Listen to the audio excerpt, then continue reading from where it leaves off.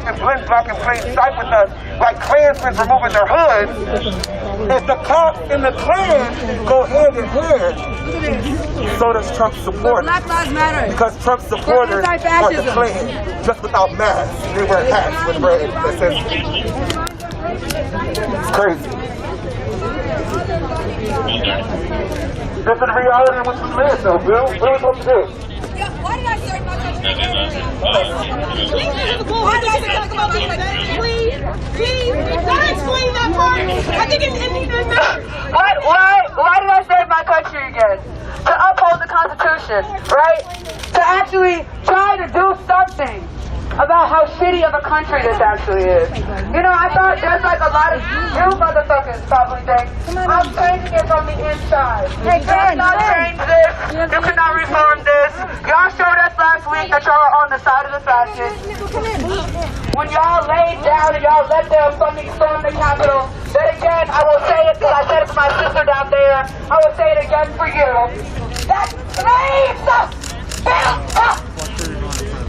Slaves built that house, and if your motherfucking ass is laughing, I know your fucking ass is hurting. Slaves built that shit. Slaves built that shit for free.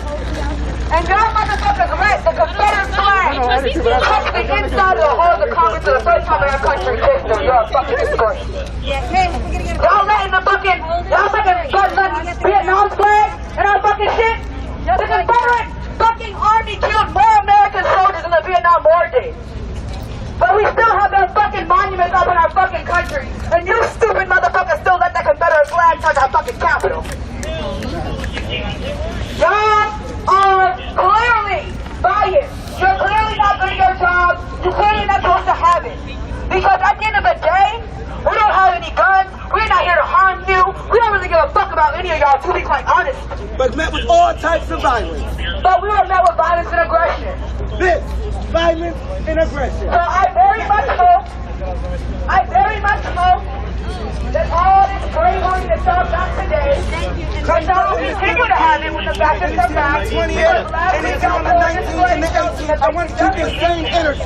Keep this same energy when democracy is actually under attack. Because look at my fucking Paul Blart. Looking real fucking confused and shit. In our city right now. But y'all not confused when y'all wanted to shoot 30 shots in the Miriam Perry's fucking car. Y'all weren't confused about that. Where were you at when they were beating the shit out of the y'all shot 30 shots into Miriam Perry's car. Capitol Police did that. 30 shots. 30 shots to a black woman's car with children in it. With children in it. What if somebody shot into your car 30 live rounds while your children were in there? But yet, as a black woman, I should know that I live in a country where one black woman can be shot 30 times. 30 motherfucking times in front of our children. And over 30,000 people attacked the Capitol. And all these fucking fascists came to attack the fucking Capitol. And one person got shot. 14,000 Black Lives Matter activists have been arrested. Over 30 of us have died. But one person died by a gunshot. What protection is that? Y'all are fucking sad. Y'all are fucking sad. I've seen y'all arrest all kinds of protesters and demonstrators at every fucking protest that's happened in the Capitol. Y'all can find the handcuffs to arrest them. Y'all can't find the handcuffs to arrest all those fucking maggots. Y'all let the motherfuckers go home. Y'all let the motherfuckers go home. We would have been dead on the stairs. Y'all would have never let a Black Lives Matter flag touch the inside. Y'all would have never let a Black Lives Matter flag touch the inside of that fucking Capitol Rotunda. Talk about it. Y'all have never let a Black Lives Matter flag touch the inside of that fucking Capitol Rotunda. Talk about it. Y'all have never let a Korean pride flag touch the Capitol of that fucking rotunda. A non-binary pride flag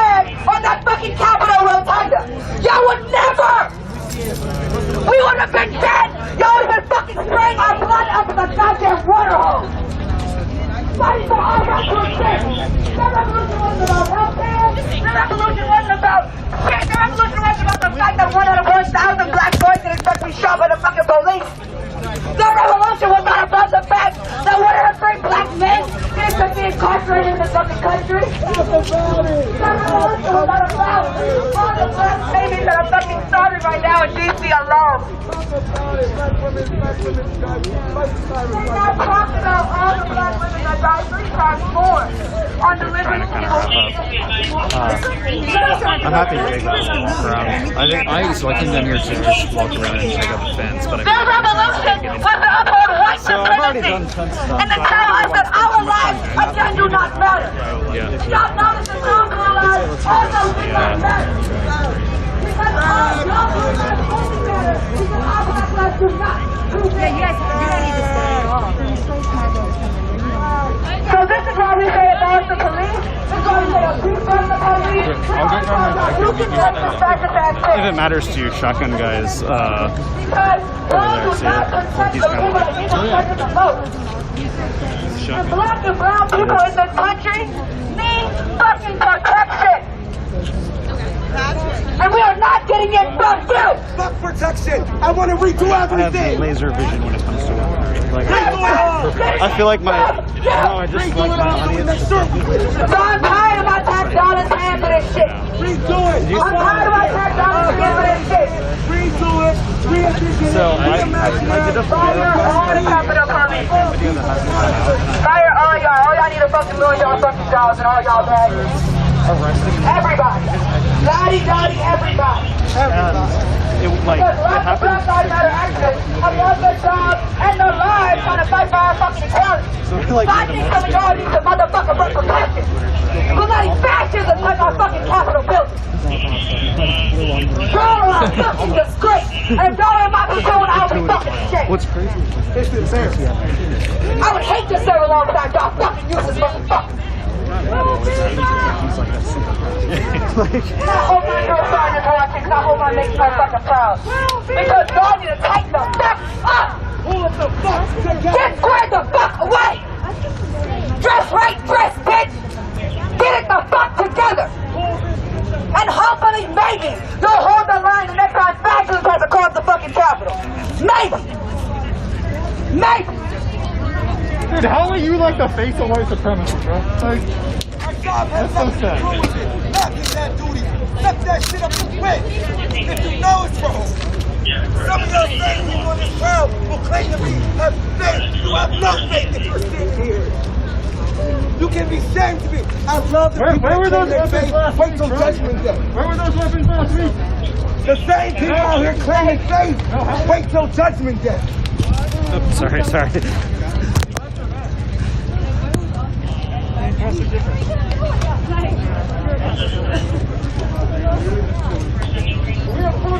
And some of these motherfuckers is laughing. Like, some of these motherfuckers looking at this shit funny, bro.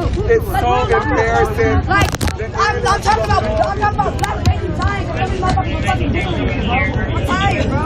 I'm tired. And I'm tight. Take the fucking camera. And I'm Fucking tight. listen, bro. And I'm tight.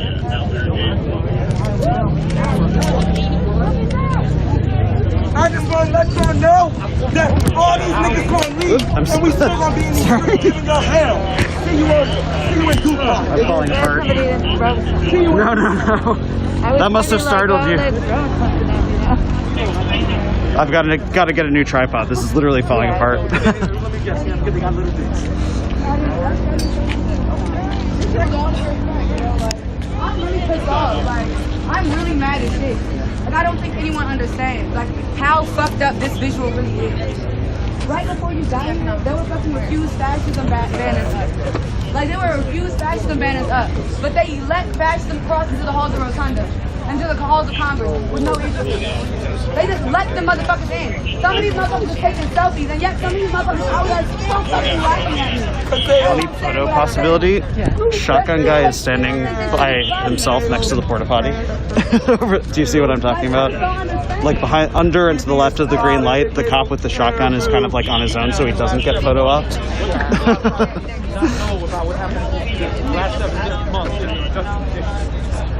Well, every fucking day has 200 something.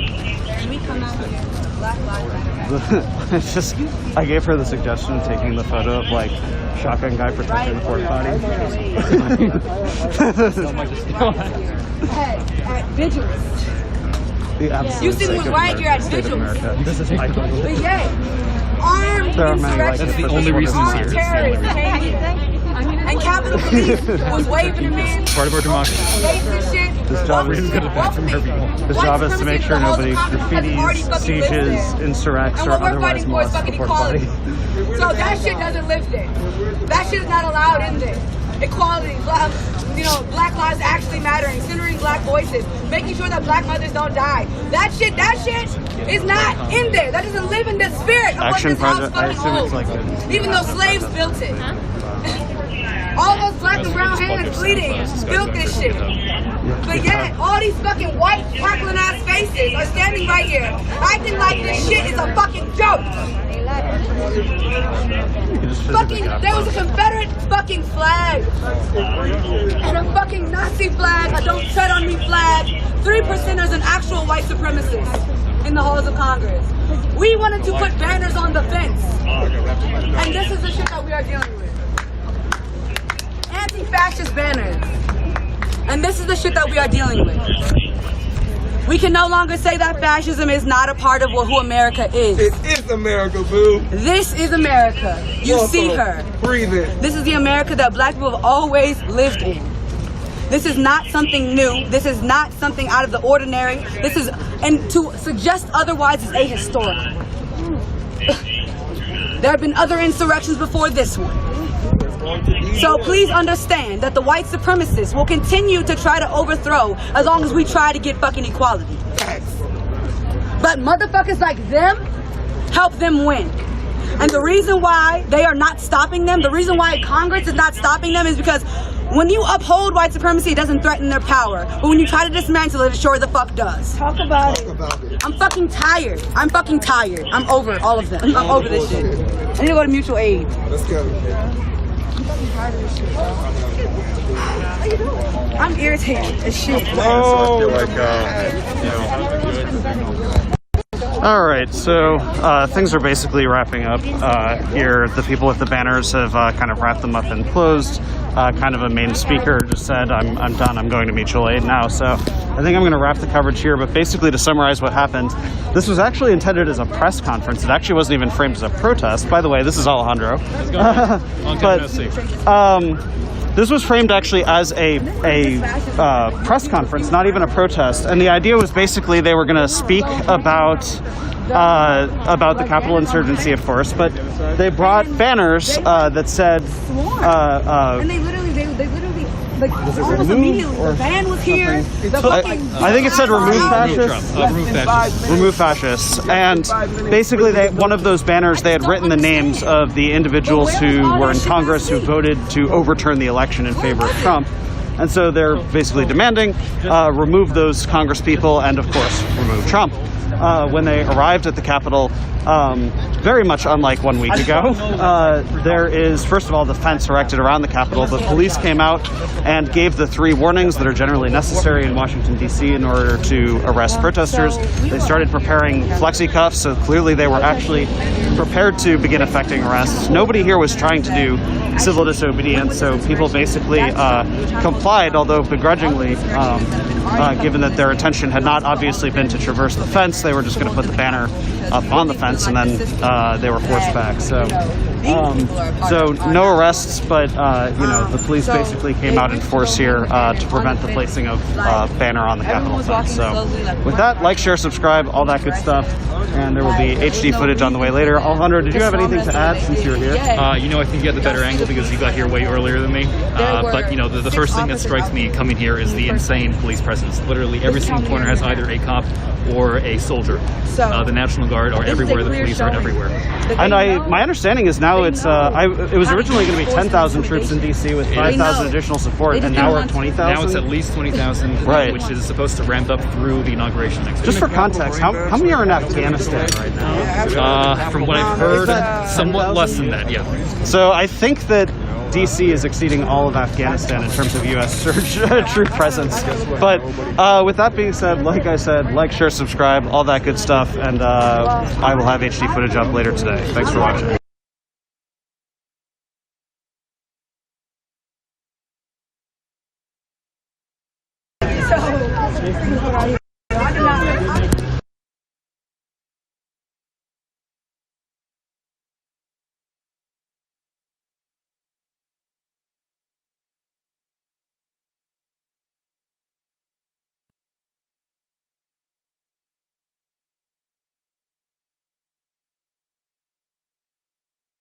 I understand for some, this call for unity may ring hollow.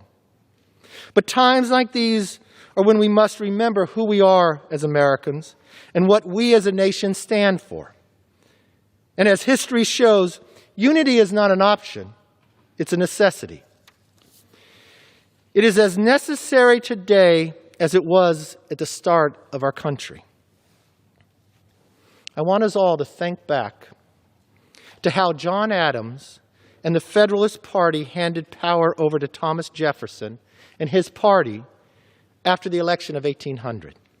That election, and indeed that era, was one of the most divisive ever. They demonized each other, dismissed reasonable dissent, and described their opponents. You can bet the section of fencing just went on the. Oh wait, that just went up? No, I'm saying you can bet this next section of fencing that they're putting up is now getting expedited. You know, I mean, they're probably putting a rush on it. Thereby preserving.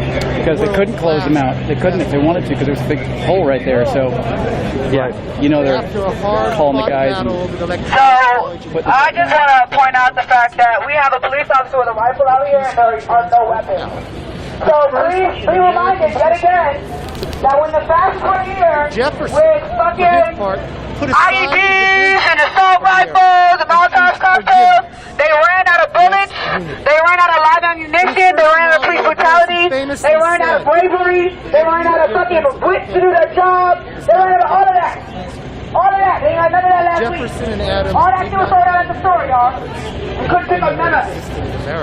Please understand that they're ready to shoot us at any second. A free country as big and diverse because as ours. we're protesting fascism. To be clear. To be very, very clear. A unity rooted we are protesting in the famous proposition fascism. Both men helped to write.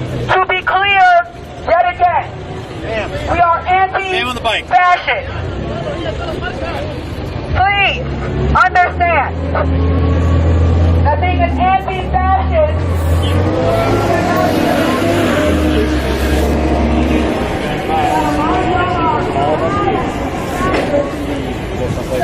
I understand, like I said, in the voice your opinion, so I appreciate it. It's going to make things worse for us. You can. All it's going to do is escalate things. We don't want that. This is just so infuriating. It's okay. It's okay.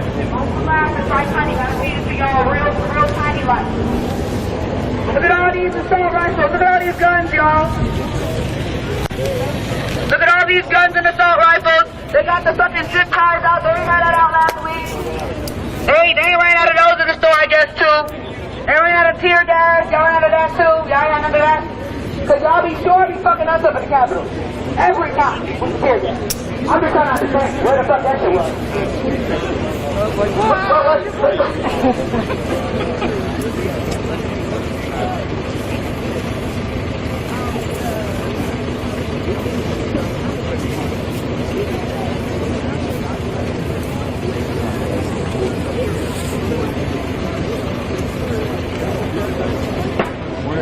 Come down if we're going to be out here a while just for battery purposes. Yeah, we probably should.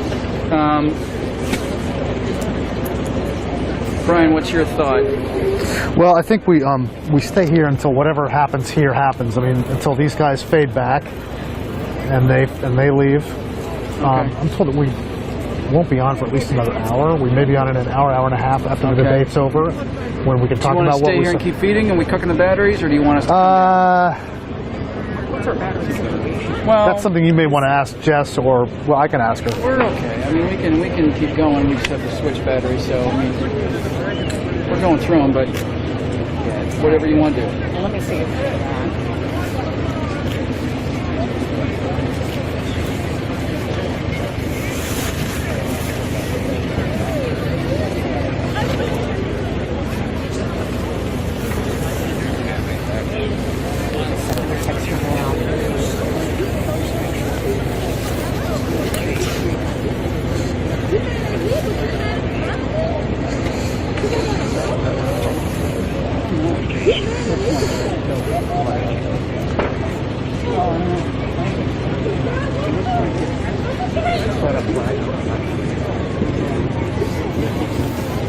Okay, we can power down, you guys.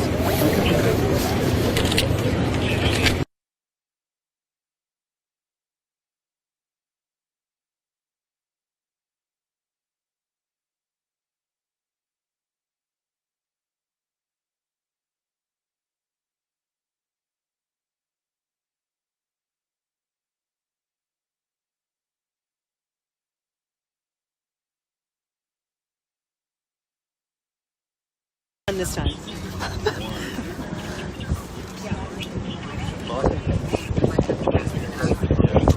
We could just go walk over and ask those officers if they're going to come and help us out.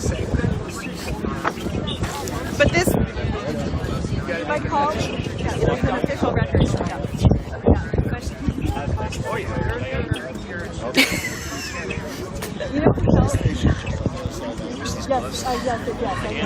Did we get through to China or something, or India, or?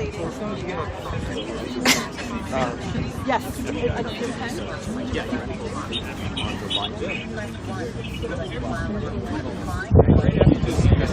One. Yeah. Oh, okay. And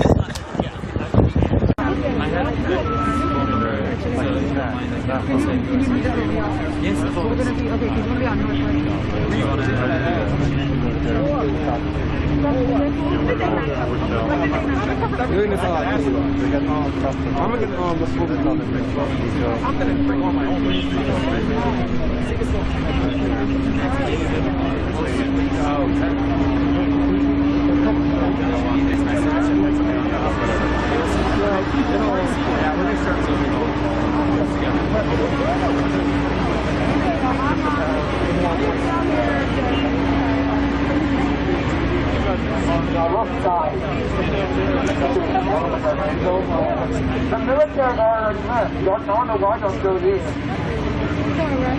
It's like literally to arrest us. Literally to arrest us. We already left. You look tired. You don't even want to check your phone like we're doing last Wednesday. We don't even want to call you guys and apologize to her because 47% police officers still on. That's they did the Salvador. That's they did the Salvador. That Green Water bullshit. They waited till she got like by herself and they grabbed her. Yeah, so that's all they're waiting for is the top down. Look at that, me and Kevin. They're literally waiting for this win. So, literally. That has nothing else to do with their day. But the important people, the military, is left. So they let you know. Some of the governors get outside and leave us to handle us. Because we're the simple ones. Because we're the threat. We're the threat. We're the ones. We're the enemy. We're the brave. We're the enemy. That's why y'all still here, right? Because we're the enemy. We're the put the rail on here. You look real scary right now, Phil. Bouncing against my chest. You look real scary. Goes on my shoulder. You know what I'm saying? We're the enemy. We scared. You know what I'm saying? We gotta take this out. Look that up. There's two of us. How many batteries? No. I hope you guys get I hope you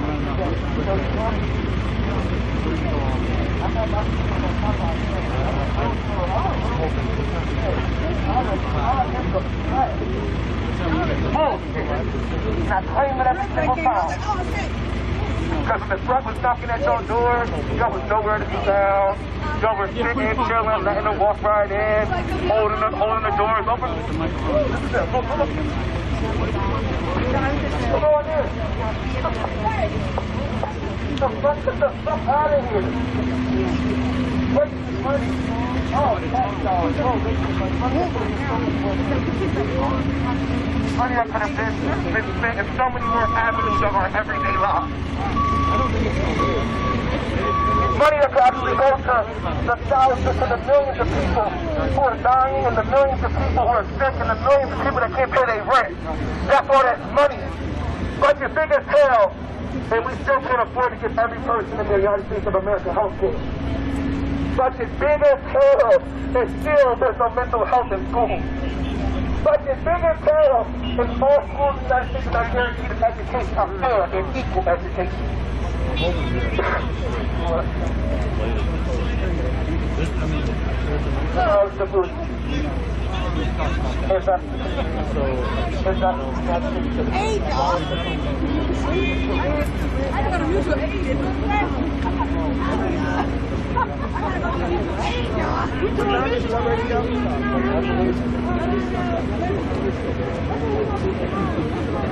And they're going to be there too, trying to beat our ass while we help the homeless, while we help the unhoused. They're going to be there with us. We want to go feed people. Y'all following this? Y'all coming through? Y'all coming through? Y'all coming through? Just y'all can watch the grass go there and this. No.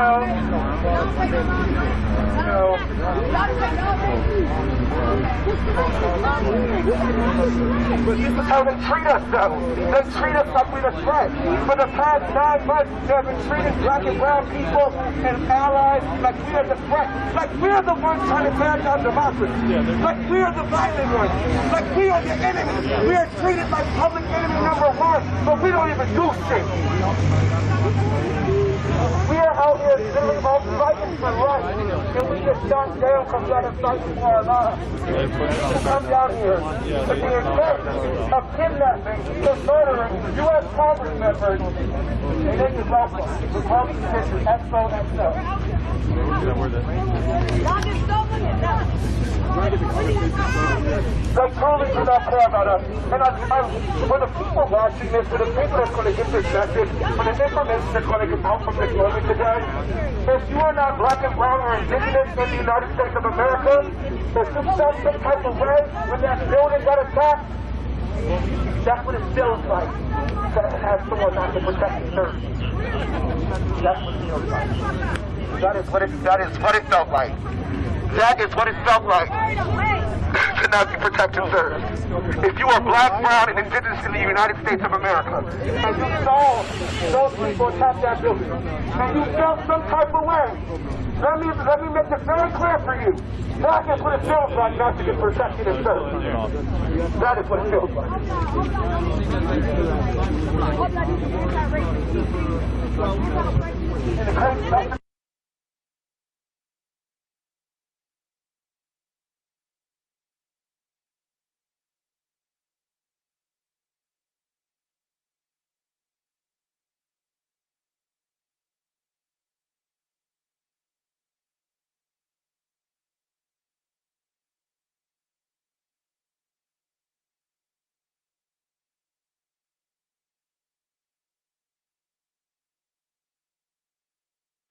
The majority is ramming through this House the most potent tool at our disposal without a single hearing, turning a process that usually takes months into a few short hours.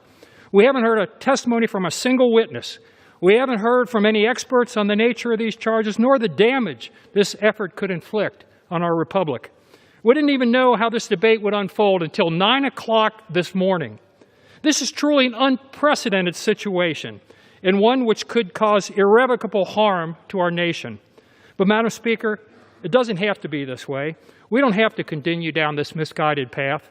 We could instead follow the wisdom provided by none other than Abraham Lincoln during another divisive time in our nation's history and listen to the better angels of our nature. We could choose a more positive, constructive path and vote down this ill-conceived effort. We should tone down the political rhetoric. We should work together to solve the problems that face our nation. We should put aside our differences and find common ground. And we should bring Americans back together. Because there's no crisis we can't overcome if we stand united. And I yield back. Gentleman from Ohio yields back. The gentleman from Ohio wishes to reserve. The gentleman from New York is recognized. Speaker, I now yield 1 minute to the distinguished gentlelady from Washington, Ms. Herrera Butler. The gentlewoman from Washington is recognized for 1 minute. My fellow Americans, I rise today to stand against our enemy. And to clarify, our enemy isn't the president or the president-elect. Fear is our enemy. Fear tells us what we want to hear. It incites anger and violence and fire. But it also haunts us into silence and inaction. What are you afraid of? I'm afraid of what people will say or think. I'm afraid of being devalued. I'm not afraid of losing my job, but I am afraid that my country will fail. I'm afraid patriots of this country have died in vain. I'm afraid my children won't grow up in a free country. I'm afraid injustice will prevail. But truth sets us free from fear. Truth doesn't guarantee bad things won't happen, but it does promise to always prevail in the end. It has no shadows where darkness can hide. With truth comes love, and we could use that right now. My vote to impeach our sitting president is not a fear-based decision. I am not choosing a side, I'm choosing truth. It's the only way to defeat fear. The gentlewoman yields back. The gentleman from New York wishes to reserve his time. The gentleman from Ohio is recognized. Thank you, Madam Speaker. I would yield 1 minute to the gentlelady from Texas, Ms. Van Dyne. The gentlewoman from Texas is yielded 1 minute. Thank you very much. Today, I should be in my district working for my constituents. Instead, I'm back here in Washington because the majority could not resist another made-for-TV impeachment. American workers are losing their jobs and struggling to feed their families. Small businesses are being forced to lay off workers and close their doors. Families are tragically losing loved ones to the coronavirus. Instead of creating or even saving American jobs or negotiating additional COVID relief, we're debating an impeachment that's been preceded by no inquiry, no meaningful debate, and no due process. In 1 week's time, Joe Biden will be the president. The American people need us to rise above the heat of the moment, to focus on their needs and deliver real solutions. Because the majority decided we should debate whether or not to remove a sitting president in just 2 hours, I'll be brief. I oppose this article of impeachment, and I yield back. The lady yields back. The gentleman from Ohio wishes to reserve. The gentleman from New York is recognized. Madam Speaker, I now yield 30 seconds to the distinguished gentlelady from Georgia, Ms. Bordeaux. The gentlewoman from Georgia is recognized for 30 seconds. Madam Speaker, I teach a civics class where I point out that our democracy is not self-executing. It requires people of good faith and ethics to make it work. The president has repeatedly challenged Georgia's election results, but despite 3 recounts and many investigations, the results are clear. Joe Biden won Georgia. The idea that our election was fraudulent is a lie. Our president used this lie to incite a violent mob to attack the Capitol. I ask my colleagues to act with ethics and good faith, to reject these lies, and in this case, to support the article of impeachment. I yield back. Gentlewoman's time has expired. The gentleman from New York wishes to reserve. The gentleman from Ohio is recognized. Thank you, Madam Speaker. I would yield 1 minute to the gentleman from Florida, Mr. Posey. The gentleman from Florida has 1 minute. In our campaigns, we may be adversaries, but usually after the campaign season's over, we have traditionally come together for the good of our nation. Now, more than ever in our lifetimes, we are a divided nation. One of the reasons? The resist movement, which has harassed, harangued, and otherwise denigrated the president since the second he became the nominee. While his sins may be different than yours or mine, they are clearly not treasonous. Let our men and women in blue, who suffered a lot more stress than the members of Congress they protected, have the time they deserve to recuperate, and do the same for millions of Americans who feel they've been disenfranchised. I beseech my colleagues on both sides of the aisle, if you truly want our nation to heal, vote no in this resolution. It reeks of nothing more than revenge and sets a dangerous precedent. May God continue to bless the United States of America. The gentleman yields back. The gentleman from Ohio wishes to reserve. The gentleman from New York is recognized. Madam Speaker, I now yield 30 seconds to the distinguished gentleman from Maryland, Mr. Brown. The gentleman from Maryland is recognized for 30 seconds. Thank you, Madam Speaker. A week ago, Americans in this chamber lived through one of our darkest days. The commander-in-chief incited a mob of insurrectionists to overturn the results of a free and fair election through terror and intimidation. They failed, but this violence took its toll. People died. Our country's temple of democracy was vandalized, and our image as the world's leading democracy was shaken. President Trump represents a real threat to our national security, our democratic institutions, and the people of this country. We cannot let Donald Trump, who actively orchestrated sedition, lead our nation's government for another 7 days. We cannot wait until January 20th. Donald Trump must be removed. Thank you, and I yield back the balance. The gentleman yields back. The gentleman from New York continues to reserve. The gentleman from Ohio is recognized. Thank you, Madam Speaker. I will yield 1 minute to the gentleman gentleman from Texas. The gentleman from Texas is recognized for 1 minute. Thank you, Madam Speaker. And I also want to thank my Democratic colleagues for finally joining Republicans in condemning mob violence after 6 months of refusing to acknowledge it. But I'm really tired of sanctimonious sermons on being a sore loser from some of the same Democrats who opposed accepting results in elections past. Democrats have objected to certifying every Republican victory of the 21st century. In 2000, 2004, and in 2016, Democrats objected every time. When they objected, it was patriotic. But when Republicans do it, we're inciting a mob. We're liars and we're traitors. This is the double standard we should expect under total Democrat control. They've called for unrest in the streets. They've called for harassing cabinet officials. They've objected to certifying election results time and time again. Even the Judiciary Chairman secured clemency for a domestic terrorist who detonated a bomb right here in this building. But we're the extremists? I don't think so. We've been silenced by big tech on social media, by corporate America, and now the other side wants to silence us on the House floor. This is a sad day in America. I urge my colleagues to vote no. The gentleman's time's expired. The gentleman from Ohio wishes to reserve. Thank you, the gentleman from New York is recognized. Madam Speaker, I now yield 30 seconds to a new member of the House and a new member of the Judiciary Committee, the distinguished gentlelady from Missouri, Ms. Bush. The gentlewoman from Missouri is recognized for 30 seconds. Madam Speaker, St. Louis and I rise in support of the article of impeachment against Donald J. Trump. If we fail to remove a white supremacist president who incited a white supremacist insurrection, it's communities like Missouri's 1st District that suffer the most. The 117th Congress must understand that we have a mandate to legislate in defense of Black lives. The first step in that process is to root out white supremacy, starting with impeaching the white supremacist in chief. Thank you, and I yield back. And from New York wishes to reserve. The gentleman from Ohio seeks recognition. Madam Speaker, I yield 1 minute to the gentleman from Texas, Dr. Jackson. The gentleman from Texas is recognized for 1 minute. Thank you. Madam Speaker, I rise in opposition to the articles of impeachment. Let me be clear. What happened last Wednesday was a stain on our nation, and the criminals and the rioters responsible should be prosecuted to the fullest extent of the law.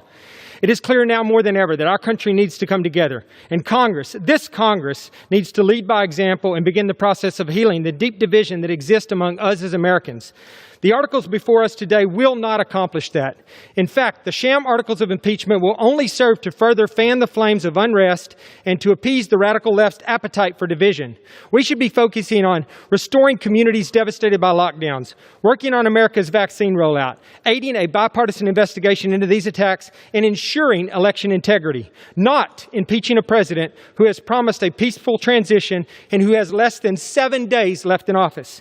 It is time to focus on the unprecedented challenges we face, and it's time to focus on unity. For these reasons, I urge my colleagues to oppose these articles of impeachment, and I yield back my time. Thank you. The gentleman yields back his time. The gentleman from Ohio wishes to reserve. The gentleman from New York is recognized. Madam Speaker, I now yield 30 seconds to the distinguished gentlelady from New York, Ms. Clark. The gentlewoman from New York is recognized for 30 seconds.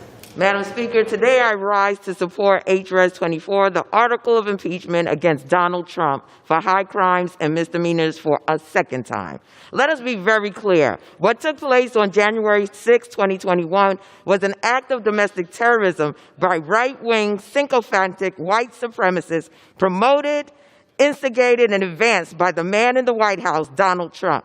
Reverend Dr. Martin Luther King Jr. once said, the ultimate weakness of violence is that it is a descending spiral, begetting the very thing it sets to destroy. Instead of diminishing evil, it multiplies it. Time has expired.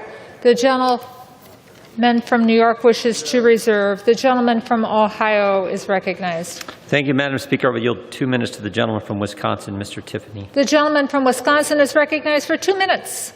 Thank you, Madam Speaker. My father once said to me, just because you can do something doesn't mean you should. In the short time I've served in this body, one thing is clear. This is not a serious place. Last year, we watched as the other side delayed COVID relief for months to inflict maximum pain and sway the outcome of the election. The Speaker said as much. And yet these last 2 days, we have seen just how fast they can move when they want to exact political retribution on their opponents. My friends on the other side now have complete control of both houses of Congress, and in a few days, they will control the entire executive branch as well. Madam Speaker, Joe Biden has talked about unity and healing. Is that what this is today? Is accusing Republican lawmakers of sedition and calling for their expulsion the plan for healing? Is working with Silicon Valley to digitally disappear those with whom they disagree with the plan for reconciliation? I was among the first to condemn the riots in Madison months ago, and I condemn what happened last week. But where were the swift accusations of incitement and insurrection from the other side last year? Is today's political theater a preview of what the American people can expect from single-party rule? 2 years of double standards and punishing those who voted for someone else? Madam Speaker, I hope Mr. Biden is watching today, and he will rise to the moment and call off this effort to rub salt in the wounds of millions of Americans. It is now time for all of us, Democrats and Republicans alike, to turn down the temperature. Thank you. The gentleman yields back. The gentleman from Ohio wishes to reserve. The gentleman from New York is recognized. Madam Speaker, I now yield 30 seconds to the distinguished gentleman from Missouri, Mr. Cleaver. The gentleman from Missouri is recognized for 30 seconds. Madam Speaker, it would be an error to suppose that men and women can be courageous every day. It would be unfair to anticipate that I or any member of this body could be a lion every day. No one is expected to be a lion day after day after day. But on this day, lions are required. The gentleman yields back his time. The gentleman from New York reserves. The gentleman from Ohio is recognized. We reserve. The gentleman from Ohio wishes to reserve. The gentleman from New York is recognized. Madam Speaker, I now yield 30 seconds to the distinguished gentleman from Tennessee, Mr. Cohen. The gentleman from Tennessee is recognized for 30 seconds. Thank you very much. After President Trump was not impeached, Susan Collins said he's learned a pretty big lesson. He was impeached. Then he brought his It Will Be Wild, riotous television show that he produced for one person, individual one. Intelligence reports indicate that the people he said he loves and are special are going to attack this city and attack this Capitol next week. He has not asked them not to do it. He has not told them to stand down. I most fear January 20, because I think he will try to go out with a bang and take attention away from Joe Biden. The gentleman's time has expired, and there will be order in the House. The gentleman from New York reserves. The gentleman from Ohio is recognized. Madam Speaker, statement from the President. I urge that there must be no violence, no lawbreaking, no vandalism of any kind. This is not what I stand for. This is not what America stands for. I call on all Americans to help ease tensions and calm down. Just put out that statement by the President of the United States. I yield 2 minutes to the gentleman from Virginia, Mr. Klein. The gentleman from Virginia is recognized for 2 minutes. Thank you, Madam Speaker, and I thank the President for his words. Above the entrance to the House of Representatives is a sculpture called the Apotheosis of Democracy. It depicts allegorical peace, dressed in armor and protecting the genius of America. Last week, that peace was tragically torn apart as our U.S. Capitol was invaded for the first time since the War of 1812. A violent mob, including many with the most hostile of intentions, broke past security barriers and unleashed destruction and chaos throughout the Capitol. When it was over, 6 individuals were dead, including 2 Capitol Police officers. I've always supported the rights of citizens to peaceably assemble, but those who breached the Capitol and assaulted and killed Capitol Police should be prosecuted to the fullest extent of the law. If their intent was to stop the constitutional requirement of this body to count electoral votes, they should be charged and prosecuted for insurrection against the government. But we are a nation of laws, not of men, and the legal standard for incitement to violence has not been met. Now, a week since the riots threatened the People's House, and a week until a new president takes office, we are rushing through an impeachment without all of the facts and evidence and without due process. We don't know what kind of information the offenders have, what evidence will come out during their trials, whether it bolsters the majority's claims or the minority's views, or whether it implicates other individuals, groups, or other officials in the attack on this hallowed institution. We just don't know. And that's why we must treat the power of impeachment and our responsibility as holders of this power with the seriousness and solemnity it deserves. Let us gather the evidence. Let us hear it in judiciary. Make an informed decision together. This action will only further fuel the political divide among our citizens and will be detrimental to the long-term effects to efforts to unify our country. I reiterate my call from last night. Let us work together.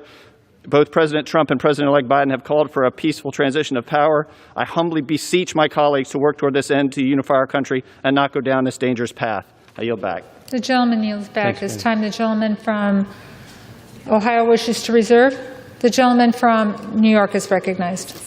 Madam Speaker, I now yield 30 seconds to the distinguished gentleman from Rhode Island, Mr. Langevin. The gentleman from Rhode Island is recognized for 30 seconds. Madam Speaker, January 6th was a horrific day for our country, for our democracy. The Capitol was breached, the blood of a defender spilled, all because of a lie that the elections were stolen, a lie that has infected this nation as perniciously as the pandemic. President Trump is the source of that lie. Strikes since before the pandemic even really got into full force here back in April. They've been doing actions almost monthly on cancel rent, and still the state of Minnesota refuses to cancel rent, and our country more broadly refuses to cancel rent at a time when a lot of people are losing jobs, a lot of people are not able to stay employed stably, and the jobs that people are able to have are not paying what people need to survive. And when we live in a city where we've seen cost of living increasing dramatically, cost of housing increasing dramatically, the last thing we need is seeing a continued raise in rent and housing costs with no increase to our income, with no job prospects on the horizon as the pandemic again continues, and in some cases the economic crisis worsening here. So again, huge thank you to the tenants who spoke earlier, as well as the representatives from Inquilinos Unidos, the organizers from Inquilinos Unidos. They've been doing incredible work out here for many, many, many years now, and has had some really incredible successes. So with that, I'm going to see, have we been able to walk that street yet? Yes. Okay. So they're going to be over there and on that corner. Got it. They just started. There should be some banners around there too. Cool. All right. Well, would it make sense to walk, do you think? Or? Okay. Did you have any words you want to say to the live stream? No. Okay, cool. So it sounds like things are getting started. I actually see people now blocking off streets, so this is good. This is not the first socially distanced caravan protest that Inquilinos Unidos has hosted in honor of cancel rent. I've been part of many with them. It's an incredible thing to be a part of. Oh, we actually have some cars starting here.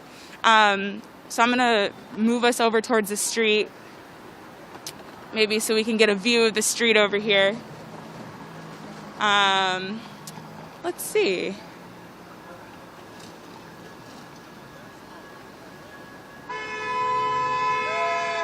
Oh, hey, we got honks. Let's go.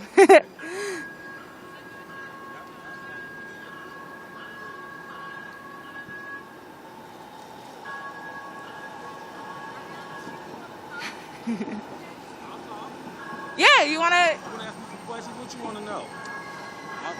Well, first of all, thank you for wanting to talk. That's awesome. Anytime. Do you want to speak a little bit to, so how long did you say that you've been with Haven, bro? I've been with them. This is my second lease with them. Second weeks? Lease. Lease. Mm-hmm. Okay. So how many years now have you Probably been? like 2, because the first place that I had, it wasn't safe.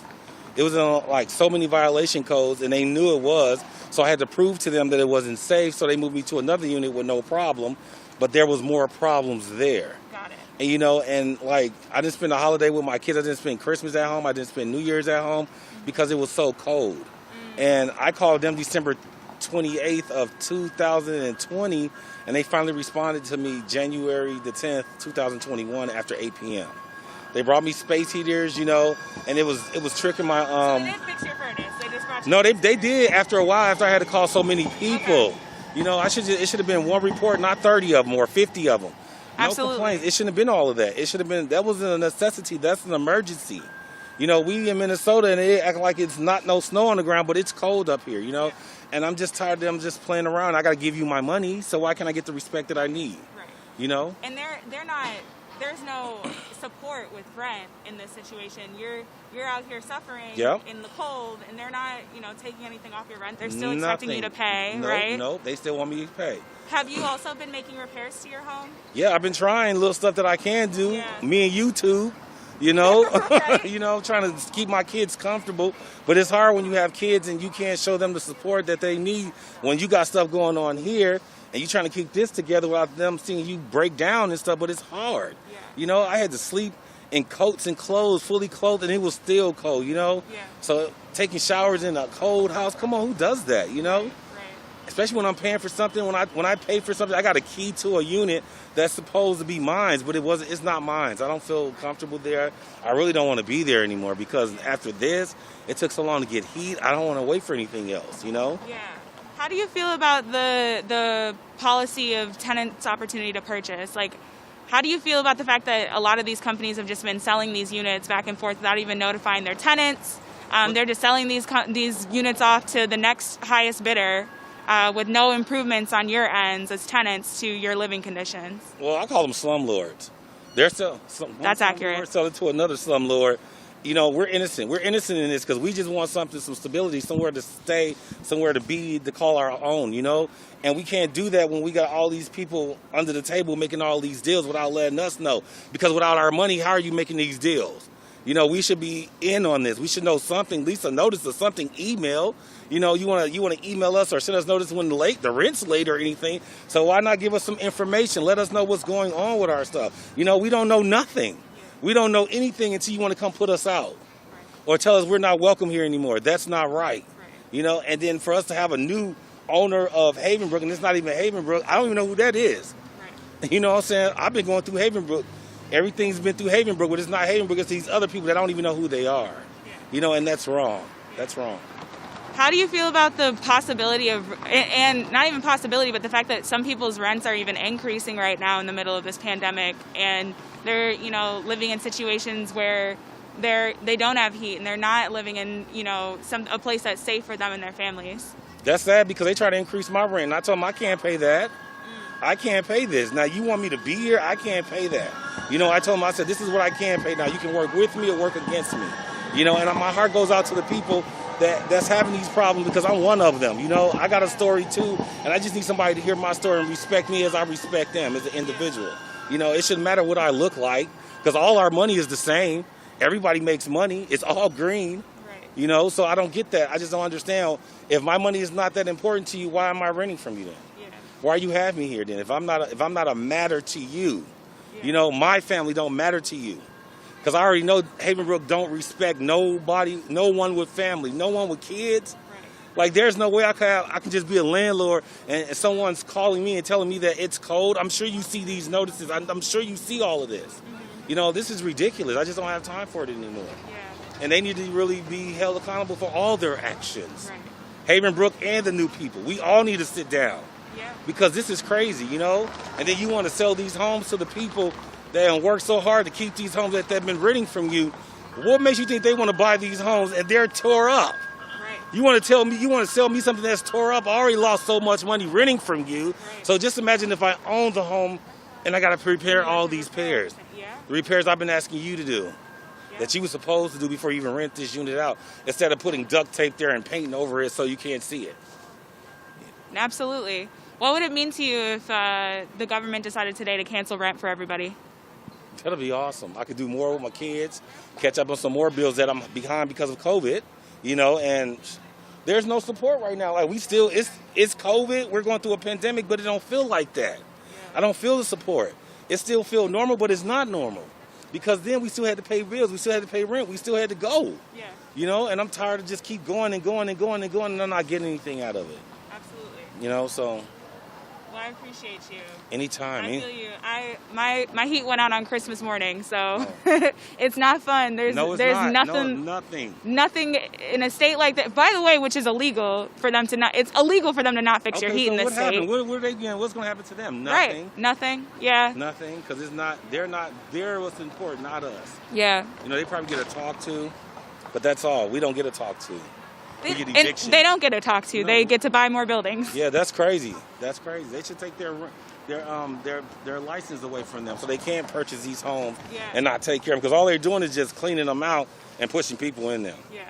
Did you know that a lot of the homes that are currently owned by Havenbrook were homes that were foreclosed upon during the 2008-2009 homeowners or housing crisis? Nope, I didn't. That's actually how Havenbrook was able to acquire a lot of those properties. Was they had been foreclosed? You know, people had been owning those homes, and they were foreclosed upon, and then these companies take over them, let them fall into complete disrepair, and refuse to take care of them and refuse to take care of the tenants there. And then larger companies come along and just buy more of those homes. Because it's all about making money. Yeah. You know, they ain't trying to compensate no one. They just want to take everything, you know? Yeah. And then when there's nothing, what is it? They move on to the next victim. Right. They just use us all up. I'm tired of being used all up. Yeah. You know, and that's crazy.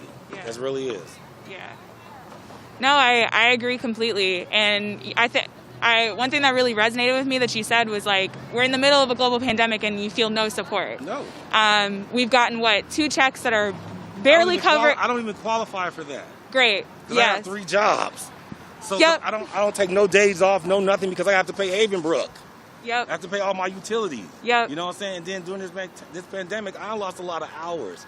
I lost a lot of money. I had to move jobs around. Yep. You know, and now I can just pay my rent, and I'm struggling to pay my other stuff because I have to pay this rent. Right. You know, and I gotta let everything else go. Like, I got special need kids. I can't be playing around with no one. Yeah. You know, and this is why I had to do what I had to do to get my stuff together. And I'm not done.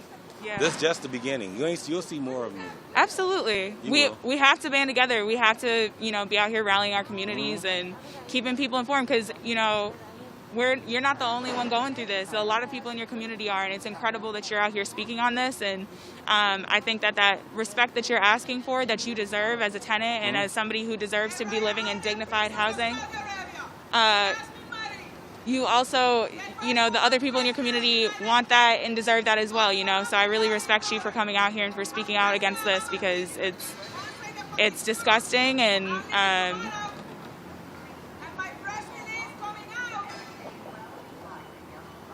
Okay. Yeah. Okay. All right. All right then. That was a new one. Yeah. But I just want what's done was right. That's all. Right. Like, I'm a father. I want to show my kids something like, you got to stand up for what you believe in. Yeah. And I believe in them, and I just need someone to believe in me. Right. I'm a single father, which is very rare to see in this world. Sometimes that's what they say, but at the same time, I'm here. Yeah. So show me the respect that I deserve, because I'm giving it to you. Yeah. Like, I don't disrespect anyone, so why I can't be respected as a man? A black man is that, a single father with 2 sons, and I'm trying to raise them the best of my ability to make sure they do what's right. Yeah. And I think, what's really clear is that, these corporations that own all these housing units, they don't care about what's right and what's wrong. No, they don't. They care about the dollar signs. They care about making their money. And even then, you won't even do the bare minimum for the people that live in there. The bare minimum. Yeah. No, they're doing less than the bare minimum. Yeah, they won't even start. They're not even, up to code in a lot of these places. So it really is, it hurts. It's devastating. Yeah, it does. It hurts, it hurts as a black person in this country to be dealing with this in the middle of everything else that's happening right now. And I feel you. I really do. I feel like the people in power should have more say, They have the say, though. They're just refusing. Like, we have a whole governor. He can say, he's in his home. He's paid for wherever he's paying for. His mansion. Whatever we pay for him to be there, we pay taxes, right? Or wherever the case may be. But still, you see what's going on. You talking about no late fee. Okay, we need more than just no late fee. Okay, what about some? We need no rent. Yeah, what's wrong with that? You know what I'm saying? I understand everybody got to pay their mortgages and everything, but what about people that? But they don't cancel rent and cancel mortgages. Why you can't? They can though. Why you just can't say it? What's so hard about saying that? Right, they have the money to. You know, they printed trillions. They printed trillions overnight to pay large corporations. Of course. You know, Amazon has doubled their profits in this pandemic. Yeah, of course they did. But what did Amazon give back? Shit. Nothing. Yeah. Oh, can I say this? Sorry, I didn't mean to say that. No, Yeah!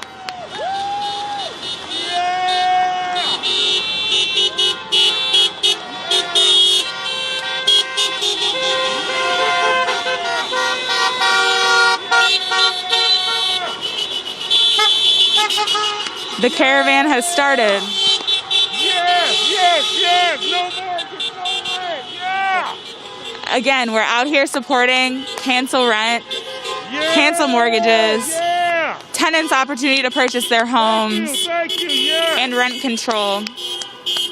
We're demanding that rent be canceled in the middle of a global pandemic when so many people are already facing eviction, already facing displacement, unable to stay housed consistently. So here we are.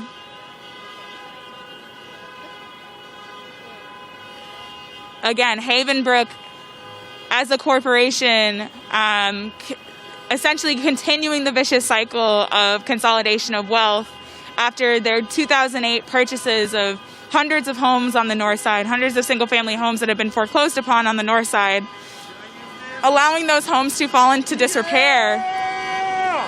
Allowing those homes to fall into disrepair. Allowing those homes to fall into disrepair and now selling those homes to an even larger corporation.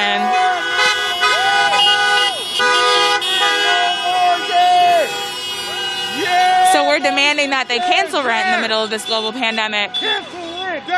But it is a system-wide change that we have to think outside of the box or get out of the box that we've all lived in for so long and think outside of that box of how do we, from the top down and the bottom up, meet somewhere and change the way we do this. Because 400 years, right, we've been doing it this way and it ain't worked out for a large population of the people.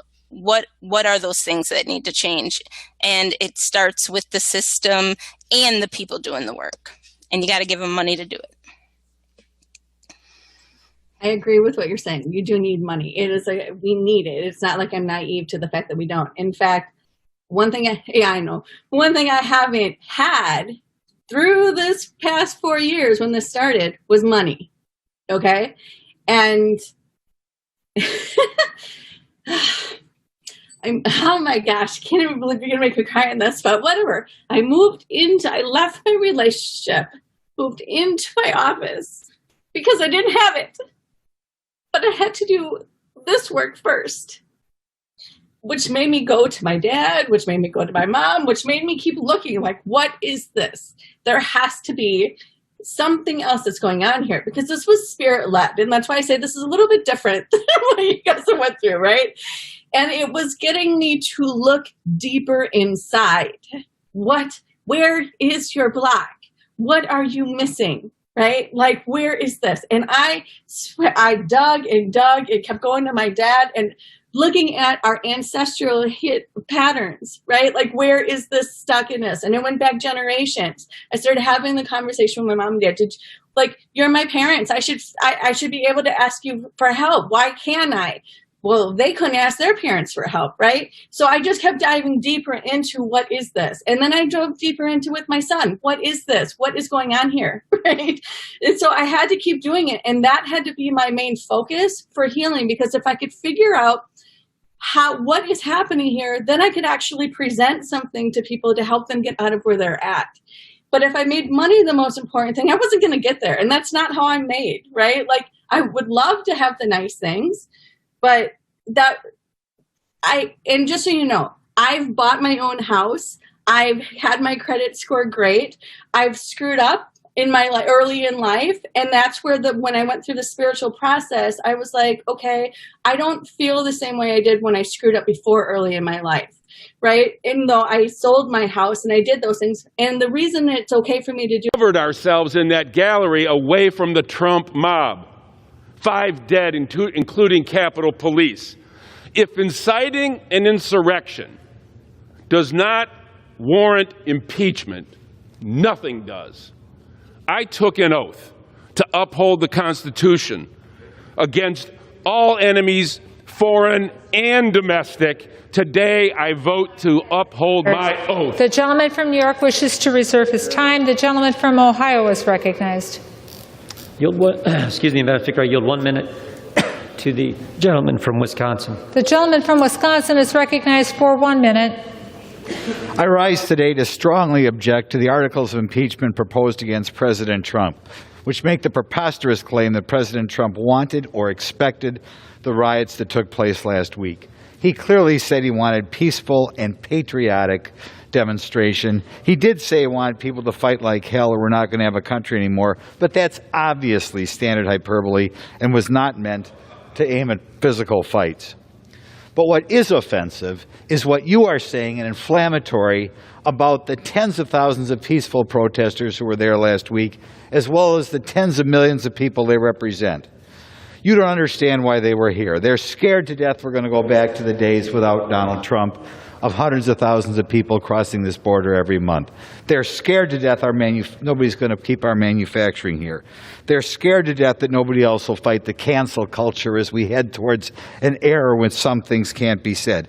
They're scared to death that a majority party got here by teaming up with Black Lives Matter, a bunch of founded by Marxists and that dislike the family. The gentleman's time's expired.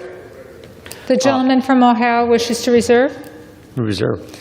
The gentleman from New York is recognized. Madam Speaker, I now yield 30 seconds to the gentleman from California, Mr. Garamendi. The gentleman from California is recognized for 30 seconds. Madam Speaker, I rise today determined to fulfill our sacred oath to protect and defend the Constitution from all enemies, foreign and domestic. Last week's violent insurrection on the Capitol is a stain on our democracy. A riotous mob, incited by the President, stormed these very halls, beat and murdered police officers, planted pipe bombs, and left our nation shocked and in mourning. The President's rhetoric, actions, and refusal to accept responsibilities are an imminent threat to our nation. I vote to impeach the President. I urge my colleagues to do the same. The gentleman's time has expired. The gentleman from New York reserves. The gentleman from Ohio is recognized. Thank you, Madam Speaker. We reserve. The gentleman from Ohio reserves. The gentleman from New York is recognized. Madam Speaker, I now yield 30 seconds to the gentleman from Illinois, Mr. Krishnamurthy. The gentleman from Illinois is recognized for 30 seconds. Madam Speaker, my parents brought me as an infant to America because they knew it's the land of democracy. It's the beacon of hope for all the world. We called it the American dream. When Donald Trump told rioters to go to the Capitol and, quote unquote, fight like hell, he incited an attack on the Capitol and the ideals comprising the American dream. I'm voting for impeachment because I know we're still the country my parents believed in, and I will fight like hell for it. I yield back. The gentleman yields back. The gentleman from New York reserves. The gentleman from Ohio is recognized. Reserve. The gentleman from Ohio reserves. The gentleman from New York. Madam Speaker, I now yield 30 seconds to the gentlelady from Michigan, Ms. Lawrence. The gentlewoman from Michigan is recognized for 30 seconds. Madam Chair, on Wednesday the 6th, Democrats and Republicans hid on the floor, put on gas masks, and was ushered out of this room. We in this country cannot begin healing and unity without accountability and justice. The President of the United States incited a violent insurrection against Congress, you, me, and the Vice President of the United States. This cannot be ignored. Impeach now. Thank you, Madam Chair. The gentlewoman yields back. The gentleman from New York continues to reserve. The gentleman from Ohio is recognized. Reserve.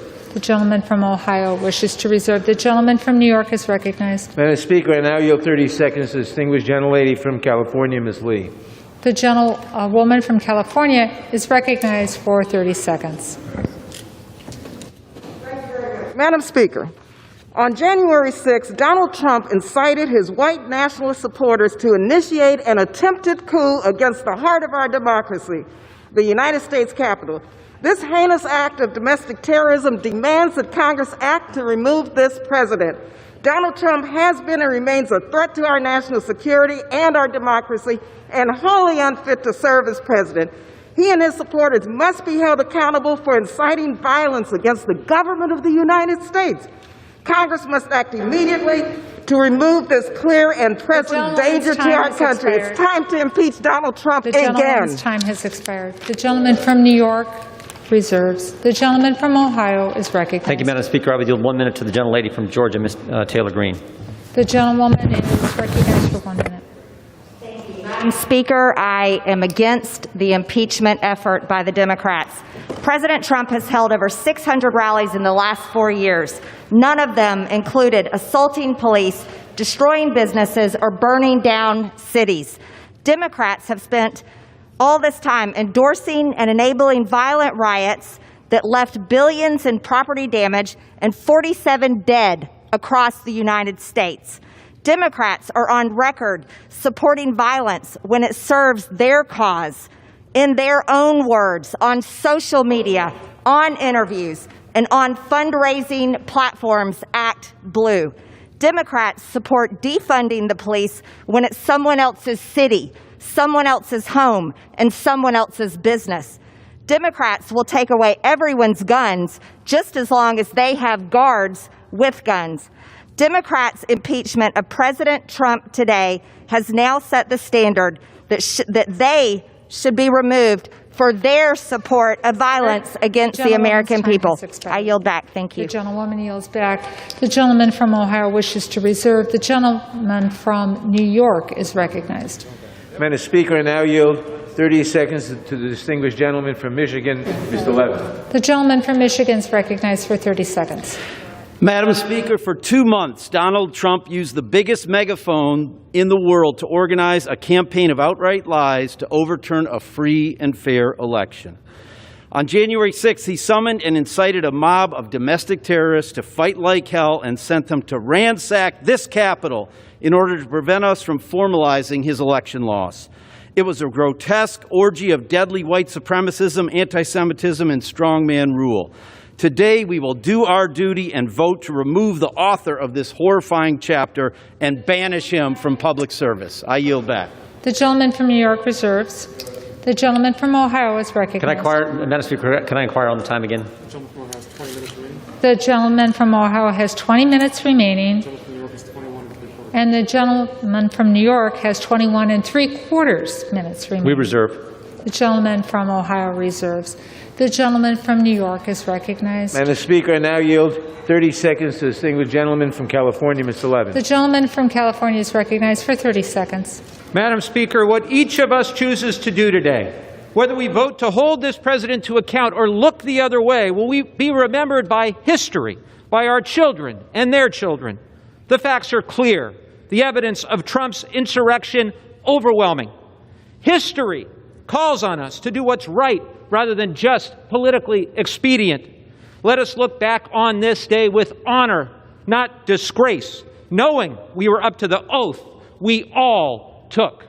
Thank you, and I yield back. The gentleman yields back. The gentleman from New York reserves. The gentleman from Ohio is recognized. Madam Speaker, we reserve. The gentleman from Ohio wishes to reserve. The gentleman from New York is recognized. Madam Speaker, I now yield 30 seconds to the gentlelady from Virginia, Ms. Luria. The gentlewoman from Virginia is recognized for 30 seconds. Thank you. Madam Speaker, the perpetrators of this heinous attack on our nation's democracy were Americans, encouraged and emboldened by President Trump because he could not accept the outcome of a free and fair election. His actions are seditious, and the president has proven that he is not fit to serve. History will look back on this moment to see who stood strong in support of American democracy. As my colleagues have said, we must come together, but our nation cannot begin to heal until there is accountability. The gentlewoman's time has expired. For the atrocity. The gentlewoman's time has expired. I yield back. The gentleman reserves. The gentleman from Ohio is recognized. Thank you, Madam Speaker. I would yield 1 minute to the gentleman from Georgia, Mr. Clyde. The gentleman from Georgia, is it? Yep, gentleman from Georgia, 1 minute. Is recognized. Madam Speaker, I rise today in opposition to the effort to impeach President Trump. This course of action will only increase dissent and disunity across our country, and it flies in the face of all efforts to heal our nation. Quite simply, it is a shameful final act of political retribution, retribution this president has weathered since day one. I have no doubt that those who breached the Capitol will have due process and their day in court. However, there will be no investigation in the People's House into whether the allegation against the president meets the criteria for a crime worthy of impeachment. No evidence was presented, no witness testified, no cross-examination was conducted, no due process was afforded, and that sets an extremely dangerous precedent for the future.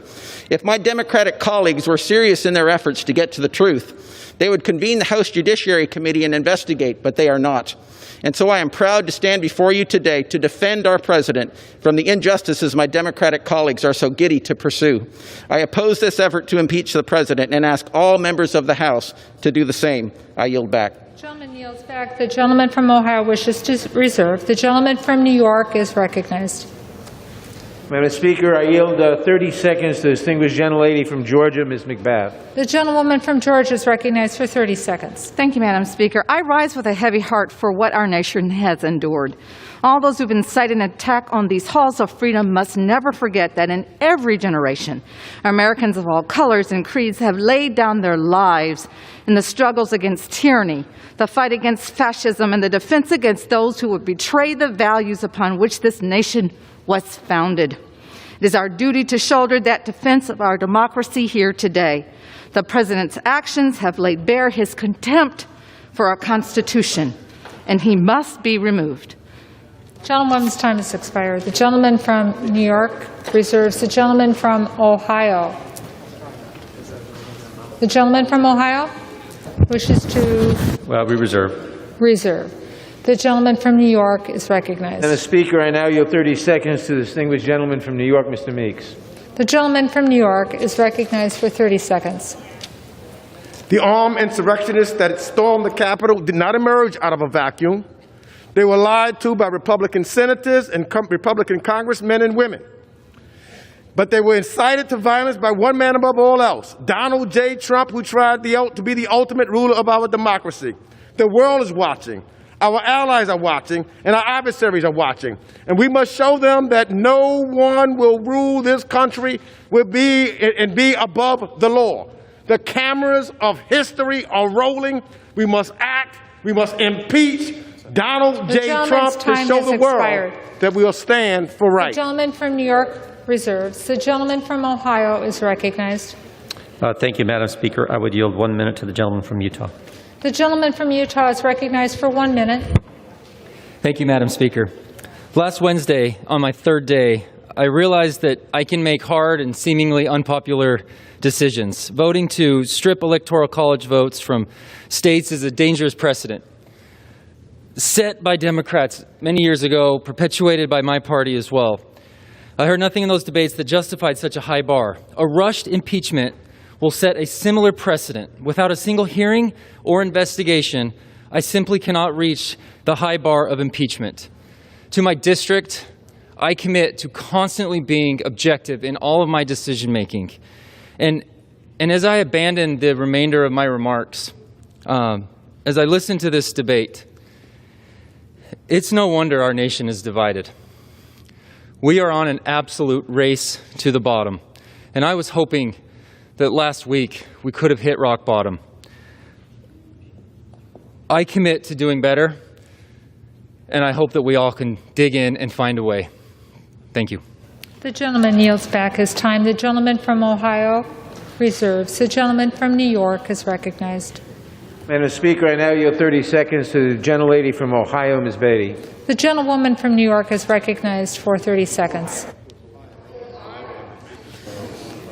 Thank you. Domestic terrorists attacked our democracy, urged on by a sitting president. These insurrectionists believe Donald Trump's lies about the stolen election. They obeyed his call to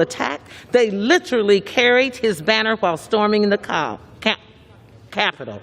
Last week's insurrection was shocking and tragic. It was a culmination of 4 years of assaults on our democracy. We must impeach this president, and the Congressional Black Caucus stands ready to join in a bipartisan message to the likes of Donald Trump. Expired. The gentleman from New York reserves. The gentleman from Ohio is recognized. Madam Speaker, we reserve. The gentleman from Ohio reserves. The gentleman from New York. Madam Speaker, I now yield 30 seconds to the gentlelady from Wisconsin, Ms. Moore. The gentlewoman from Wisconsin is recognized for 30 seconds. Madam Speaker, the president radicalized American citizens, and as his vice president, out here keeping us safe.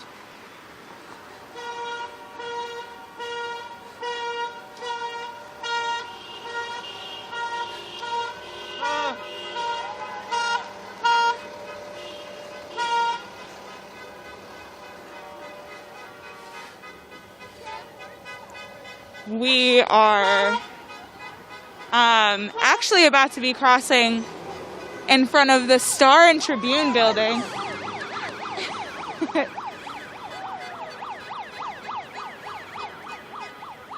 The Star Tribune being not a great publication here in the city of Minneapolis, who have done really abysmal coverage of the George Floyd uprisings, very pro-police coverage, condemning protesters as rioters, focusing on things like looting, when in reality it's really the tenants of Minneapolis and the workers who are being looted every single day in the middle of this global pandemic, when corporations like Amazon and Walmart are doubling their profits. When people like Elon Musk are becoming the richest people in the world, they want to complain about Targets being looted for the things that people need to survive.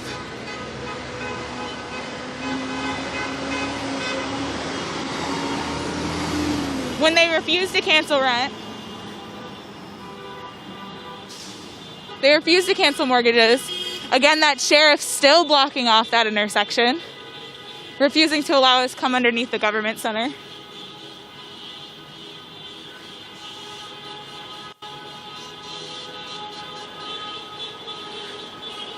So we had to adjust our circle a bit here.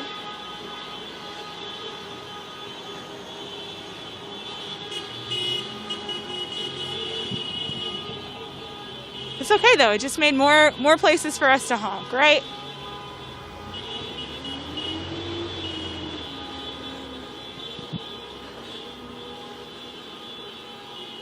Oh.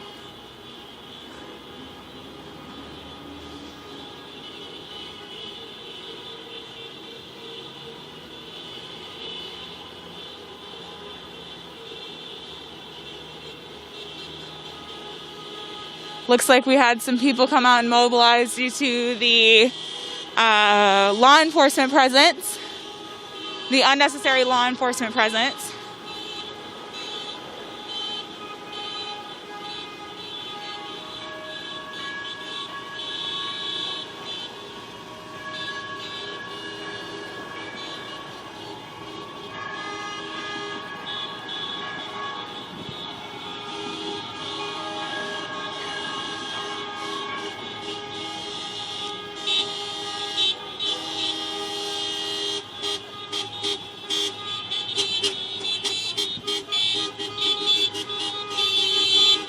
Our caravan's still going strong.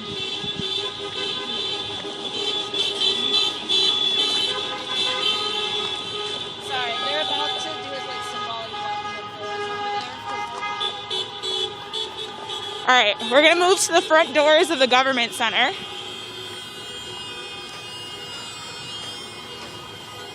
Where we are doing a demonstration where we're blocking the doors of the government center. again, the government center where I believe eviction courts take place, at least when a global pandemic isn't happening.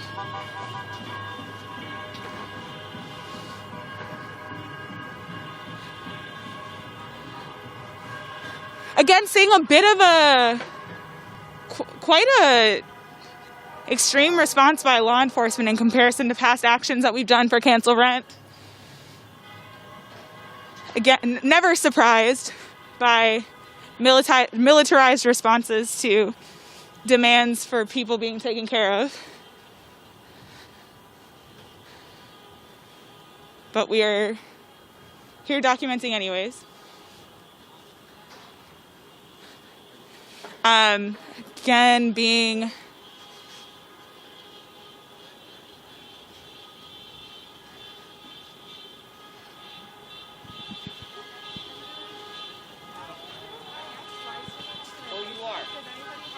thought you were mainstream media. Sorry, that's our bad. We can do it again. Everyone must be fancy. We just see people with a big camera. We're like, they're moving media. They're friendly. They're not MSM. Sorry. Does anybody want to speak? Does anybody want to speak or anything? A friend. No pressure. If you wanted to, if you had to do the thing to say, definitely feel free. Whatever combat you speak on housing justice. Not required. But definitely, if anybody wants to say anything. I think our action here is the message. I think that we are showing the city and we're showing the landlords that people in this town are ready and willing to resist. We will defend against the eviction of renters, as we have been defending against the eviction of the sanctuary camps. And we hope that this sends that message today. And we hope that people will join us. Thank you. Great. Thanks, y'all.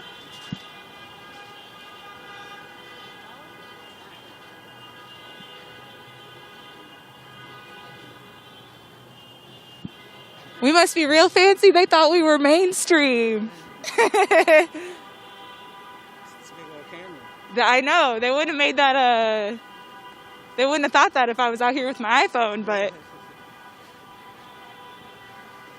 shout out to those comrades who are taking a symbolic stand against the injustices being perpetrated against the sheltered and unsheltered residents here in Minnesota, who have been facing eviction in the middle of a global pandemic with only the thinnest of protections, that being the current moratorium that, again, is flimsy at best.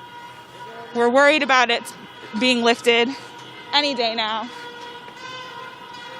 And there's a refusal to put in any policies in place that would be long-standing protections for tenants. Our caravan's still making rounds.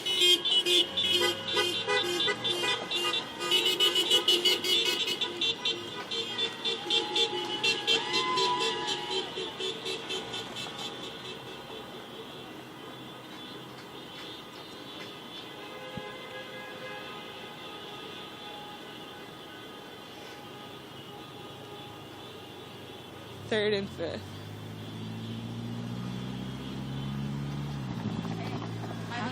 Where are you all broadcasting? To the IX Facebook. Awesome. I learned so much by overhearing you talking after the press conference, so thank you. No, I'm glad to be here. Yeah.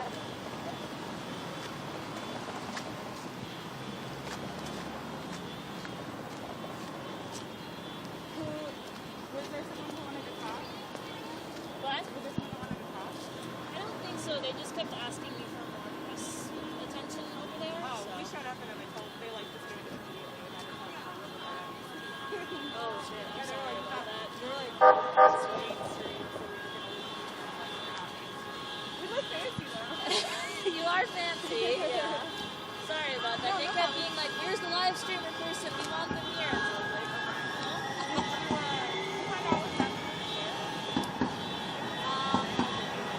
oh really? Oh,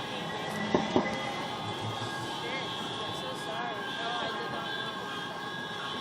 I saw a text for backup and then there was a bunch of reporters here all of a sudden. It's like, oh my god. I'm so sorry. I'm just surprising because we haven't really seen a lot of law enforcement come out for this past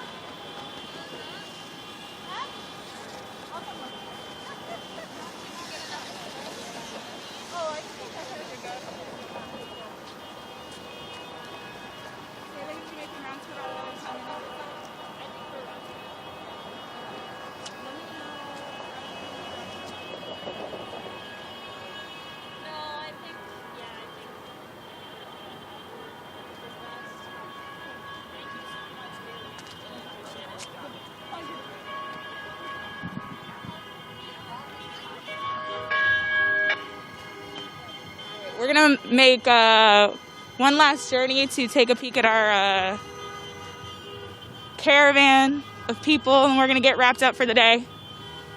Thanks for marshaling, everyone. Appreciate you. Again, here today demanding that there be no evictions in the middle of a global pandemic, that we cancel rent, I'm actually going to take us over here to the bike lane, that we cancel rent, that we cancel mortgages,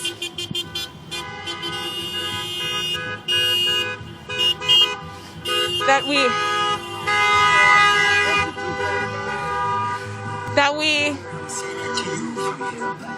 support extremely necessary and emergent legislation and policies like the tenant's opportunity to purchase, like rent control. American people desperately want us to move on and tackle the issues and find solutions to them forthwith.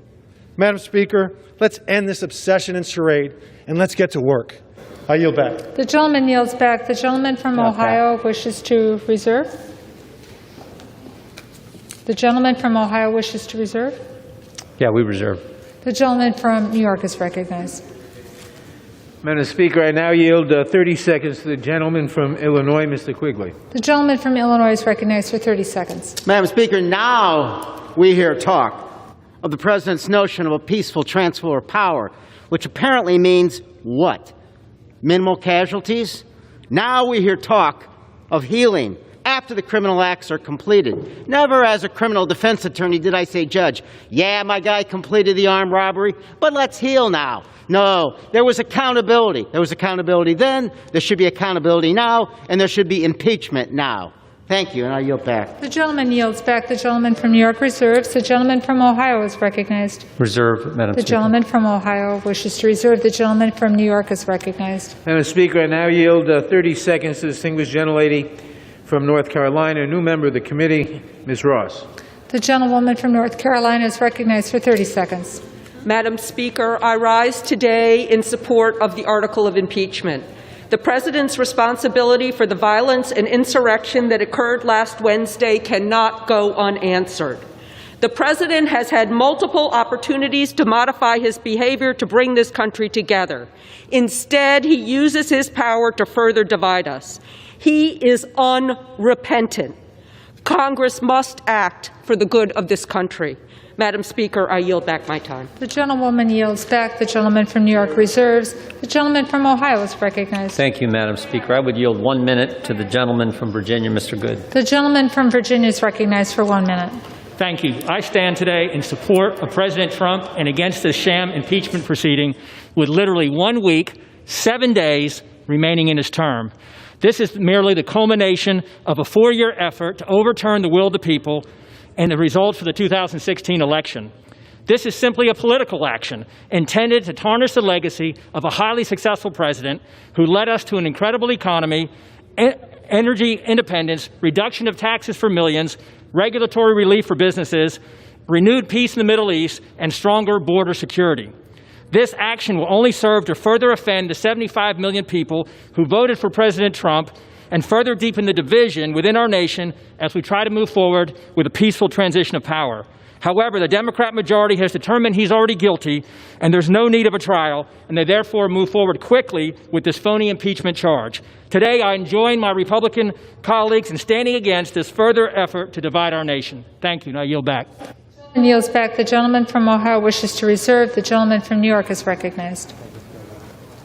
Madam Speaker, I now yield 30 seconds to the distinguished gentleman from Texas, Mr. Cuellar. The gentleman from Texas is recognized for 30 seconds. Thank you, Madam Speaker. I rise in support of the impeachment. It's very simple. What we saw on January 6th was a person, the President of the United States, incite a crowd to come and attack the Capitol. We have to make sure that we stand up for democracy. If we don't do this, then what are we going to stand for? We stand for democracy, we stand for American values, and I stand for the impeachment of Donald Trump.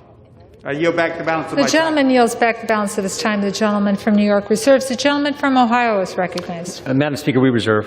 The gentleman from Ohio wishes to reserve. The gentleman from New York. Madam Speaker, I now yield 30 seconds to the distinguished gentlelady from Pennsylvania, Ms. Scanlon. The gentlewoman from Pennsylvania is recognized for 30 seconds. On January 6th, President Trump launched an attack against the United States Capitol. I too urge my colleagues to unite, but to unite in love of country and to hold this president accountable. What unites our country is respect for the rule of law. Without accountability for those who would shatter the rule of law by overturning a presidential election, we cannot take seriously the cries of being a united people. This president remains a serious threat to our country and must be held accountable. The gentlewoman's time has expired. The gentleman from New York reserves. The gentleman from Ohio is recognized, and he chooses to reserve. The gentleman from New York is recognized. Madam Speaker, I now yield 30 seconds to the distinguished gentleman from Georgia, Mr. Scott. The gentleman from Georgia is recognized for 30 seconds. Thank you, Madam Speaker. Madam Speaker, let me make everybody aware that on those just sun-bleached bones of history of many great nations are written those pathetic words, too late. They moved too late to save their great nations. Let us not this day move too late to save our great nation. Gentleman's time's expired. The gentleman from New York wishes to reserve. The gentleman from Ohio is recognized. Thank you, Madam Speaker. I would yield 1 minute to the gentleman from South Carolina, Mr. Norman. The gentleman from South Carolina is recognized for 1 minute. Mr. Speaker, I rise today for two reasons. One, to voice my strong opposition for the impeachment of this president with 7 days left. I also want to voice my support for the strong police department. Many of you want to defund. Where was your cries to defund when you were leaving this office, this very room, last on the 6th? Height of hypocrisy. I yield back. Members are kindly reminded to remind yourself to address your remarks to the chair. The gentleman from Ohio wishes to reserve. We do, Madam Speaker. The gentleman from New York is recognized. Madam Speaker, I yield 30 seconds to the distinguished gentleman from California, Mr. Sherman. The gentleman from California is recognized for 30 seconds. Ironic. An administration begins by building an unnecessary wall on our southern border. It ends by making necessary a new wall around this Capitol.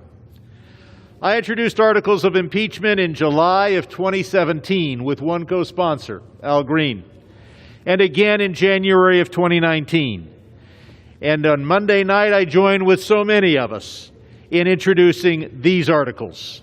I've introduced articles of impeachment in the 115th, 116th, and 117th Congress because Donald Trump has continuously posed a danger to this republic. The gentleman from New York wishes to reserve. The gentleman from Ohio is recognized. Madam Speaker, I would yield 1 minute to the gentleman from Florida, Mr. Mast. The gentleman from Florida is recognized for 1 minute. Thank you, Madam Speaker. I rise with a very simple question. On January 6th, thousands broke the law by taking siege of our Capitol here with us inside. Has any one of those individuals who brought violence on this Capitol been brought here to answer whether they did that because of our president?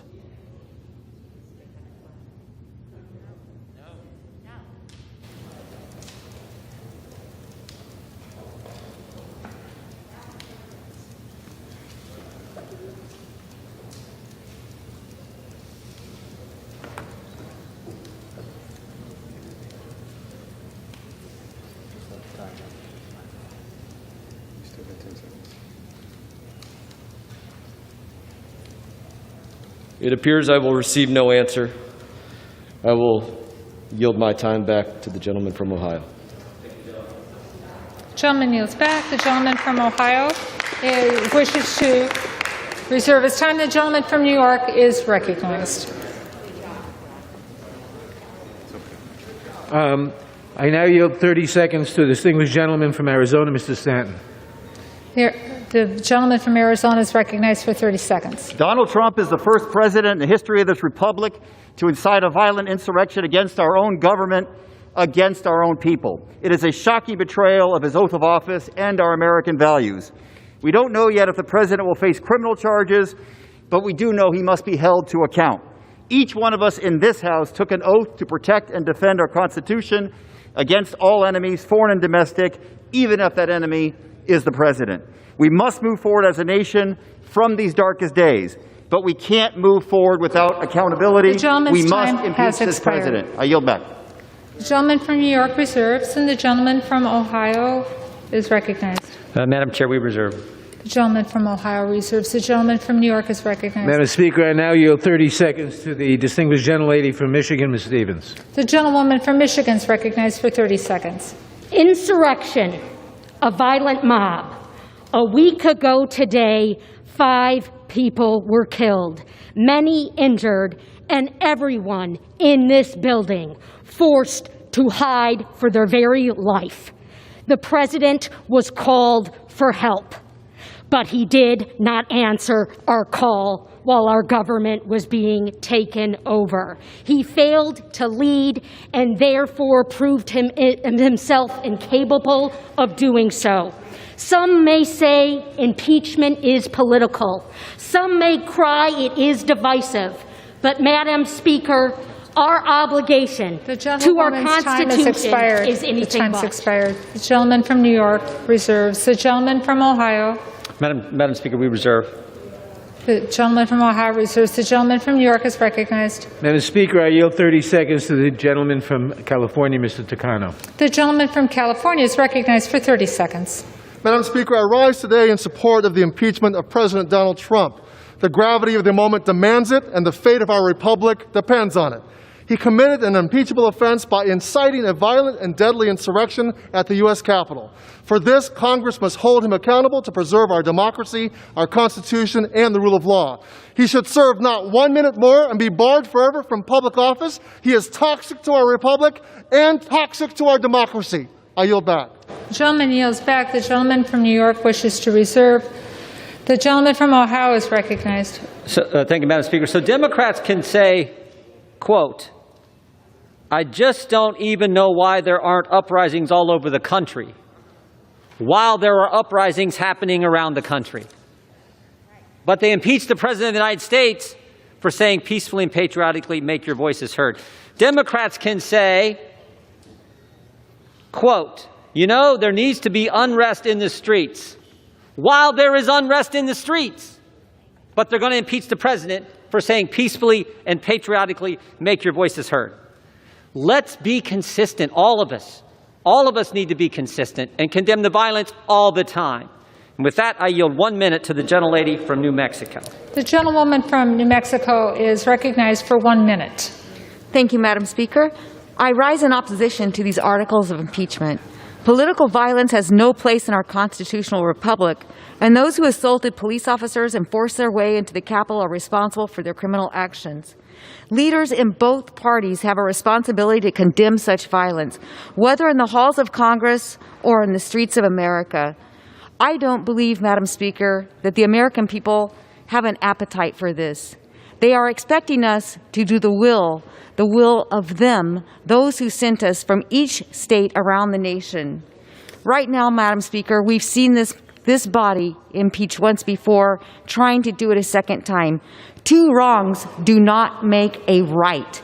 We have got to stand for the American people because we will not get a second chance to get this right the first time. Madam Speaker, I yield back. The gentlewoman yields back. The gentleman from Ohio wishes to reserve. We do. Thank you, Madam Speaker. The gentleman from New York is recognized. Madam Speaker, I now yield 30 seconds to a new member, the distinguished gentleman from New York, Mr. Torres. The gentleman from New York is recognized for 30 seconds. Madam Speaker, the dangerous mob that Donald Trump unleashed on the United States Capitol represents a violent assault on the separation of powers and on the peaceful transfer of power that we have long taken for granted. The impeachment of Donald Trump is not politics but law, not passion but reason, not vengeance but justice. And we, as the people's representatives, must rise to the challenge of defending democracy in the face of its gravest threat, and we will. I yield back. The gentleman yields back. The gentleman from New York reserves. The gentleman from Ohio is recognized. Thank you, Madam Speaker. We reserve. Gentleman from Ohio reserves. The gentleman from New York is recognized. Madam Speaker, I now yield 30 seconds to the distinguished gentlelady from Massachusetts, Ms. Tran. The gentlewoman from Massachusetts is recognized for 30 seconds. Madam Speaker, I stand before you today in disbelief. Disbelief that after the President incited a violent mob to commit an act of insurrection and remained silent as police officers were assaulted, the Capitol was ransacked, and members of this body fled for their lives, that there are still members of his party who refuse to hold him accountable. It's because of that inaction that there is only one path forward to put an end to this presidency. Donald Trump must be impeached, removed from office, and barred from ever holding the office of the presidency again. Thank you, Madam Speaker. I yield back. The gentlewoman yields back. The gentleman from New York reserves his time. The gentleman from Ohio is recognized. Thank you, Madam Speaker. We reserve. The gentleman from Ohio reserves his time. The gentleman from New York is recognized. Madam Speaker, I now yield 30 seconds to the distinguished gentlelady from New York, Ms. Velasquez. The gentlewoman from New York is recognized for 30 seconds. Madam Speaker, I rise in support of this resolution because in America, we hold power to account. In America, we do.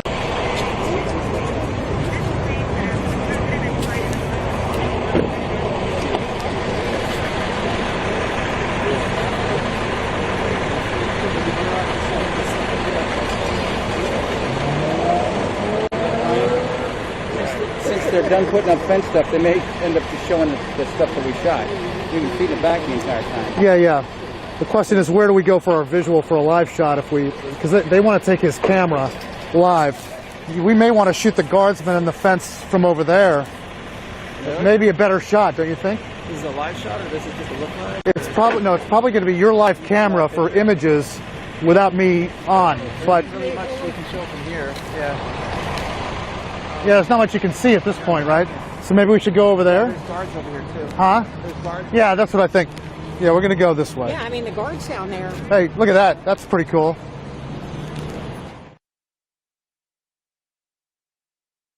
Yes, armored personnel carriers coming down the street.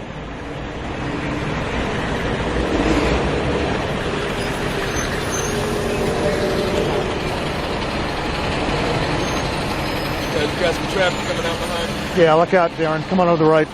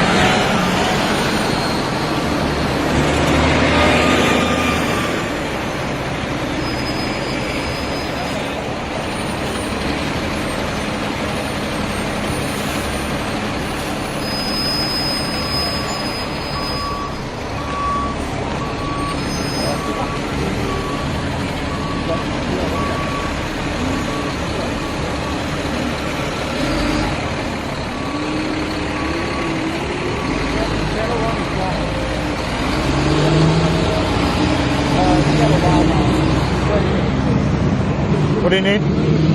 They're asking about audio. We said channel 1 is Brian. You have a lav on. They want to switch to a stick. Oh, all right. Madam Speaker, I now yield 30 seconds to the gentlelady from Florida, Ms. Wasserman Schultz. The gentleman from Florida is recognized for 30 seconds. Thank you, Madam Speaker. I rise to support the impeachment of President Donald J. Trump for seditious acts against America. To overturn the 2020 presidential election, Trump incited a violent assault on Congress, a treasonous betrayal of our nation. This criminal incitement left us with 5 dead, including a police officer, a desecrated Capitol, and a second constitutional crisis. His acts show contempt for the rule of law, the Constitution, and the foundation of any democracy, a peaceful transition of power. President Trump is a clear and present danger to American lives and democracy, and he leaves us no choice but to immediately remove him from office. Thank you. I yield back. The gentlewoman yields back. The gentleman from New York reserves. The gentleman from Ohio Thank you, Madam is Speaker. recognized. Yeah, thank you, Madam Speaker. I would yield 90 seconds to the gentlelady from Tennessee, Ms. Hirschberger. The gentlewoman from Tennessee has yielded 90 seconds. Thank you, Madam Speaker. I urge my colleagues to vote against impeachment of our sitting President, Donald J. Trump. You can tell the American people that this is a vote to impeach upon the grounds of inciting violence and insurrection, but the American people see a double standard. They see a standard implied to those on the left who commit violence, and they see a standard to those applied to the right who commit violence. The American people see this, and they understand it. I've been here all of 1 week, and what I see instead of lawmakers who are truth seekers, I see lawmakers who are power seekers. And that's never good, never good. What a shame, what a shame. The American people are watching to see how their elected officials respond at this moment in history. Will you vote to mend, or will you vote to further divide this country? I'm urging you to use this opportunity to be the leaders the American people are seeking for such a time as this. God help us as a nation, and I pray that God will keep his hand upon the greatest nation that the world has ever seen. I yield back. The gentlewoman yields back. The gentleman from Ohio wishes to reserve his time. We do, Madam. The gentleman from New York is recognized. Madam Speaker, how much time do we have, please? The gentleman from New York has 9 1/4 minutes. And Ohio has 8 minutes. The gentleman from Ohio, 8 minutes. Thank you. Gentleman from New York. Thank you. Madam Speaker, I now yield 30 seconds to the distinguished gentleman from North Carolina, Mr. Butterfield. The gentleman from North Carolina is recognized for 30 seconds. Madam Speaker, President Trump's incitement to violently overturn the results of a free and fair election is an attack on our rule of law. Any president, any member of Congress who obstructs the Electoral College or attacks judges and the court system where there's no evidence to support their contentions undermines the public's trust and confidence in the judicial process. How do my Republican colleagues expect ordinary citizens to respect and trust the courts in civil and criminal matters all across this country? Think about that as you make this decision. Vote yes. The gentleman's time has expired. The gentleman from New York wishes to reserve. The gentleman from Ohio is recognized. Madam Speaker, we reserve. The gentleman from Ohio reserves. The gentleman from New York Madam Speaker, I yield 30 seconds to the distinguished gentlelady from California, Ms. Roybal Allard. The gentlewoman from California is recognized for 30 seconds. Madam Speaker, I take no joy in voting to impeach President Trump, but this president has blood on his hands in the wake of this attempted coup. The fact remains no president of the United States is above the law, and this president has sadly violated his oath to support and defend the Constitution of the United States against all enemies, foreign and domestic. As members of Congress who have taken that same pledge, it is our duty to take this action and impeach this unfit and dangerous president. I yield back. Gentlewoman's time has expired. The gentleman from New York wishes to reserve. The gentleman from Ohio is recognized. Madam Speaker, we reserve. The gentleman from Ohio wishes to reserve. The gentleman from New York is recognized. Madam Speaker, I now yield 30 seconds to the gentleman from California, Mr. Canna. The gentleman from California is recognized for 30 seconds. I'm voting to impeach because, as Lincoln said, no grievance is a fit object of redress by mob law. But we must recognize that our hard work begins to address the real grievances and despair in left-behind communities, to be worthy of this capital that we hold sacred, to fix our broken windows and broken communities. Let's finally commit to investing trillions in creating good jobs in healthcare, in education, and infrastructure for communities and places that are hurting. The gentleman yields back. The gentleman from New York reserves. The gentleman from Ohio is recognized. Thank you, Madam Speaker. We reserve. The gentleman from Ohio wishes to reserve. The gentleman from New York is recognized. Madam Speaker, I now yield 30 seconds to the distinguished gentlelady from Alabama, Ms. Sewell. The gentlewoman, Ms. Sewell, is recognized for 30 seconds. Madam Speaker, I rise today to support impeachment. I do so with a heavy heart and a lasting and searing memory of being in this gallery, the People's House, right up there, fearing for my life. And why? Because the President of the United States incited others to be violent, a mob of insurgencies in this House. It's unacceptable. It led to the killing of 5 Americans. Blood is on this House. We must do something about it. I ask that we move from stopping the steal to healing, but healing requires accountability, and everyone must be accountable. Who is there? Gentlewoman's time has expired. The gentleman from New York wishes to reserve. To vote for impeachment. The gentleman from New York wishes to reserve. Reserve. The gentleman from Ohio is recognized. Madam Speaker, I would yield 1 minute to the gentleman from Alabama, Mr. Moore. The gentleman from Alabama is recognized for 1 minute. Madam Speaker, I'm fairly new here. Actually, this is my first floor speech. But I rise to oppose this impeachment. You know, I asked my staff this morning, I said, how many times in our nation's history have we impeached a president? Well, they said up until this president, only 2 times in our nation's history. So here we are, 7 days left in his first term, and we're going to impeach a president for what reasons? For what reasons? There have been no hearings. There have been no committees. We must defend the right and protect the process of impeachment. If we pursue this, from now on, from this day forward, impeachment will always be a political process. I ask my friends across the aisle, they always talk about healing. Healing. How do we come together as a nation? Since 2016, there has been hashtags going around in our nation that said, not our president. Resist, resist. Members across the aisle have said things in public to have supporters of this president attacked and demeaned. Thank you, Madam Speaker. The gentleman from Ohio wishes to reserve. Yes. The gentleman from New York is recognized. Madam Speaker, I now yield 30 seconds to the distinguished gentlelady from Illinois, Ms. Schakowsky. The gentlewoman from Illinois is recognized for 30 seconds. Last Friday, I sent a letter to my constituents telling the story about the violent attack on our Capitol building, which is really like the temple of our democracy.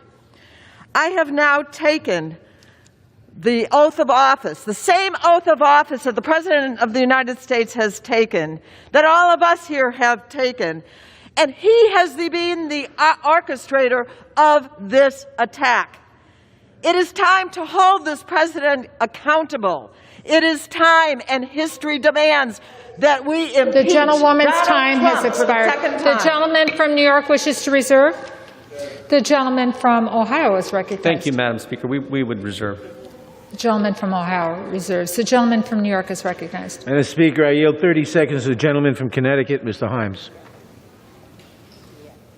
The gentleman from Connecticut is recognized for 30 seconds.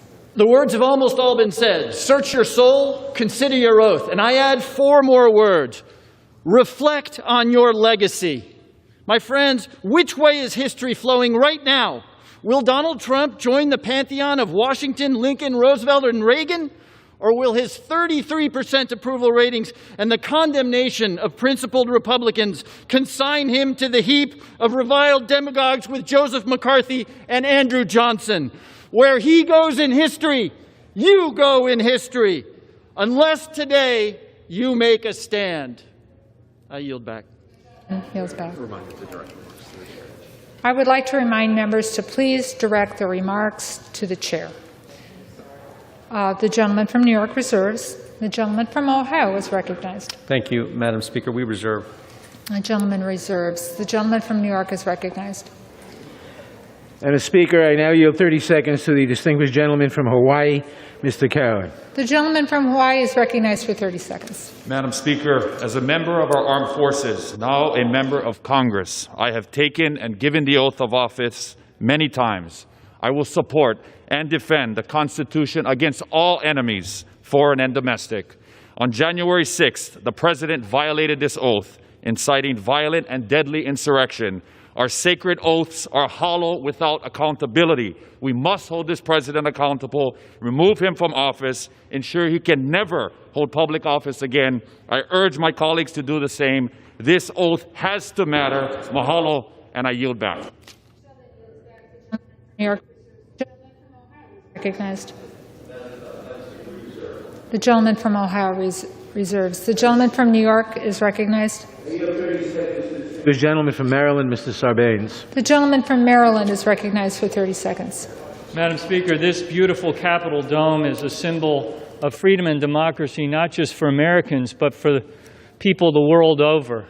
The action we take today, this impeachment, is a declaration to the world that when there is an attack on our democracy, whether it comes from without or whether, tragically, in this instance, it comes from within, we will respond to that threat and attack, and we will do what's necessary to strengthen our democracy. I yield back. The gentleman yields back. The gentleman from New York wishes to reserve. The gentleman from Ohio is recognized. Thank you, Madam Speaker. I yield 2.5 minutes to the distinguished gentleman from New York, Mr. Zeldin. The gentleman from New York is recognized for 2.5 minutes. Thank you, Madam Speaker. I am sickened and angered by what we all had to witness last Wednesday and call for the investigation and prosecution to the fullest extent of the law. Every single person who participated in the violence and loss of life in this Capitol building last Wednesday. I, as a member, sit here listening to the entire debate, desperately need to better understand the two standards that are at play in this House. Why is it okay if a House Democrat calls for violence in the streets, but not if you're a Republican? Why can a House Democrat be rewarded with a gavel and a chairmanship if they're calling for physical confrontation of a Trump administration official, but they will be punished if they're a Republican? The double standards that we have seen time and time again, I need to better understand what the rules are of this House. Why is it that a committee chairman can lie to the American public about having more than circumstantial evidence that the president colluded with the Russians in order to win the 2016 election, but of course the Republicans can't and wouldn't lie to the American public about something like that? We need to better understand what these two standards are that are at play and to complete the record. Because the House Democrats are here to make President Trump the first president to be impeached twice. So I'll complete the record. First off, in the articles of impeachment, it's written that the president gave a speech and he told his supporters to come here and that he incited this riot. And one speaker after another here on the other side of the aisle have repeated that in the article of impeachment. But we all know that this was a pre-planned attack. We all know that there was pipe bombs being discovered while the president was speaking. We all know that the Capitol perimeter was being breached during the president's speech. We know that this was pre-planned and it started while the president was speaking. Why is that not in the articles of impeachment? Why is that not being incorporated into my colleague's remarks? To complete the record, if you want to make the president the first president to be impeached twice, well, we'll add something else to that. Thank you to the president for his efforts to defeat MS-13 in my district or to withdraw from the... Request 30 more seconds. Fired. The gentleman yields an additional 30 seconds. 30 Did I hear seconds. correct? Yes. The gentleman has another 30 seconds. Thank you to the president for his efforts to move the embassy in Israel to Jerusalem and recognize Israeli sovereignty over the Golan Heights and to take out Abu Bakr al-Baghdadi and Qasem Soleimani, to eliminate the ISIS caliphate, to enter into the historic Abraham Accords, to have an economy this time last year that was stronger than I ever remember in my entire lifetime. Yeah, we'll complete the record.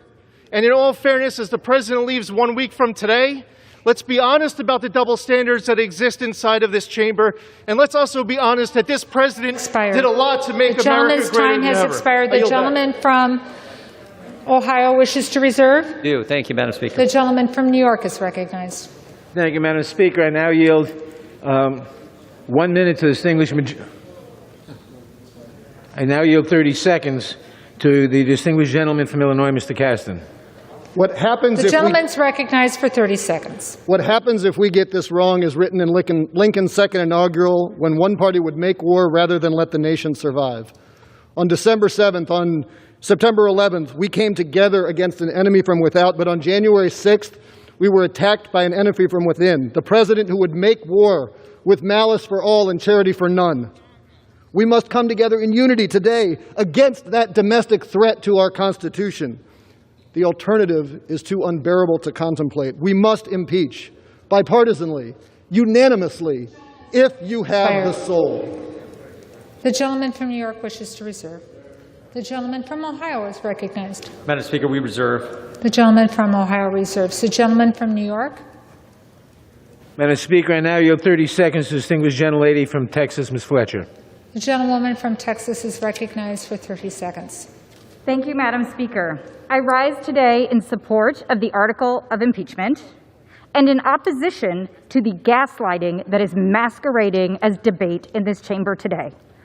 I was in this chamber when the president assembled and unleashed a mob to attack the United States Capitol and the United States Congress, the elected representatives of the people. By doing so, he incited an insurrection against our representative democracy itself. If that is not an impeachable offense, then what is? Thank you, Madam Speaker. I yield back. The gentlewoman yields back. The gentleman from New York reserves. The gentleman from Ohio is recognized. Madam Speaker, we reserve. The gentleman from Ohio wishes to reserve. The gentleman from New York is recognized. I now yield 30 seconds to the distinguished gentlelady from Michigan, Ms. Tlaib. The gentlewoman from Michigan is recognized for 30 seconds. Thank you, Madam Chair. In Michigan's 13th, we proudly speak truth to power, even in the face of a racist in chief. Those who incited an attack on the People's House do not get to talk about healing and unity. They have torn this country apart. They have stoked the fire and then handed the gasoline to Donald Trump. Dr. King once said, "True peace is not merely the absence of tension. It is in the presence of justice." Today, we must embody those words. And we must understand that peace must be centered in truth and action.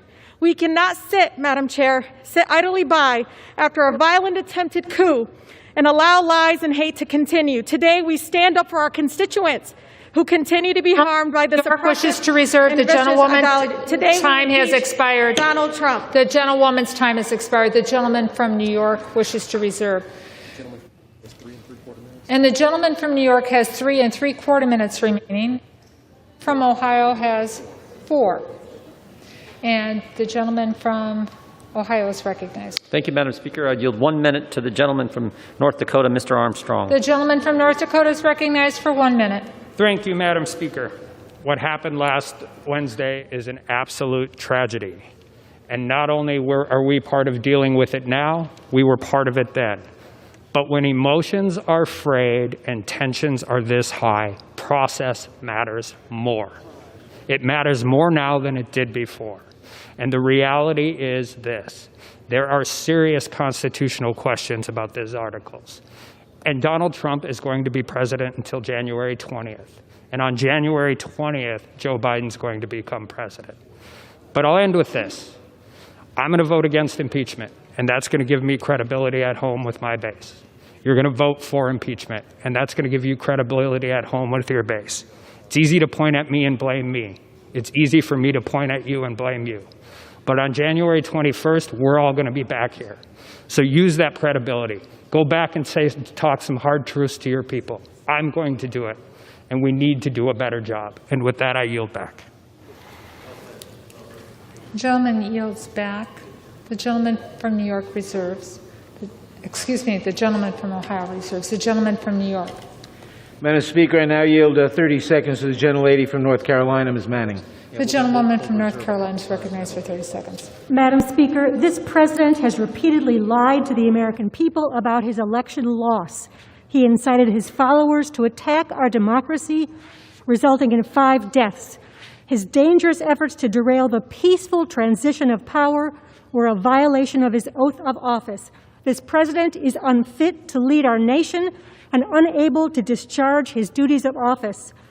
I call upon my Republican colleagues to speak the truth to their supporters and join me in holding President Trump accountable by voting to impeach. I yield.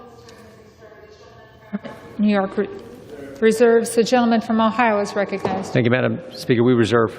The gentleman from Ohio reserves. The gentleman from New York is recognized. Madam Speaker, I yield 30 seconds to the gentleman from Indiana, Mr. Mervan. I didn't hear where it was from. The gentleman from Indiana is recognized for 30 seconds. Madam Speaker, Since the events on January 6th, I spoke with a group of ministers from Gary, Indiana, and they told me how they are praying for unity and justice in our nation. It reminded me of the moment when those of us who were on the House floor on January 6th were huddled together in a secure room after the attack. The House chaplain, Kiblin, led us all in prayer. Let us remember that moment. Let us rekindle that prayer for those 3 minutes when we were all united to preserve our democracy and justice. I support the article of impeachment so that we can move forward to do the work that our constituents sent us here to do. With that, I yield back. Has expired. The gentleman from New York reserves. The gentleman from New York has 2 3/4 minutes remaining. The gentleman from Ohio has 3. The gentleman from Ohio is recognized. Madam Speaker, we reserve. The gentleman from Ohio reserved. The gentleman from New York is recognized. Madam Speaker, I now yield 30 seconds to the gentleman from Massachusetts, Mr. Moulton. The gentleman from Massachusetts is recognized for 30 seconds. Madam Speaker, there are more troops right now in Washington, D.C. than in Afghanistan. And they are here to defend us against the Commander-in-Chief, the President of the United States, and his mob. I would ask my colleagues to look at the faces of those young Americans defending democracy, defending us, and find an ounce of their courage to do the right thing, as several Republicans have, and take a tough vote for the future of democracy, for the future of our country. The gentleman's time has expired. The gentleman from New York wishes to reserve. The gentleman from Ohio is recognized. Madam Speaker, we reserve. The gentleman from Ohio wishes to reserve. The gentleman from New York is recognized. Madam Speaker, I yield 30 seconds to the gentleman from Texas, Mr. Vesey. The gentleman from Texas is recognized for 30 seconds. Madam Speaker, let's be clear about one thing. If we were on the eve of a Republican president being sworn in, and his Democratic predecessor had said the same thing that this president said, and incited his followers, his mob, to descend up on the Capitol, we will be joining them, not making comparisons, because guess what? I don't care about no base. I care about this democracy and this country. And what happened the other day should never happen again. And we need to stand up and say and do the right thing. The gentleman's time has expired. The gentleman from New York reserves. The gentleman from Ohio is recognized. Madam Speaker, the Republican whip is prepared to close for us whenever that is appropriate, so we'll reserve until that's time. The gentleman reserves. Madam Speaker, The gentleman from New York. I now yield 30 seconds to the gentlelady from Texas, Ms. Jackson Lee. The gentlewoman from Texas is recognized for 30 seconds.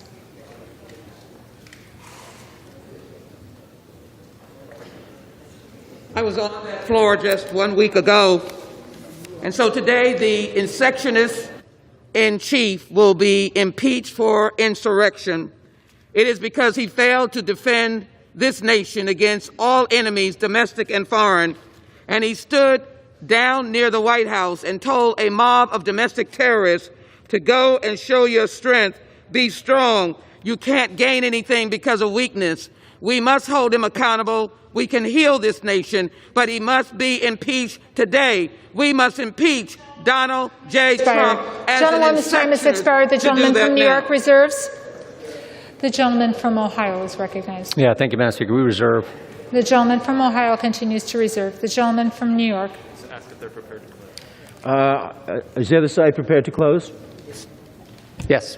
Then, thank you, Madam Speaker. Madam Speaker. Yes. I yield the 3 gentleman minutes. from Ohio. Thank you, Madam Speaker. I yield 3 minutes to the Republican whip, the gentleman from Louisiana, Mr. Scalise. The gentleman from Louisiana is recognized for 3 minutes. Thank you, Madam Speaker, and thank the gentleman from Ohio for yielding. Madam Speaker, our nation still mourns the unacceptable violence and anarchy that took place in this Capitol last week. As we speak, arrests are still being made, and the anarchists who stormed our Capitol are being brought to justice, as should be the case. Emotions are still high, but in this moment, we need to be focused on toning down the rhetoric and helping heal this nation as we move towards a peaceful transition of power to President-elect Joe Biden next week. My prayers, Madam Speaker, are still with Capitol Police Officer Sieknick and Liebengood, who we lost, as well as all of the Capitol Police officers who risked their lives to keep us safe. They are true heroes, and they deserve all of our applause today.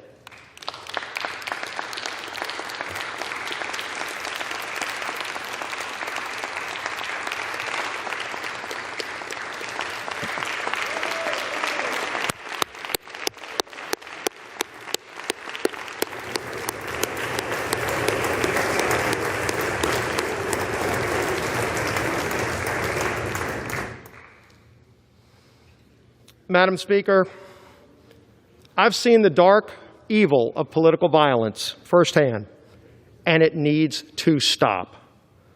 But all of us need to be unequivocal in calling it out every single time we see it, not just when it comes from the other side of the aisle. I oppose this rushed impeachment brought forward without a single hearing. And by the way, the Senate will not even take this up until President Trump is out of office. So let's keep that in mind. It will only serve to further divide a nation that is calling out for healing. Madam Speaker, many speakers today have invoked one of our nation's greatest leaders, President Abraham Lincoln. Maybe we should follow some of Lincoln's wisdom that he's imparted upon us in moments like this. As Abraham Lincoln was giving his second inaugural address in March of 1865, Lincoln issued us a challenge. This is what he said: "With malice toward none, with charity for all, with firmness in the right, as God gives us to see the right, let us strive on to finish the work we are in, to bind up the nation's wounds, to care for him who shall have borne the battle and for his widow and his orphan, to do all which may achieve and cherish a just and lasting peace among ourselves and with all our nations." Madam Speaker, in times like these, let us not reach out to our darkest demons, but instead, like Lincoln, seek the higher ground. May God bless this great United States of America. I yield back. The gentleman from New York is recognized. Madam Speaker, we can have all this, but we have accountability too. I now yield our remaining time, 1 minute, to the distinguished Majority Leader of the House, Mr. Hoyer. The Majority of the Leader is recognized for 1 minute. I thank the Chairman for yielding. This is a troubled time, a sad time. It is a time where all of us have stood almost to a person and lamented the violence and the assault on this Capitol and the assault on democracy itself.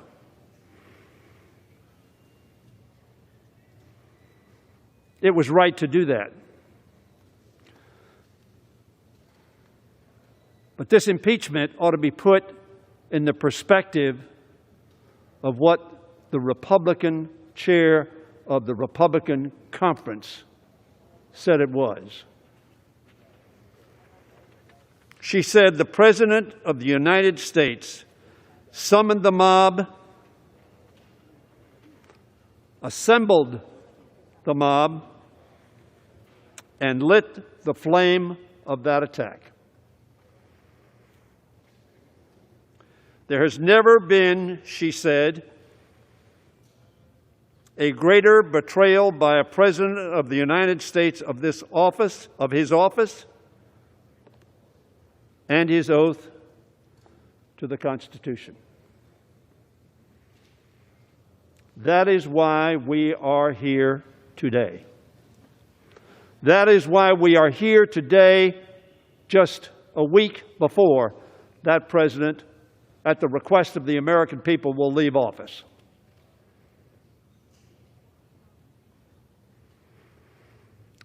And the issue is What do we do? The 433 of us, I believe, who are here, do on behalf of the American people to respond to what Representative Cheney described happened on the 6th of January. A mob assembled by,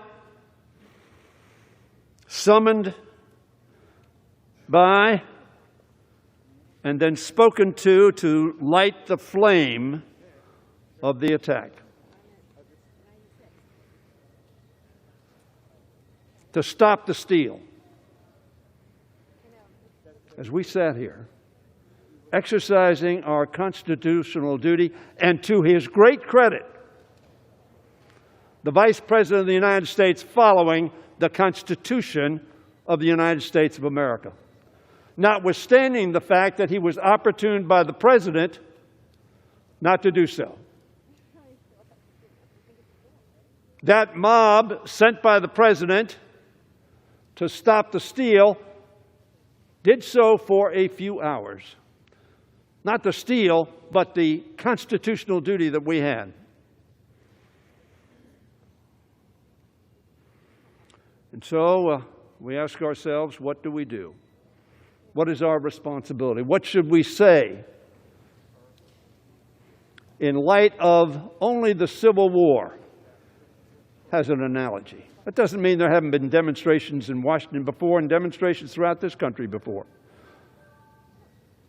But it is the first and only physical presence other than the 9/11 attack on this nation, which came from abroad and had a plane aimed at our Capitol dome. This attack was not from abroad. It was, as Liz Cheney said, summoned, assembled, and inflamed by the President of the United States of America, who in Liz Cheney said words that there has never been a greater betrayal by a President of the United States of his office and his oath to the Constitution.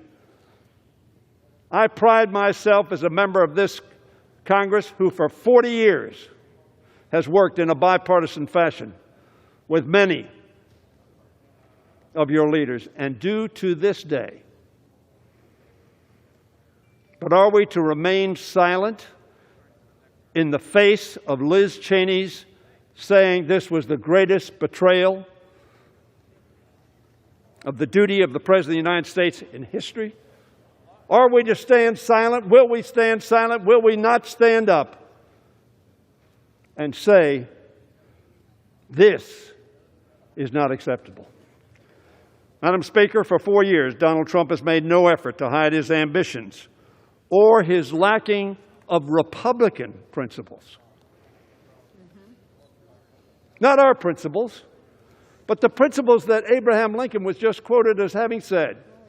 Your president, our president, has never displayed those in the 4 years he's been President of the United States. He has allowed little constraint on his worst inclinations. His desire for autocracy and his glorification of violence have not been tempered, but rationalized by those who sought to profit financially and politically from their proximity to power. Upon the foundations of virtue, reason, and patient wisdom laid down by George Washington as our first president, Donald Trump has constructed a glass palace of lies, fear-mongering, and sedition. Last Wednesday, on January 6th, the nation and the world watched it shatter to pieces. There can be no mistaking any longer the kind of man sitting in the Oval Office or his intentions and capabilities. The curtain has been pulled back. the office to which he was elected could not temper or reform him. Washington's legacy was passed down to us not as written decrees. Mr. Speaker, the House is not in order. The gentleman's correct. The House will be in order.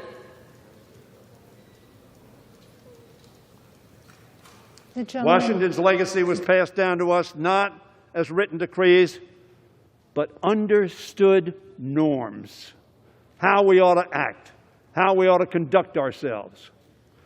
Term after term, each occupant has observed those norms out of a recognition that our Constitution's articles are not the only preservative of our democracy. For more than 2 centuries, Madam Speaker, whenever those norms were tested and strained, good and virtuous citizens on both sides of the aisle found common purpose in reaffirming those norms. But memory fades, and from time to time it must be refreshed. Madam Speaker, as the framers emerged from the Constitutional Convention, Benjamin Franklin was asked whether they had made America a monarchy or a republic. Probably all of us know this response. A republic, he answered,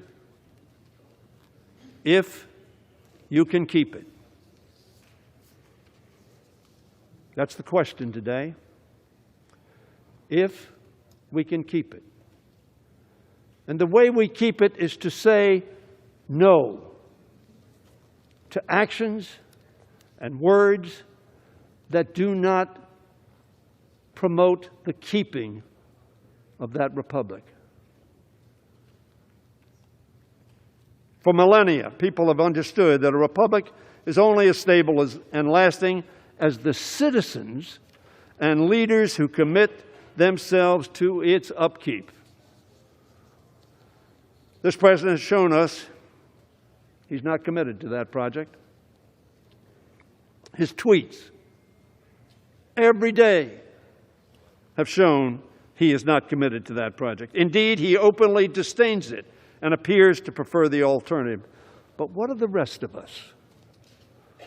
Those who have the honor and the great privilege and the weighty responsibility to represent the views of 750,000 of our fellow citizens.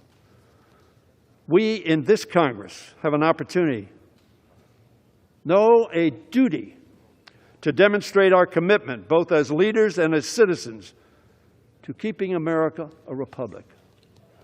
A republic that resolves its differences not through being ordered to come to the Capitol to prevent them from stealing the election, which was an absurd assertion from the very first day it was made.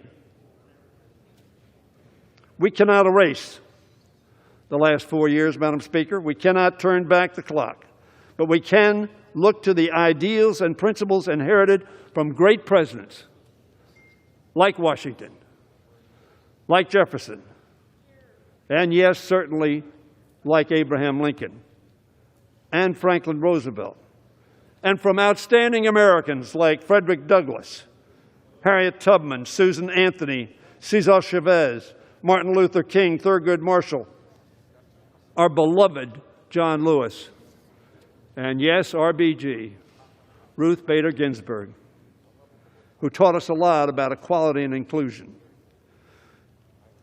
It's up to us to restore the vibrancy, Madam Speaker, of our democracy by reaffirming our commitment to the norms they passed on to us and entrusted to our care. But to make that possible, Madam Speaker, we must rise to this moment and not only affirm the virtues we cherish, but reject the vices we abhor. That's what I'm asking my fellow representatives on both sides of the aisle to do today. We all stood and we abhorred the violence that occurred and the threat to the very democracy that we hold so dear and swore an oath to protect and uphold. Reject deceit. Reject fear-mongering. reject sedition, tyranny, and insurrection. Reject the demand for fealty to one man over fidelity to one's country. When I addressed the House during the debate over the articles of impeachment in December 2019, I said the following: we need not ask who will be the first to show our courage by standing up to President Trump. The question we must ask: who will be the last to find it? Senator McConnell, Representative Cheney, a number of other representatives who have spoken on this floor with great courage, Madam Speaker, because there is much fear of Donald Trump. There's much fear of Donald Trump's tweets. There's much fear of Donald Trump's retribution for opposition.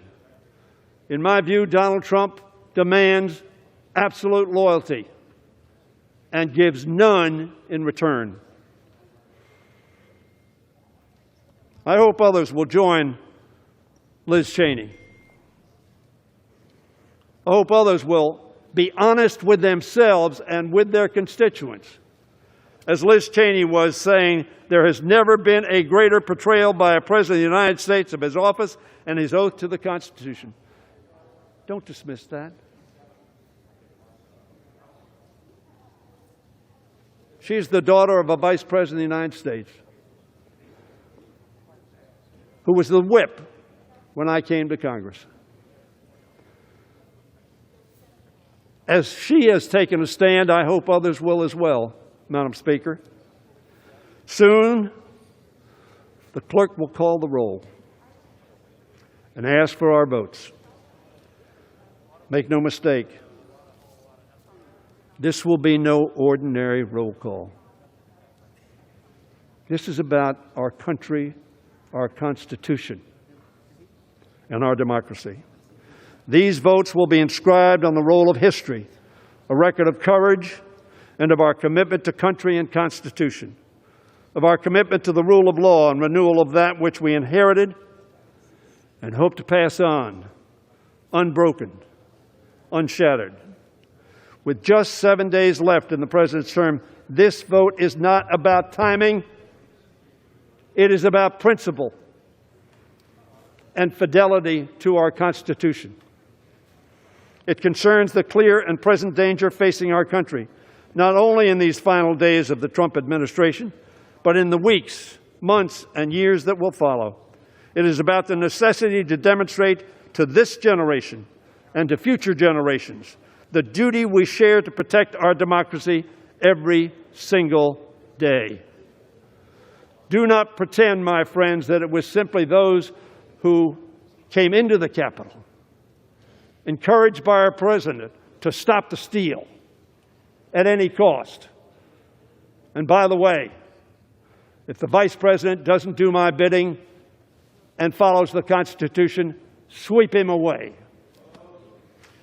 We know that this President would never emulate George Washington and give up his power for the good of our republic, even after losing an election. Somebody talked about a peaceful transition. There has not been a peaceful transition. I don't know what you're talking about. You're not living in the same country I am. It was just days ago that the President, after committing this terrible act, thought he had to admit that Joe Biden might, yes, be President of the United States. We know that this President neither recognizes norms nor reflects the rule of law. We know that this President is not a patriot. So I ask this House,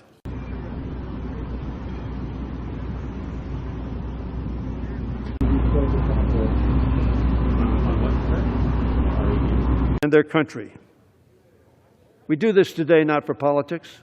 We don't need this for politics. Georgia showed that. There was no mistake in this election. We do this today to preserve and protect this great democracy. We do it for the America we love, our America the beautiful, whose founders' sacrifices we praise in song. Oh, beautiful for heroes proved in liberating strife, who more than self their country loved, and mercy more than life. Sadly, Madam Speaker, as our current president, the appropriate words would be, who less than self his country loved, and victory more than truth. Vote for this, for America, for our Constitution, for democracy, for history. I yield back the balance of my time. All time for debate has expired. Pursuant to House Resolution 41, the previous question is ordered on the resolution. The question is on adoption of the resolution. Those in favor say aye. Aye. Those opposed say no. In the opinion of the chair, the ayes have it. The gentleman from Ohio is recognized. For what reason? Thank you, Madam Speaker. We'd ask for a roll call vote. Pursuant to Section 3S of House Resolution 8, the yeas and nays are ordered. Members will record their votes by an electronic device.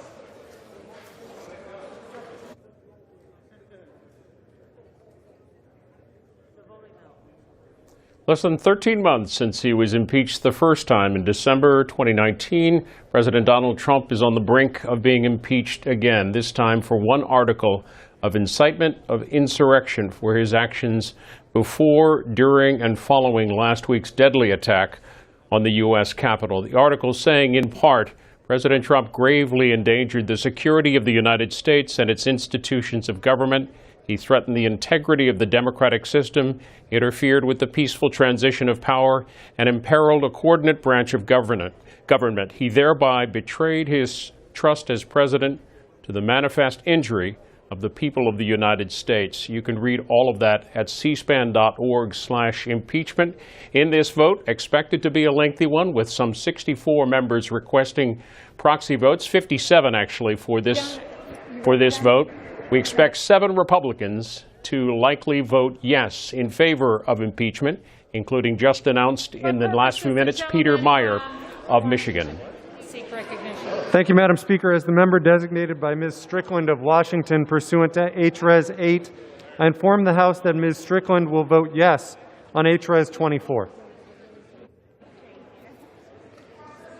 Gentleman from California seek recognition.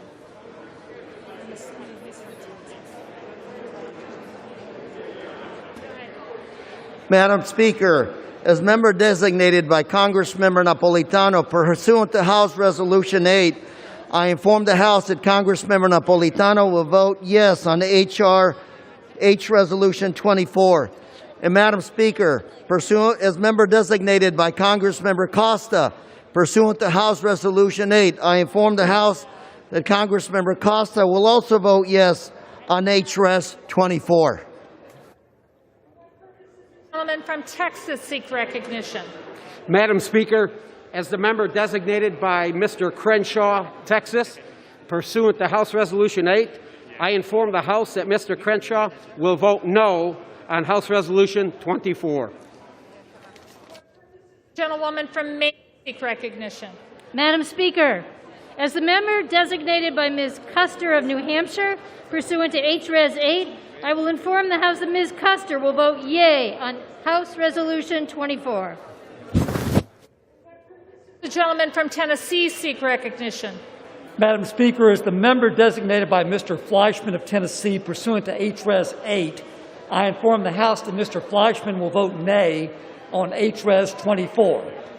As the member designated by Mr. Desjardins of Tennessee pursuant to H-Res 8, I inform the House that Mr. Desjardins will vote nay on H-Res 24.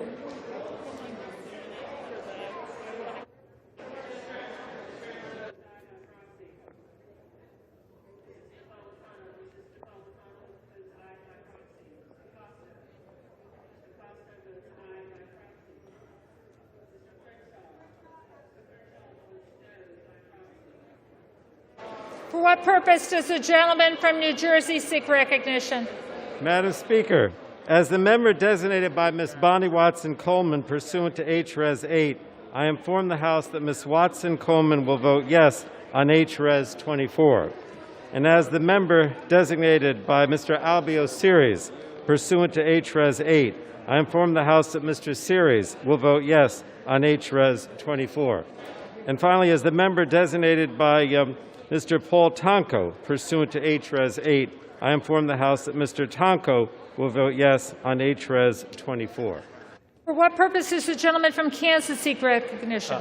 Madam Speaker, as the member designated by Mr. Letourneau, Kansas, pursuant to House Resolution 8, I inform the House that Mr. Letourneau will vote nay on House Resolution 24. For what purpose does the gentleman from Illinois seek recognition? Madam Speaker, as the member designated by Ms. Presley of Massachusetts pursuant to H-Res 8, I inform the House that Ms. Presley will vote yes on H-Res 24.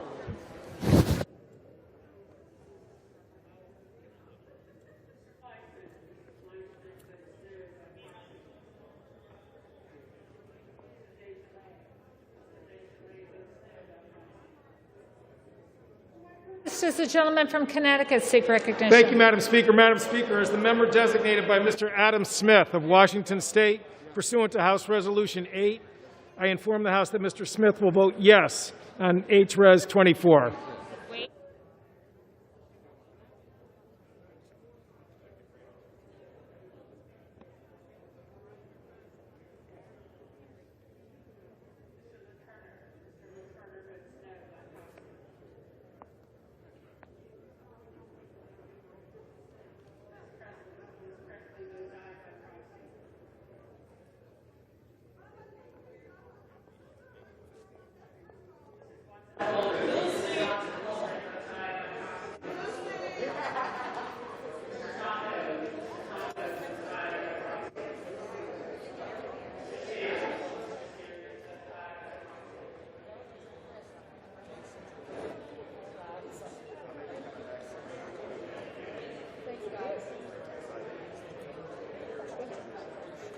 I'll let them do this. Okay, you good? For what purpose does the gentlewoman from Illinois seek recognition? Madam Speaker, as the member designated by Mr. Carson pursuant to H-Res 8, I inform the House that Mr. Carson will vote yes on H-Res 24.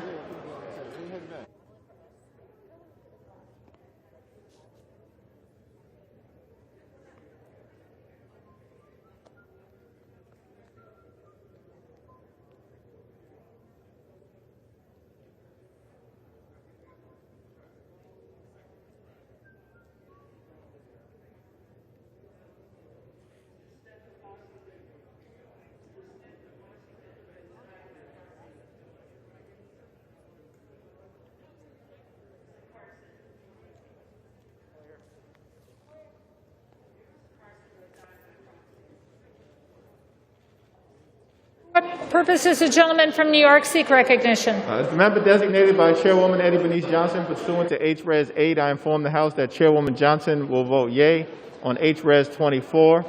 As the member designated by Congressman Brendan Boyle pursuant to H-Res 8, I inform the House that Congressman Boyle will vote yea on H-Res 24.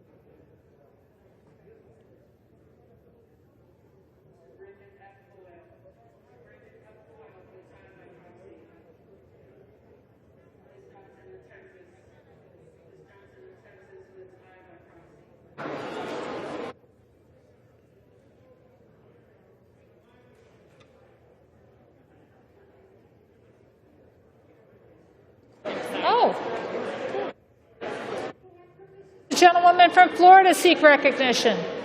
Thank you, Madam Speaker. As the member designated by Dr. Dunn of the state of Florida pursuant to H-Res 8, I inform the House that Dr. Dunn will vote nay on H-Res 24. As the member designated by Mr. Buchanan from the state of Florida pursuant to HRES 8, I inform the House that Mr. Buchanan will vote nay on HRES 24.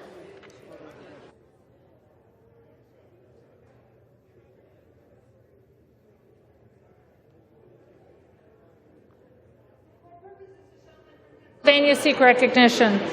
Madam Speaker, as the member designated by Mr. Lawson of Florida 5th Congressional District pursuant to House Resolution 8, I inform that Mr. Lawson will vote yes on H.R. 24. This is the gentleman from California seek recognition. Madam Speaker, as the member designated by Representative Michelle Steele, pursuant to House Resolution 8, I inform the House that Representative Michelle Steele will vote no on House Resolution 24.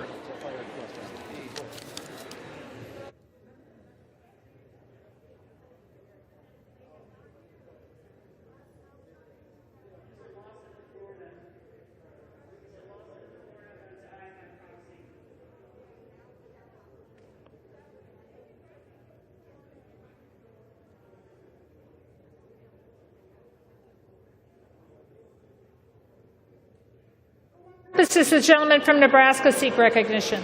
Madam Speaker, as a member designated by Mr. Bill Raucus of Florida pursuant to HRES 8, I inform the House that Mr. Bill Raucus will vote nay on HRES 24.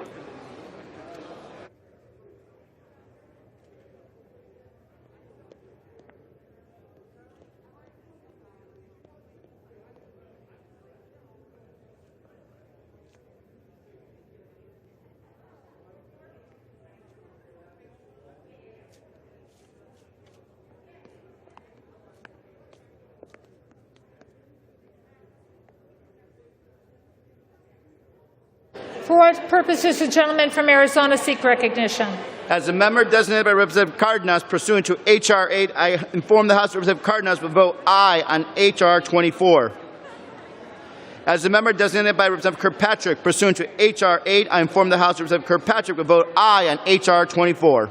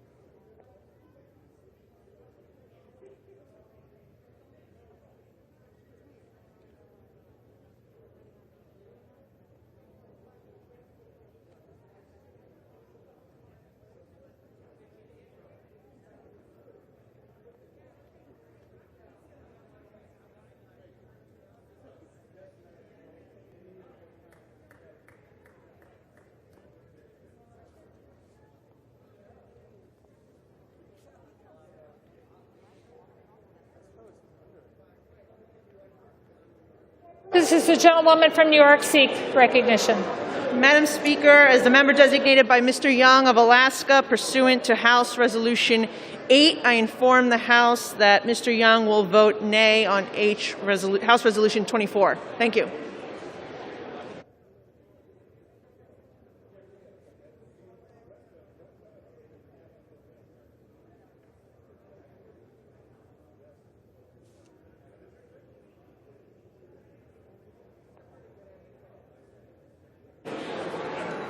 For what purpose does the gentleman from Indiana seek recognition? Madam Speaker, as the member designated by Mr. Baird from Indiana pursuant to HRes 8, I inform the House that Mr. Baird will vote no on HRes 24.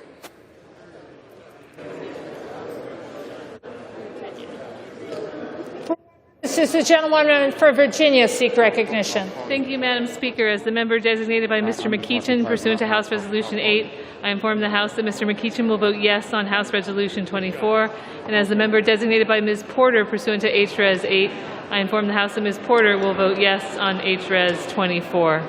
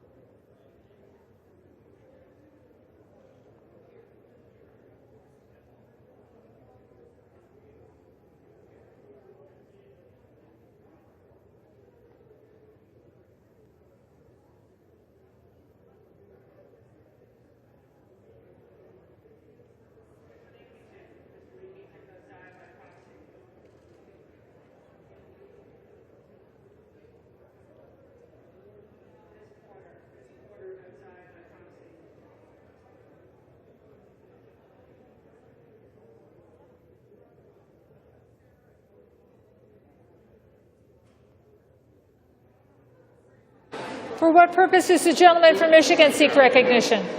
Madam Speaker, as the member designated by Mr. Bergman, pursuant to House Resolution 8, I inform the House that Mr. Bergman will vote no on final passage HRev 24. As the member designated by Mr. Lamborn, pursuant to House Resolution 8, I inform the House that Mr. Lamborn will vote no on final passage HRev 24. For what purpose does the gentlewoman from Massachusetts seek recognition?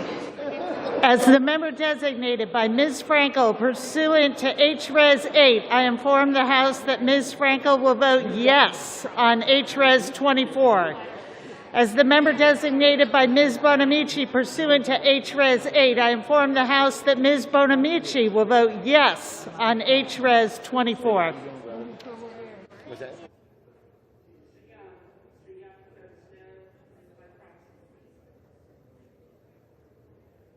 This is the gentleman from Maryland seek recognition. Madam Speaker, as the member designated by Ms. Alma Adams of North Carolina pursuant to HRes 8, I inform the House that Ms. Adams will vote yes on HRes 24.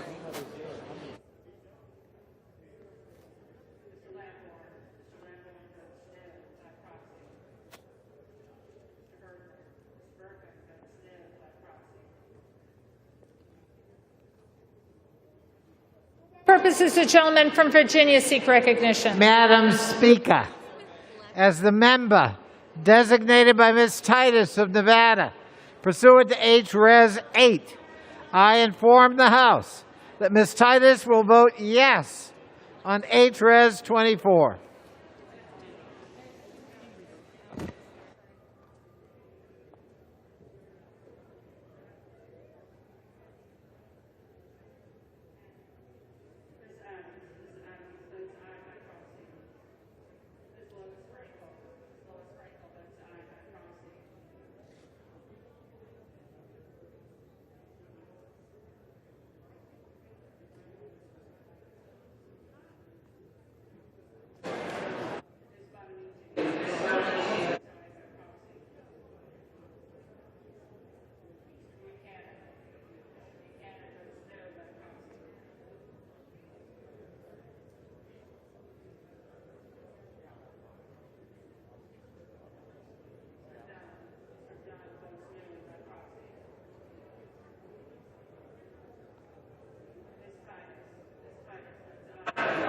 For what purpose does the gentlewoman from... Madam Speaker, as a member designated by Mr. Desagne pursuant to H-Res 8, I inform the House that Mr. Desagne will vote yes on H-Res 24.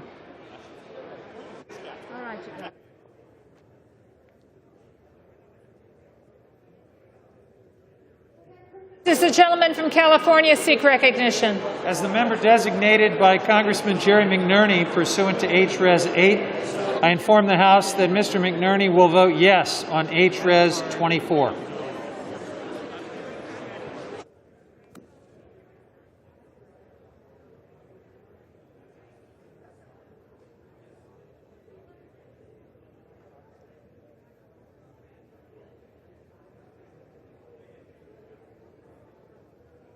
Does the gentleman from Pennsylvania seek recognition? Thank you, Madam Speaker. As a member designated by Mr. Doyle of Pennsylvania, pursuant to House Resolution 8, I hereby inform the House that Mr. Doyle will vote yes on House Resolution 24.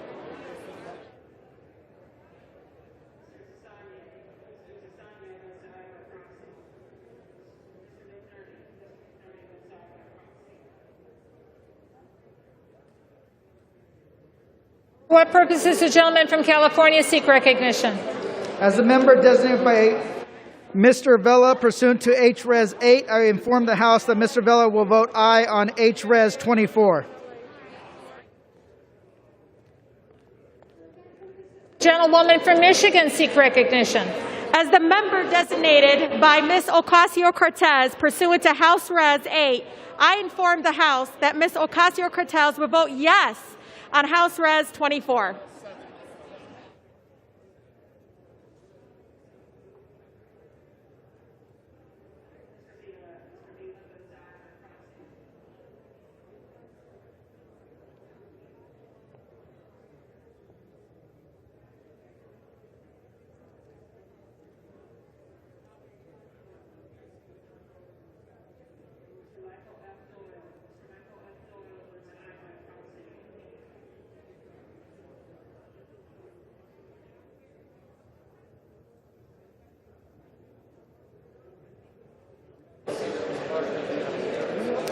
Purposes the gentlewoman from New Jersey seek recognition. Madam Speaker, as the member designated by Mr. Schneider pursuant to H-Res 8, I inform the House that Mr. Schneider will vote yes on H-Res 24.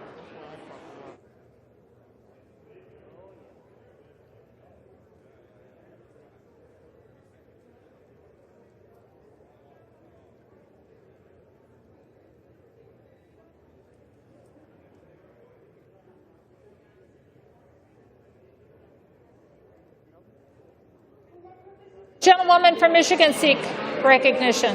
As the member designated by Ms. Lee of Nevada pursuant to H-Res 8, I inform the House that Ms. Lee will vote yea on H-Res 24. As the member designated by Ms. Axney pursuant to H-Res 8, I inform the House that Ms. Axney will vote yes on H-Res 24. As the member designated by Mrs. Dingle pursuant to H-Res 8, I inform the House that Mrs. Dingle will vote yes on H-Res 24. As the member designated by Ms. Capter pursuant to H-Res 8, I inform the House that Ms. Capter will vote yes on H-Res 24.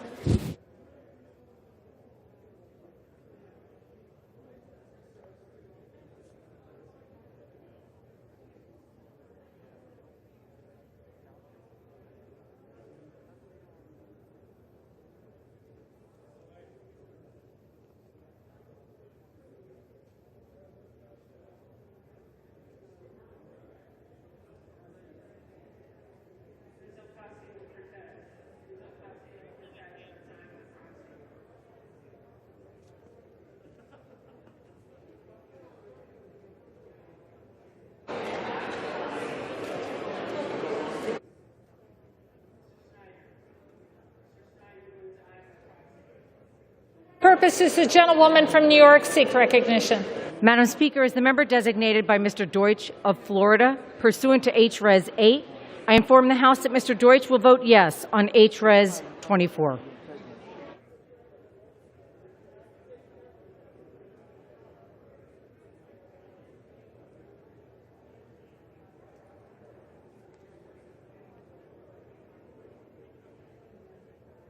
For what purpose does the gentlewoman from Florida seek recognition? Madam Speaker, as the member designated by Mr. Hastings of Florida pursuant to H-Res 8, I inform the House that Mr. Hastings will vote yea on H-Res 24.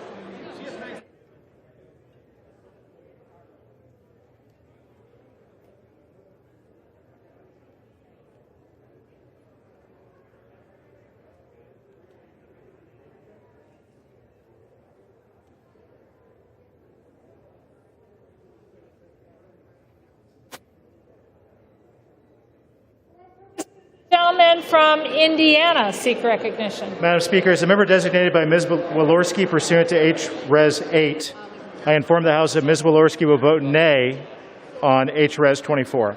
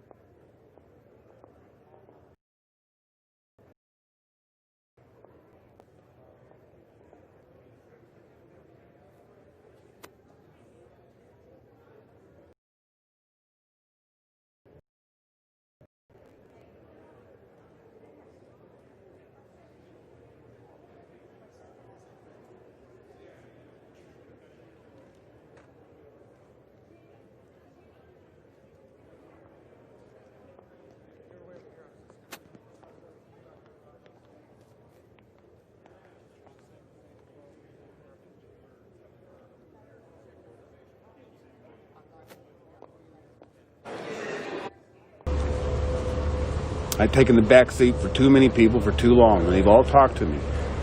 People talk to me. I talk to people. I know people on the right. I know people on the left. For what purpose does the gentleman from Virginia seek recognition? Agreeable. Why is that? Madam Because we Speaker, can communicate. as a member designated by Mr. Blumenauer, pursuant to H-Res 8, I inform the House that Mr. Blumenauer will vote yes on I H-Res fought 24. him for 65 years, but As I a member paid the designated price. by Mr. Liu, pursuant to I H-Res paid for 8, the problems they I inform caused. the House that Mr. Liu will vote yes on H-Res 24. I'm not a happy man. As a member designated by Mr. Lowenthal, I pursuant don't to go to H-Res sleep at 8, night happy, and I I don't inform the wake House up that in Mr. the morning Lowenthal will vote yes on H-Res 24. As the member designated by Mr. Peters, pursuant to H-Res 8, I inform the House that Mr. Peters will vote yes on H-Res 24. Stripped right before our eyes. How old are you, ma'am? I'm almost 30. Sweet. When the first goes, the second will go. And when they go, they'll all go. So I'm twice as old as you are. I'm 65. So I've been there. I've done that. I've worked in it. I've seen it. This right here is dangerous. Nobody knows how dangerous This isn't right. What they're doing against us isn't right. Which part is the most upsetting about what's happening right now?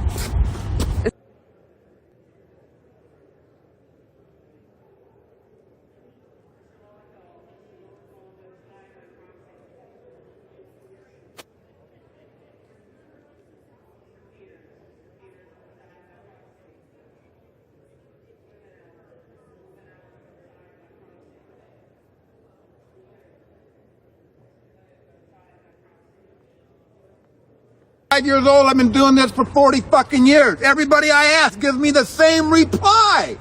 Where are they getting these fucking statistics from if nobody is talking to us? Exactly.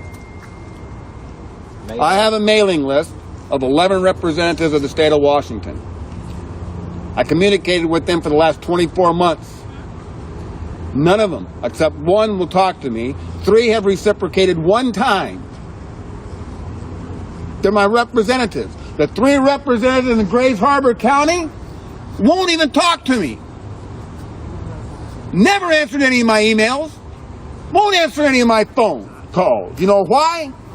Because he doesn't want to hear the truth. 433 members currently. I'm not going to say what party they are. 435. At that number, now that don't make a difference. 21 voting in favor of impeachment. I don't care if you're a Democrat or Republican. The measure, the resolution passes. You're a person. The second You're impeachment voting. of President Donald Trump. You're a person who are able to vote in the United States of America. Whether you do or not, I appreciate that because I didn't vote for 35 fucking years. Yes, so okay? far, including I didn't start voting until I was 35 years old. GOP whip but I started Liz voting Cheney. ever There since may then, and be my a vote couple don't count. more, including my vote don't we count. expect possibly Brian Fitzpatrick of Pennsylvania, and there they tick off one more, 10, and Mike Gallagher of Wisconsin. Every time so I'm standing with my back designated against the by Ms. Capitol. Wilson pursuant to they've captured H-Res 8. I inform the House in that exact Ms. Wilson numbers. will The media. What do you see on the Exact media? numbers. The It's so same fast, thing. You don't the see the human eye truth. doesn't see it, but Did you they- hear anything about a person that worked for an IT company over in Italy that fucking Leonardo. I know all about it. messed with our votes? 17 states. Leonardo messed with our votes? What did he do? That's a satellite. He's an IT tech, and he works for a high IT and security. And he swayed the votes one way through a satellite. Which way did he sway them to Biden? Biden. Why would he do that? Oh, just wait, it's coming. What happened to it? Wait, give it till the 19th Pardon me? and see what What happens. happened to it? I'm gonna write this. Sorry, I'm gonna write this down. So you said Leonardo? Yeah, Leonardo is the satellite they use to manipulate. They said it wasn't hooked up, it was only hooked up for uploading purposes. That's bullshit. If you're hooked up, it's a two-way service. It's not a one-way service. Everybody knows. I read a lot of news. Pursuant to House Resolution 8, I rise to inform the House that Ms. Jayapal will vote aye on House Resolution 24.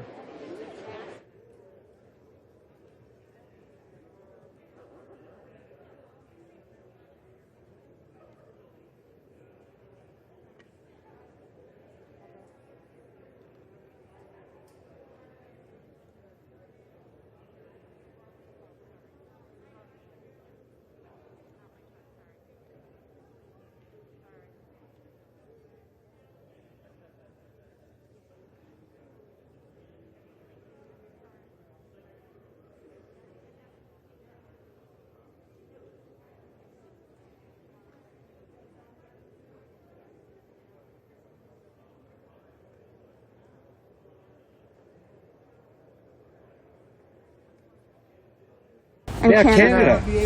They're pandering to the Chinese. They're not our friends. But both people might not be able to. Dude, yeah, look it up. Look it up. You'll find the information. It's out there. It is out there. I've been digging and digging and digging for the truth for months. Thank you. Thank you for bringing this to my attention. I seriously had no idea Leonardo existed. Look up what's happened with the Pope. The Pope? The Pope. The Pope and Leonardo, or? Yeah, they're all connected. The Vatican, the Pope. Look it up. Wow. Okay. The Pope supposedly has been arrested, and they used a hologram when he came to the window the last time. The Pope was arrested? Wait, when? Supposedly, like in the last week, maybe on the 10th or so. But they've been keeping it quiet. But give it till the 19th and see what happens. I believe that the president is going to enact the Insurrection Act. And look what he did in 2018. He signed that executive order saying anybody that messed with our elections is subject to being stripped of their wealth, of their freedom, everything. He's doing it behind the scenes. It's going to.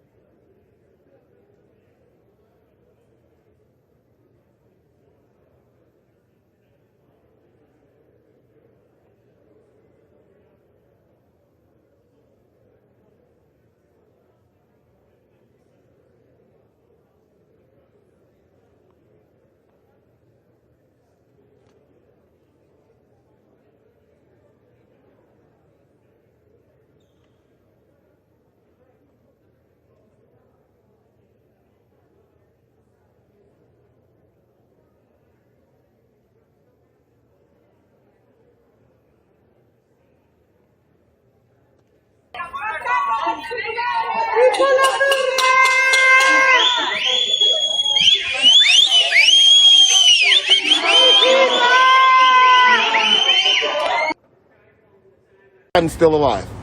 I don't know if he's still alive. I just know up till that point when they assassinated with the Benghazi, the truth will come out. It's going to come out, but it's starting to come out on the internet. If you dig, you'll find this stuff, and there's a lot of people starting to post about it.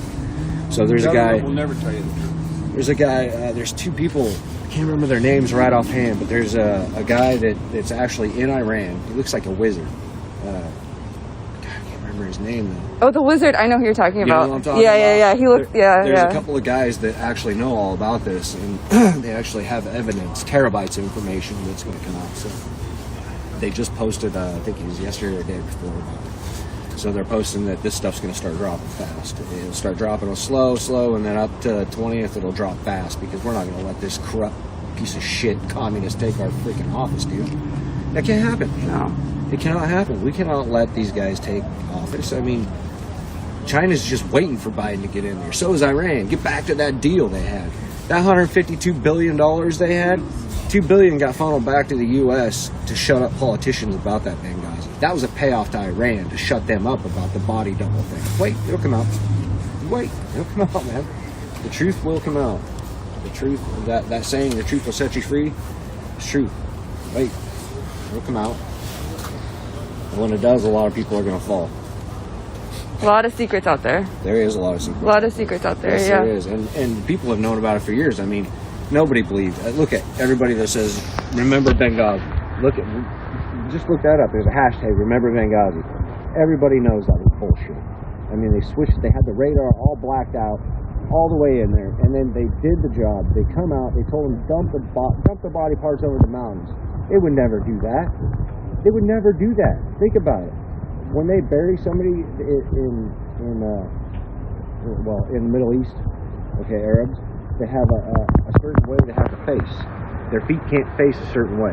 So when you dump them at sea, or dump them over them, just dump them out of a helicopter over the mountain, they ain't gonna allow that crap. No way, man. Actually, we do put them to sea overboard on a ship. Do you? Yes. I'll bury them at sea. Bury them at sea, and we do that. To the Arabs? Oh, no. Yeah, that's what I'm talking about. The Arabs would stand up against that. No. Their feet has to face a certain way in the ground. They don't throw them over a helicopter. They don't throw them overboard. You know, they don't allow that. They stand up and, I mean, you know how they are. Arabs don't. The Quran, they take it very, very serious. So, I mean, look, they blow themselves up for it. They take it that serious. So think about it. It just doesn't, none of it made sense then, and it doesn't make sense now. They've been hiding secrets for so long, and this is why the uprising. People are just so fed up in this country of the bullshit, the lies.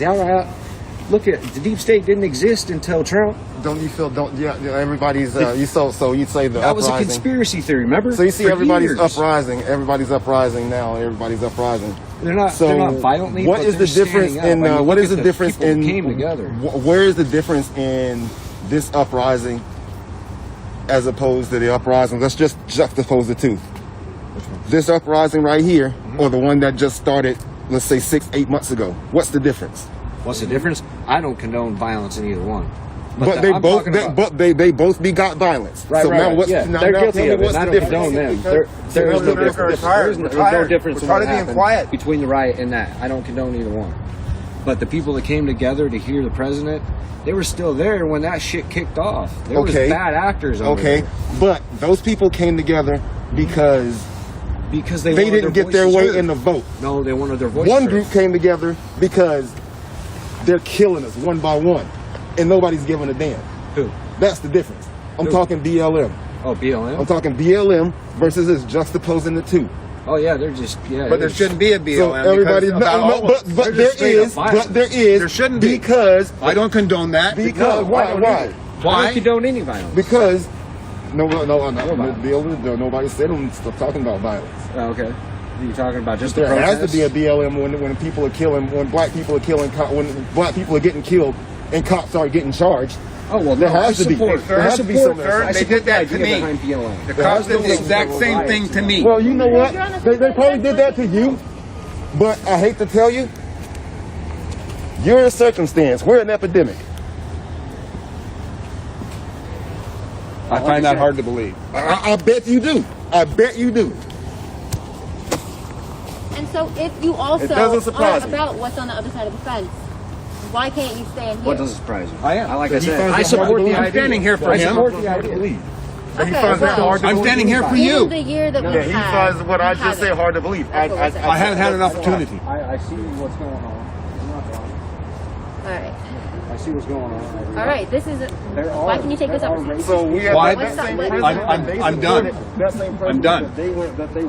Lady, you have to understand me. I've been dealing with this for 2 years, and nobody's listening to me. So now I have an opportunity to show my face and get out here and give my part back. Give my part back to the citizens of the United States who supported me in my life. Because they can't stand up and talk. They won't get out here. They're afraid. Listen to it, bro. Okay. Listen to his speech. That's what we did. We peacefully protest, made our voices heard. And I support that. Got called thugs, got tear gas. I didn't call that. Got whatever.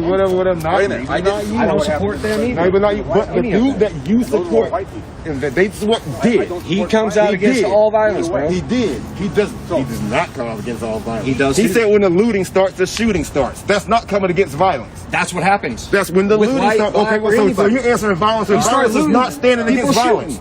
You start standing. I didn't see any shooting last week. With who? So when the looting shoot starts to shoot, that is condoning a cop violence. shot a fucking veteran. Somebody got shot. A white girl got shot in the neck. Oh my God! A 14-year veteran. Oh my God! And you know what? Said nobody shot. You know what? And it never graced the Check your facts. It never graced the TV screen. screen. Facts, man. It never graced the TV screen. There was no shooting. When the white girl got shot, did it grace the TV screen? Yeah. Ever? Did you see any footage of that? I did. No footage of that. I saw but it. black people getting shot all the time. And I saw the footage. Look it up. It's on YouTube. I'm talking about YouTube, man. I'm not talking about YouTube. They had it on. You can YouTube any damn thing. How did I see it if it wasn't filmed? And you're using my system. It was broadcast. What I'm saying. Okay. You get where I'm coming from, right? I support this. I get both sides, on every side.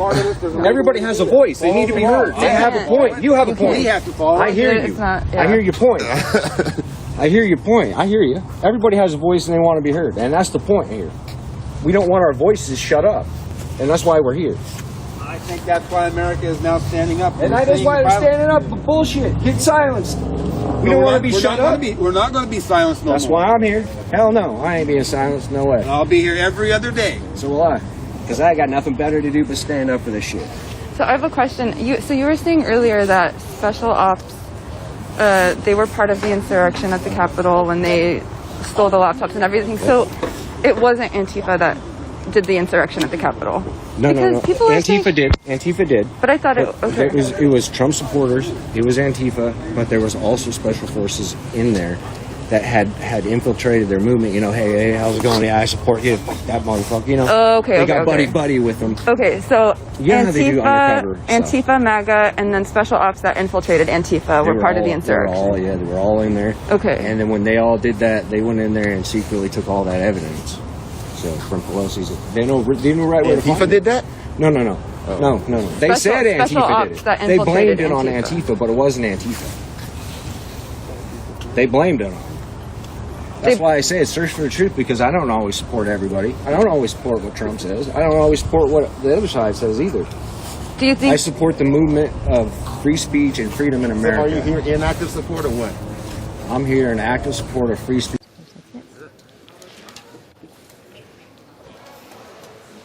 That's it. What now?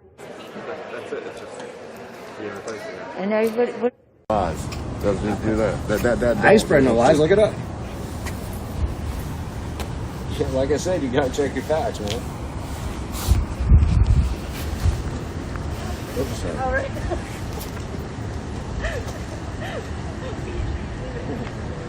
Funny that people believe the bullshit that gets spit out of people's mouths. Hook, line, and sink. Well, they're just that's their leaders, for Christ's sake. I know. You are a leader? And they're not supposed to be lying. They are. So I'm not speaking to you directly, ma'am. I'm speaking to the age group, okay? Who do you think are the leaders for the age group? Like, who do you think are like the... We don't have no leaders, period, for anybody. Okay, so you guys are believing that you have leaders that are supporting you, that are helping you. Oh, you know, okay. so that's not what it is. No, we don't. That's why we're here, man. Okay. That's why we're here, buddy. Because they're not. That's not what we believe. I believe the same thing you do, because they ain't supporting us for nothing. Yeah, I'm here because I know I don't have a leader in this country. No, I you don't don't. have somebody that's Well, here you to do. protect. We are leaders. Yes, we are. Okay? And that's why we're standing up That's here. why we're here. Because we're leaders. We protect us. And I support. But we would protect anybody that would stand up That's right. for their own. You guys should get treated exactly as anybody else in this country. Well, it's not. Nobody You guys, should they're get treated my differently citizens. by anybody, especially There's by a brother and a police, sister man. standing right in front of me. I don't see a color difference. We bleed red. That's the only color in this country. I mean, it's Other not. than red, white, and blue. But I think the issue is it's not. But we all They're- bleed red. It's not. We're all blue. It's We're all corrupted by the skin color, government. man. Okay? Skin color. They are irrelevant. causing the divide Yes, they are. in America. Do you think that they are intentionally causing Yes. the racial Yes. divide? Yes. Yes. Why? Why? Think about it. Racial tensions were at an all-time low until this shit happened. And who started it? When Both is the sides. only time? I wouldn't call it at an all time. Yeah, what makes That's a slippery slope. Well, no, I mean, it's ramped up hardcore over the last few years. You got to. Big You time. can't ever say that, and from a place like. You can't ever Not say from- that. not You from where can't you ever are. say Not that. from No, where you you can't ever say that. But As a from white where I man, was, period, you can't ever say that. I didn't see Racial people tension going as a around yeah, you don't see. calling people You that, don't see because you guys don't ever feel the tension. You guys. No, that's true. You guys, I'm not yeah. you. I'm not you. You I guys can't feel see it out. in You your don't shoes, feel bro. the tension. No, you don't can't feel say it. You never feel it. And so there's no way you're gonna see it. And I So it's there. There was there. racial tension. Ain't Well, no, I'm never just going saying it nowhere. wasn't on the Ain't news all never the time. going For Now nowhere. it's on the news all the time. It was. I will say it was a wake up call for a lot of people. A lot of people were in shock that this has been going on. Yeah. But just because people didn't see it doesn't mean it wasn't there. Because Exactly. It just there's- wasn't in the news all the time. It and wasn't there's- broadcast all over. Now and there's it a is. reason. This Race is all this over has been all happening. the time. You know, have you heard about the recent ICE basically sterilizing all the women? No, I didn't hear that. Okay, well, it blew up in the news and people were freaking out, and it's nothing new. They've been doing that since like the fucking early 80s. See, I didn't know that. You know, it's That's something I didn't know. I mean, I learn stuff all the time. I'll check into that though. the only thing. That's interesting. The only thing that's new about any of it is that We the people. it's getting I stand up for racial injustice. it's getting captured more. You know, it's getting captured on video more. I got a lot of friends there. Man, I got so many friends that are different color. I mean, I've never seen it in my own community. How can you and I get along? I mean, And they don't. outside of my own community, I don't know what happens. But in my community, I know what happens, and I didn't see it, before this. But now everybody's like, yeah, blah blah blah. You support that side, and so now everybody's tense all of a sudden. I support freedom. I don't give a shit about sides. I just want our damn freedoms back. I mean, you can't say the word fraud without getting banned. That's shit. So what are your thoughts on law enforcement? Law enforcement? And police? I think they're mostly on our side. I think they mean to do good. I think they all have a job to do like we do, in our personal lives to feed our families. So I think they do what they're told, but I think there is some racial shit that needs to be adjusted in that system. Totally. I totally agree with Beyond on that there needs to be some accountability for what happens And the thing behind is, the scenes. it's a race and it's a lot more. You know, it's a lot more. It goes so deep. Abuse of power. Yes, abuse of power. These people need to be brought to justice, held accountable, and I mean way above society standards. They need to be held to a higher level because they're public servants. They're there to serve and protect. They're not there to commit crimes against anybody. So if they do, they should be held. I mean, they should go twice as long as a normal person, I think, because they're there to show us an example, not show us racial injustice and injustice. Period. That's not their damn job, but they do it. It's there. I'm not gonna lie. But most of them, I think, my brother is. He's a National Guardsman, and he's not racist, and he's not against the people, but he has a job to do. If he had to stand here, he'd be standing here too, just like these guys. So I'm not here against these guys, not at all. I believe in God. I'm just here because I want them to see that people are going to stand up and they're not going to lay down. Those are different stories. That's what we need to show them. We're not going to just lay down and say, okay, this is Communist China, okay, I better not say this anymore, I better not say that. It's just when we decide to become I just don't. That's when I say, you know what, this garbage has gotten too bad. They take the first, they go for your second, which they are. Biden already says, I'm taking on the NRA. Right out of the gate. He's not even in office yet. Oh, that's unity. Strip everybody of their rights. And the first two fall, they all fall. If any one of those fall, they all fall. So we've got to stand up. Are you supporting the corruption of us? Are you standing against it for us?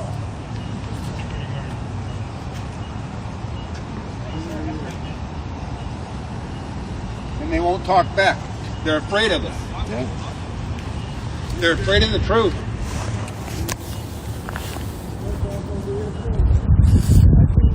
Well, you guys keep up the fight. I'm sure I got a ticket. I got to go check it. Good luck. My meter may have ran out.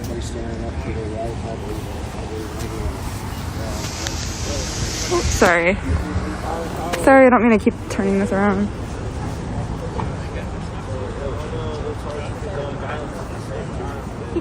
All right, I'm gonna end this.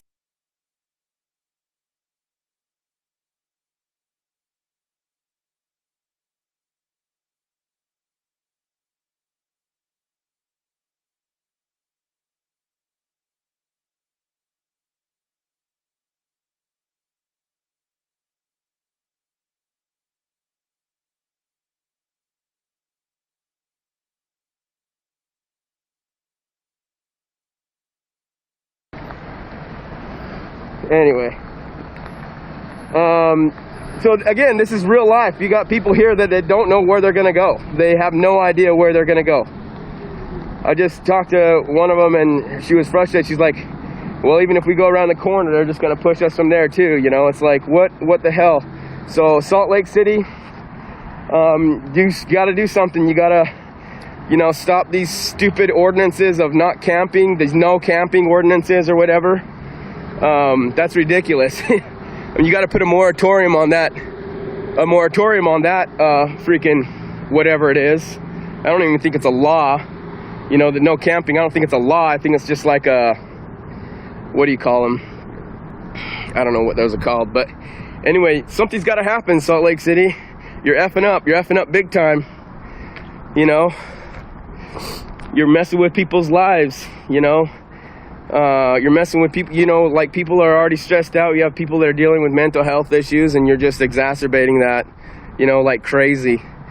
I mean, how would you like it if you were scared or you were, PTSD is real, you know, for here, like, police cars, police officers coming by, walking by, that's real. You know, when your relationship with police officers is a relationship of like, them stealing your property and stealing your belongings, not letting you build a fire because it's freaking freezing ass cold out here. You know, we have these like fire ordinances. Oh, that's what I was going for, ordinances. So we have this like no fire ordinances when people are just trying to live and survive. We have these no camping ordinances when people are just trying to live and survive. You know, the city has failed. The culture has failed. The culture has failed big time. This is a result of culture. This isn't a result of Trump's America. This is a result of America. You know, this is America. Not, I mean, as much as I hate Trump and think he's an asshole and stuff, but this is America's America. This is the way our culture treats America. You know, sorry. I mean, this is a culture of profits. It's a culture of people, of profits over people. It's a culture of businesses over people. It's a culture of exploitation of people. That's where we're living right now. This is the kind of culture that we're living in, and I don't know who in their right mind would be proud of this kind of a culture. You know, I don't know who. You know what? Actually, I do know who would be proud of this kind of a culture.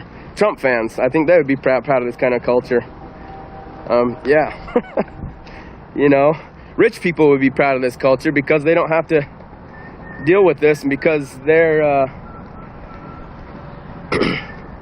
the money that they make is off of the exploitation of situations like this. You know. Again, we talk about like the militarization of the police and why that is, and one of the reasons why is because of there's money in the militarization of the police. There's money in it. There's money in every single piece of equipment that people have. There's money in like every single vehicle that they have. There's money to be made There's contracts to be made. Okay. It's all about money. At the root of all of it, it's about money. You can use like morality. You can use like you can hide things. You can cloak things in like it's for the safety. It's for the good of people. You know, and those are all things that you wrap bills and legislation into. But at the heart of it, it's all money. It's all money. All right.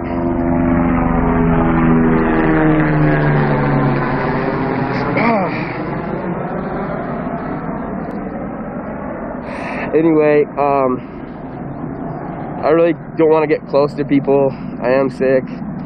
But if there are people with trucks and you can help people move some of their items, that would be really good. Just ask them where they want to go. I know it is frustrating. Well, here I am saying I know it's frustrating when I don't even know how frustrating it is. I don't know. I don't have level of frustration that other people have. My frustrations are for other people, and it's not a real it's a frustration of life and death. It's a frustration of sanity. Okay? So I don't know, y'all. Salt Lake City, this is something for Salt Lake City to reconcile here. This is really something for Salt Lake City to reconcile. Salt Lake City, you are doing I mean, you've taken a few steps. You've opened up an airport in, you know, which has relieved maybe 10% of people's shelteredness, being sheltered. But we've got a bigger issue here. We've got a way bigger issue here. A way bigger issue. You know, I mean, look at all this. So this is all money, right? You have a computer, you got this car, you got weapons. This is all money, okay? And then you got over here, you got people's lives, you know, not knowing what they're going to do, where they're going to go next. You know? People have jobs, even these jobs. Y'all know how hard it is to get a job without an ID, without a form of transportation, depending on where you're working, without an address. You know, like a physical address. You all need to understand how hard it is to get to the same level that most everyone else, like kind of starts at, you know, like a baseline. You know, I mean, these people, you know, we have people who are very disadvantaged, extremely disadvantaged, and it just keeps on happening. It keeps on. It's circular, you know. You don't have a license, you don't have ID, you don't have a house, you don't have a car, you can't make enough money to get a car, you can't make any money to get the fuel that you need to get the car, you don't have enough money to pay for the insurance for the car, you don't have enough money, you know, y'all know what I'm saying. It's like, really, we so many people are really advantaged, and what we call an advantage isn't necessarily even something that's like above and beyond. It's just like like so many people get like have their basic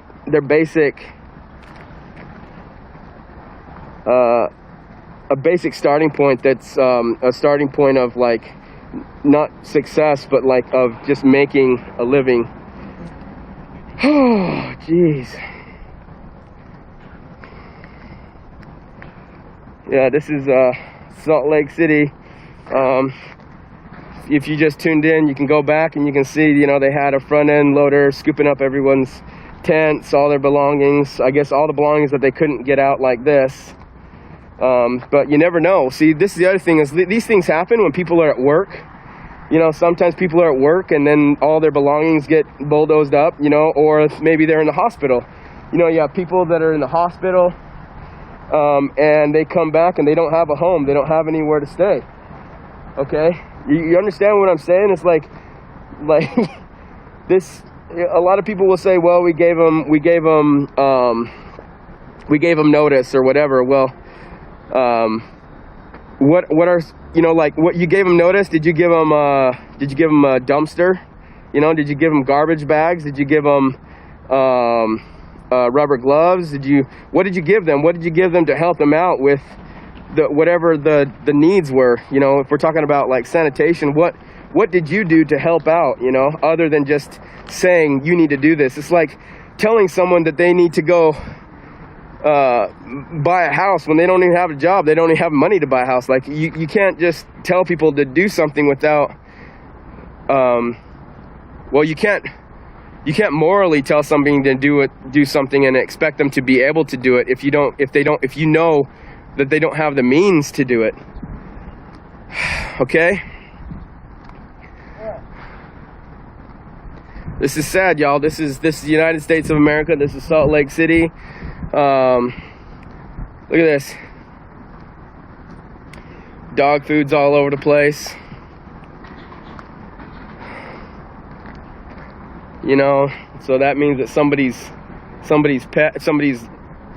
partner, pet, support, emotional support, partner, whatever is, you know, needs to find some more food somewhere. You know, this is the other thing, we don't know where the people went.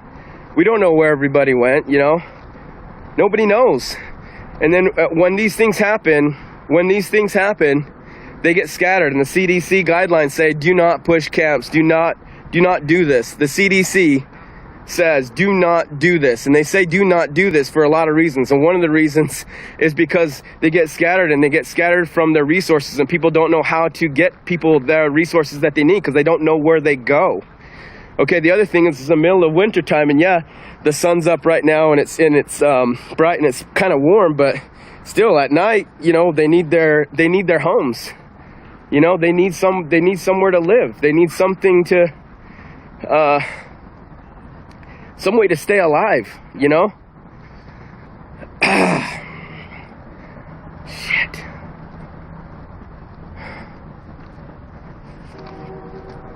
So anyway, what's going on? I guess people are on their way, but what's that? Excuse me, sir. You talking to me? My building. Yeah, we're moving. I have insurance on it. No, I understand. No, I understand.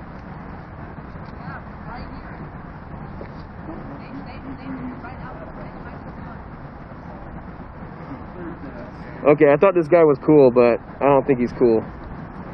This guy's the owner of this building, and obviously he's concerned about his property. He's concerned about the property that he owns that was first stolen by the government, you know.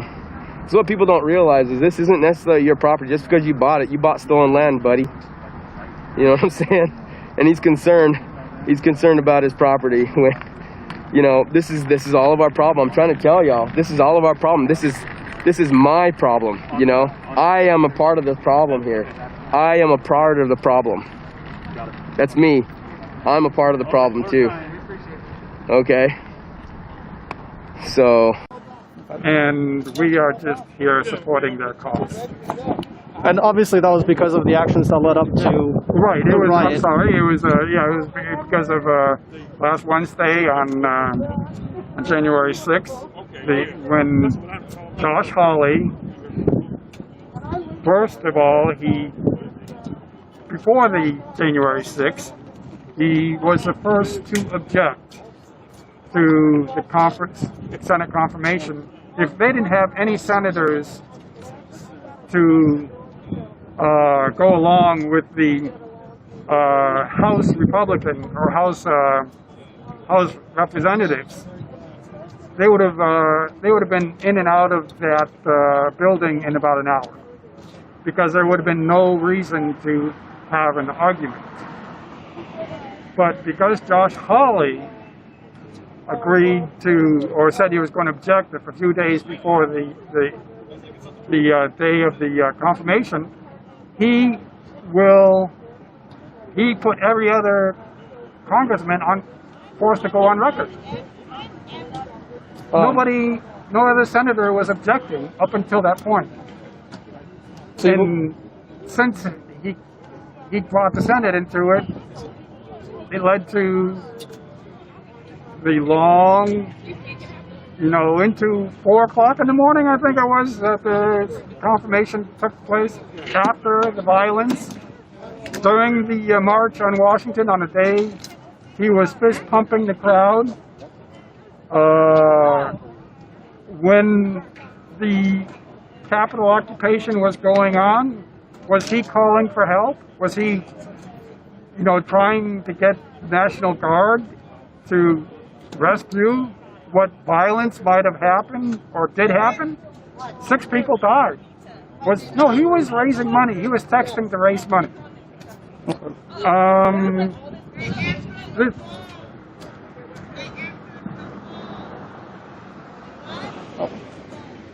This is the lead of the Real Justice Network. Okay. Thank you. And obviously, with the petition itself, what is the main demand of it? Removal or resignation, or? It demands a resignation. We're delivering it to his staff, to Josh Hawley's office, and we demand that he resign. Will it happen? I doubt it. I think he's going to probably, more likely, be censored, which I think is already happening, because I think the rest of the senators are really angry at him for causing them to be put on record on this thing.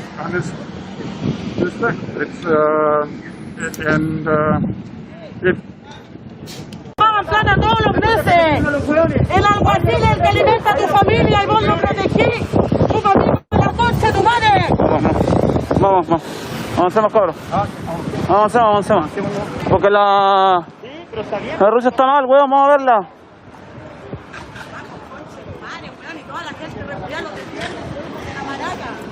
Una vieja con todos los hijos.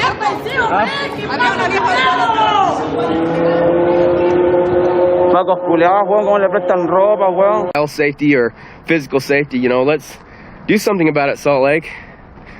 Salt Lake is failing. Failing.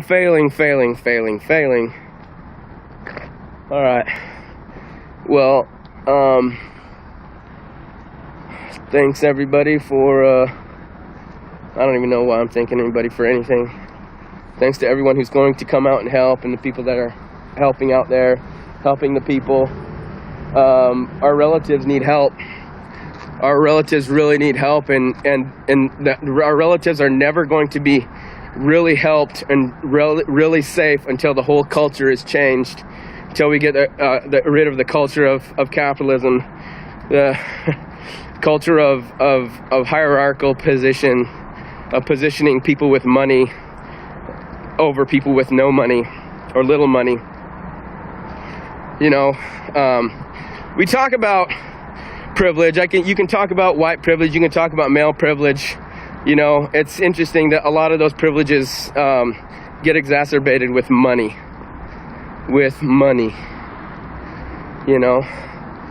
And you have money. It takes money to make money. That kind of this is the kind of system that we're living in. So if you go back and look at my feed, you'll see, people's homes were being thrown away, people's transportation was being thrown away, bicycles were being thrown away, blankets were being thrown away,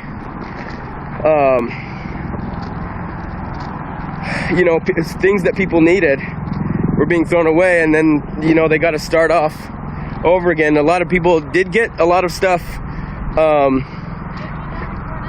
What's that? I didn't. Oh, sorry. Yeah, sorry, I didn't mean to record anybody. All right. So, anyway.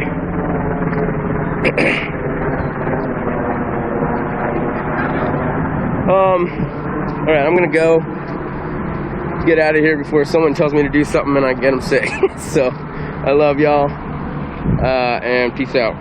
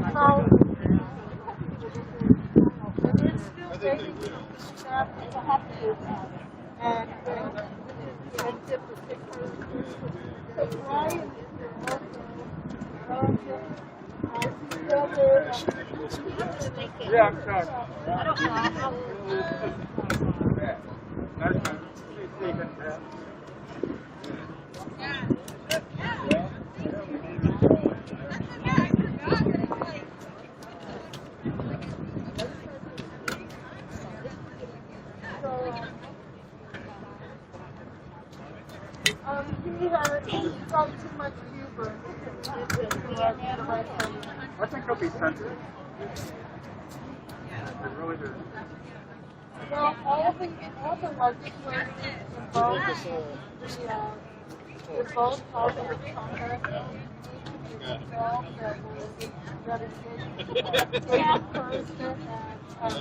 there were actually some members of Congress that helped them get in the building. And gave them a tour. And gave them a tour of the building.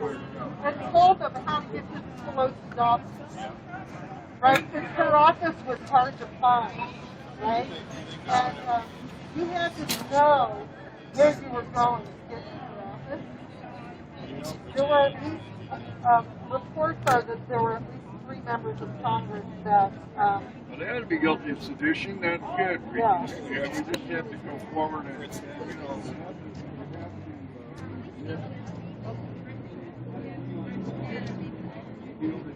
we can't heal until we healed in 1925. We healed in 1975. And every time we let racists scab over it, it's worse and worse. can't heal until they're held accountable.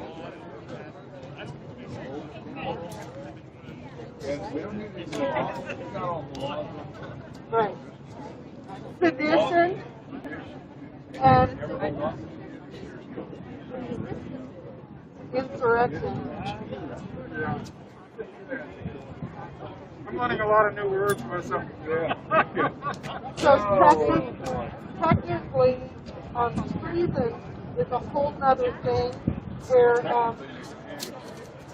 well, but you have to give aid and comfort to the enemy, foreign or domestic. That is harder to prove than sedition or insurrection. Exactly. Yeah, I literally just left my house and came back. Yeah, I came straight from work. But when I was told, like, no, I left up in the mirror and like, if it wasn't for the mask, Not too soon.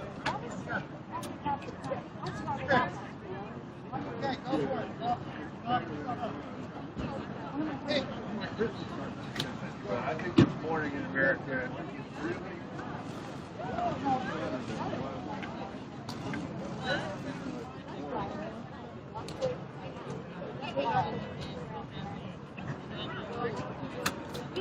Right, so it's really tricky that his office is here. Clearly, Council's office is in Westport. Where he didn't have a bunker. It wasn't in a bunker like this, you know.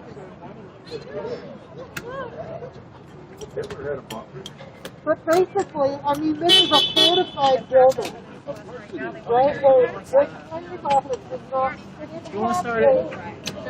Wait, gals first? Sure. All right, are we going to speak or? Just give us the first thing. Okay, my name is Kelsey, K-E-L-S-E-Y. Last name is S-A-R-A-G-N-E-S-E. Sorry, means it's a long one. No title, just in Missouri. Yeah, so Justice Horn, J-U-S-T-I-C-E, Horn, H-O-R-N, and Justice Missourian too. Andrew Burgers. And Becca Anderson.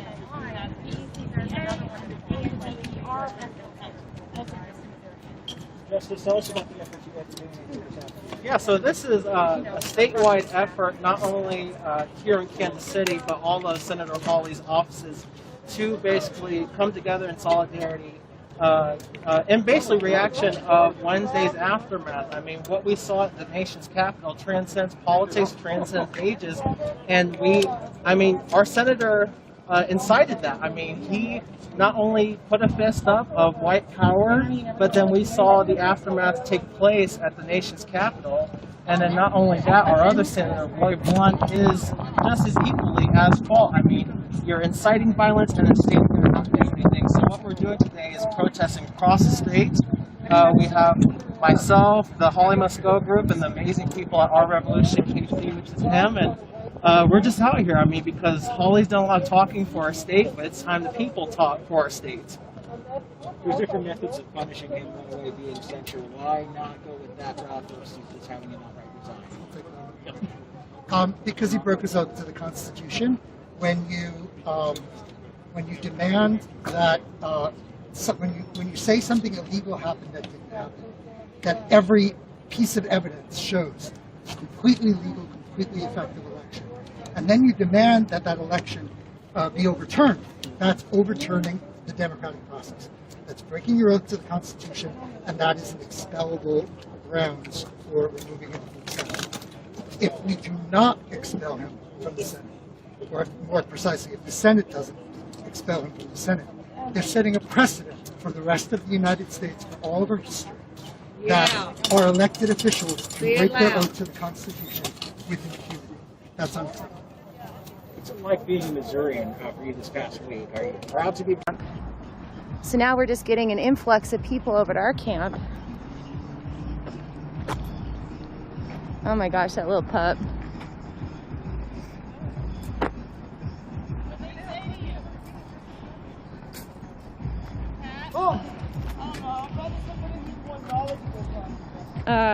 I messed up my headphones. Hold on a second.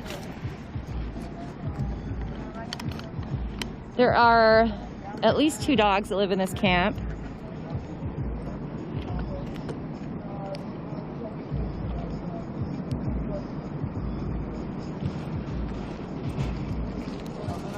To link these defendants back to those vehicles. Yes. Univision wants to know, and this is a question that I had as well, what can people do to try to either obviously avoid, like tips to avoid a carjacking, and then if you are unfortunate enough to be the victim of one, what should you do when somebody obviously walks up, sticks a gun in your face? Sure. So we never, it's every situation is very different. So I'm very cautious on advising every single person what to do in an exact situation, because each of these are a case-by-case basis. What we would say overall is we do not like to see people get harmed or possibly lose their lives over a vehicle. With that said, as I mentioned, sometimes things happen so quickly. And I know there was a case, in the last 24 hours where a young lady was hit by a crowbar who didn't do anything. So they just came up and hit her with a crowbar. So she was still a victim of violence without fighting back. So for individuals, I would say that unfortunately, with everything that's going on and the spike in carjackings, is just to be extremely vigilant.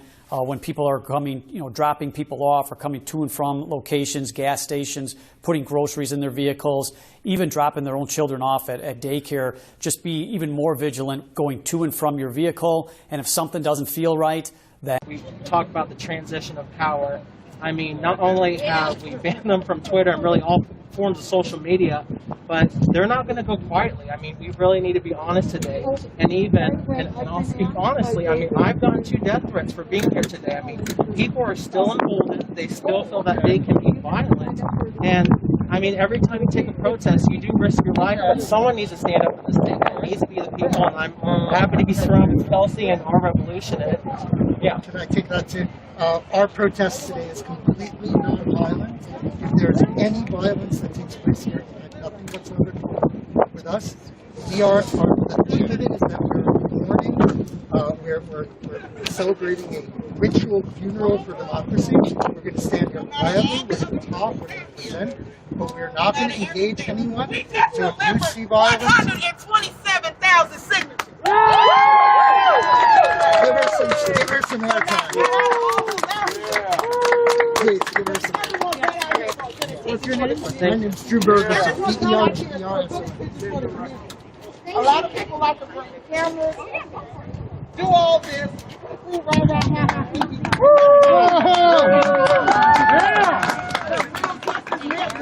Just hand delivered 127,000 signatures. Woo!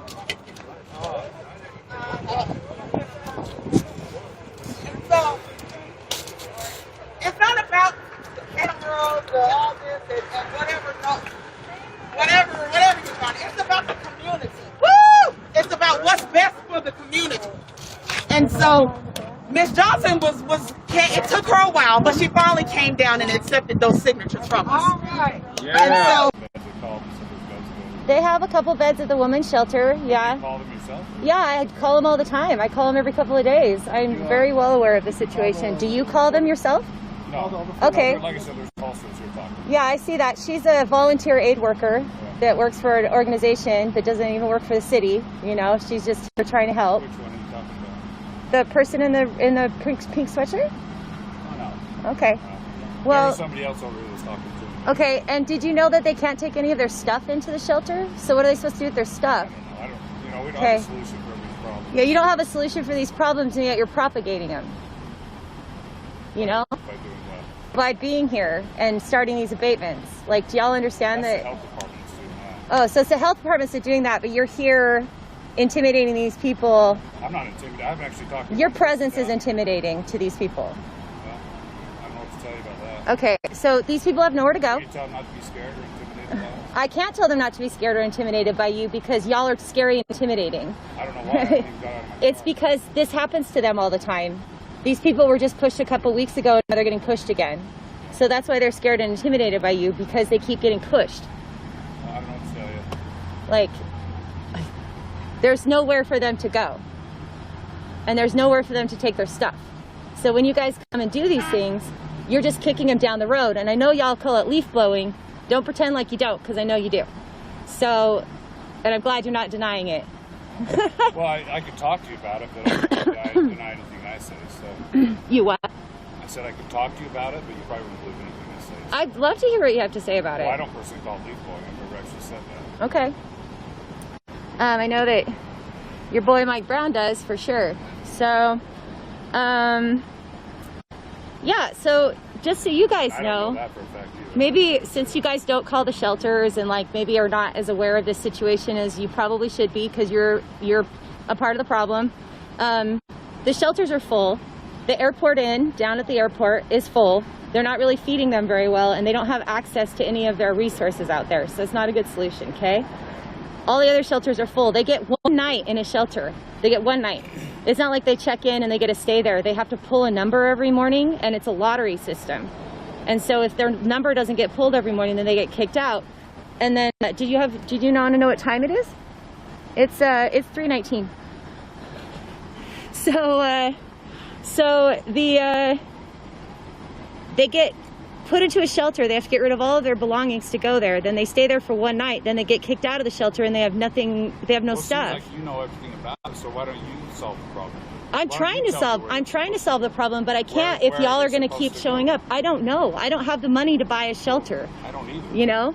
But I'm just saying, like, you guys are upholding a really shitty systemic issue that's going on right now, and I just want you to understand the full magnitude of what is happening here, because I really don't feel like you guys do. And so I'm trying to educate you because I don't think that you're getting educated by your command. You know? And I would encourage you to call the shelters and talk to them and find out what happens there. I would encourage you to talk to some of these people and find out their stories and what happens to them when you all come and abate them. I've actually talked to a lot of people Okay. that are homeless, and they don't like going to the shelter. They don't like to go to the shelter. There's the women's shelter right now has a lice outbreak and a COVID outbreak. Would you want to go there? Like I said, I've talked to people and they don't want to go to the state. So for me to... Okay, so you're just here, just doing your job. You're just doing something's got to change here. This isn't cool. You know, these people have nowhere to go, and you're upholding a freaking ordinance about camping. This isn't camping, this is survival. You know? This is survival. They have nowhere else to go. Well, I think as far as a health and safety issue, it could be a concern. So I think that's part of what the abatements are. It's a health and safety issue. Cool. All right. So we're just going to push them down the road and have a different part of the road be a health and safety issue so that you guys can come and handle that health and safety issue. Do you not understand this is just a ridiculous cycle that just keeps going? Yeah, it's stupid, right? It's stupid. Hi, Patrick. Hey, how are you? Oh, you know, just another day, another camp abatement. Oh, good. Anyways, I was just saying hi, seeing what's up. Oh, you know, we're just here trying to figure out what the hell to do. Hi, Precious. But you're more knowledgeable than I am, so I'll let you get going. No, I mean, you have just as much info as I do, Patrick. I mean... I tried. We enjoy it and move some of this stuff, so... Yeah. We took one of the dogs. All right, fellas. All right, good talking to you. Yeah, good talking to you, I guess. Just think about these people when you're in your warm beds tonight. I just came up to get the license plate and kind of because one of the guys wasn't giving me his name. I just don't feel like yelling at cops anymore. I'm just tired of it, dude. Me too. I just want to help. I'm just tired, dude. Troy, are you taking the dog? They broke my yell button with too much yelling. You are doing something about it. Yeah, they're like, why don't you do something about it? Isn't that a funny response from police officers when they say that? That's not the first time that I've had that. Oh. You know, last week the cops were like, well, why don't you take them home with you if that's a problem? Did you get a text? Are you focused? Oh shit, bye. I love you, but... Hi, Carl, Plague Rat. Hey, buddy. Hi, it's Barb. What did you call me? Plague Rat. Oh, Plague Rat? Poor Carl is sick and has to stay really far away from everybody, and that's killing him inside. Oh. Hi, Johnny. Do you want me to bring you anything? Hi, Michael. The officer doesn't have a thought beyond a paycheck. Yes, ma'am. I mean, you got to say it, so... Yeah, so the cops are always like, well, why don't you do something about it? I'm like, what the hell am I supposed to do about it? This is your freaking system that you're doing. You know, I'm doing my best. Hey there again. Oh, here we are, the same old group of people, just here trying to stop this, huh? Yeah, they keep saying, like, well, why don't you do something about it? Why don't you fix the problem? It's like, okay, yeah, here, let me just go ahead and fix this systemic issue with the unsheltered. Brothers moved in with me. What? My neighbors, because I lived up in Sugar House, called enforcement on me, and they had to come check my house because they didn't believe that my black brothers were related to me. Oh, okay. And city ordinance says that you can only have two related people, unrelated people living in your house at once. So I guess my God. If they were mixed race, there's no way we could have been related. So your neighbors called the cops on you because you have black brothers and they didn't... called the civil enforcement to come look at my house.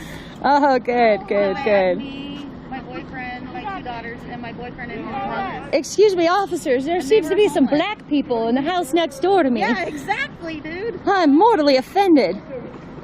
And then I find out that it was my landlord that did it because he saw my brothers in my front yard smoking a cigarette. So that was fun stuff. Cool approach, grunt education. Precious, I spent a lot of time yelling at them. but that hasn't been going that great.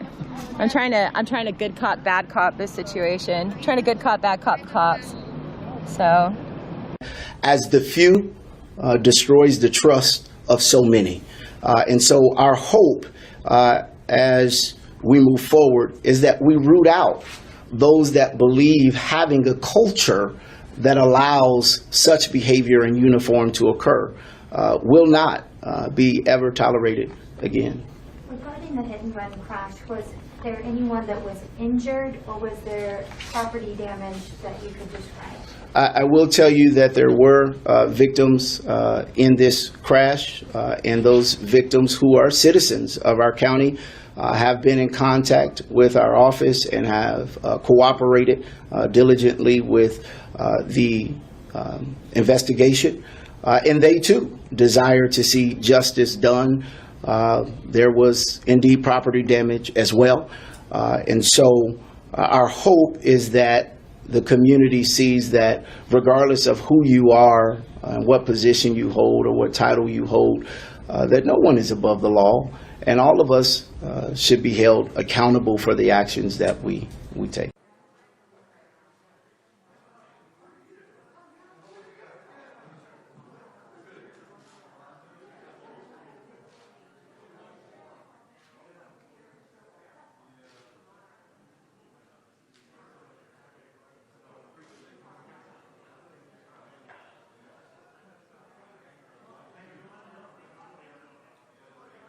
An unmarked police cruiser? Was it some type of other vehicle that the county owns that he was driving at the time this happened? What we know is that it was a unified government vehicle. I think that there was something that said or showed that it was some type of government vehicle. The issue that we ran into is there are tons of issues that are, vehicles that are given out for the government, and finding out who has what vehicle and who's driving what vehicle ultimately is where there was a lot of time that was spent in that investigation. Has it prompted any changes in terms of like how vehicles are checked out? Are you aware if there's been any discussion about that? I am not aware of any changes that have been made. I think for all of those questions, you would have to speak to the Wyandotte County Sheriff's Department and ask them for that. But to my knowledge, I have not been made aware of any. When you mentioned other charges could have possibly been filed, but due to the obstruction that didn't possibly occur, was there any signs of impairment on behalf of the person that was charged with the hit and run? What I will say is that if the investigation would not have been obstructed, then I think we may have had evidence to potentially show that. But we don't have that evidence. And because we don't have that evidence, we can't charge for those crimes. And which is why we have to charge what we can to try to get justice for the victims in our community who was minding their own business and found themselves becoming victims to someone who wears the uniform. Again, every person is innocent until proven guilty. These are allegations, but allegations of which our office believes that we have probable cause moving forward that these crimes were committed. You mentioned that Ms. Panjada no longer is employed but has changed jobs since all of this happened. I believe one of them was put on administrative leave. Do you know if all of them were either put on administrative leave or relieved of their duties at the Sheriff's Office at any point since this has all transpired? I would refer you to the Sheriff on these matters, and I don't know what they're doing and how they're handling this. I know that there are administrative processes, and then there's the criminal process.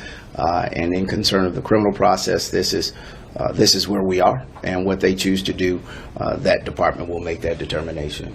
I'm looking at the last charge against Travis Toms regarding the bisexual relations.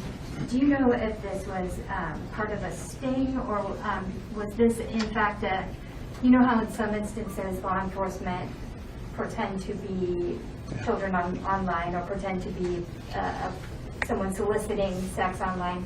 Was this was it part of a sting, or was this a situation where sex was allegedly paid for or sex acts were allegedly paid for and allegedly received? So let me be clear, and I think I have your question down. This was not a sting. This was not an official operation to find out who or what Johns are doing this. This was a law enforcement officer in uniform who, while on duty, is alleged to pay someone for sex. And there was no operation that was told to us that this fell under. In fact, this investigation was conducted by Internal Affairs of the Kansas City, Kansas Police Department. And if there was a sting, they would have been privy to it. Two more. And with a lot of talk about the former detective Polinsky alleged to have done similar things, can you talk about the seriousness of these allegations of that officer in uniform, I don't know if he was in a patrol car or not, but just how it will not be tolerated, or the seriousness of it? There is no secret that the history that our community has with law enforcement, specifically surrounding that detective, has many of our citizens with open wounds. And as the FBI has continued to investigate that detective, I think it's important for the community to know that law enforcement's job is to protect and to serve. And the vast majority of law enforcement takes that serious.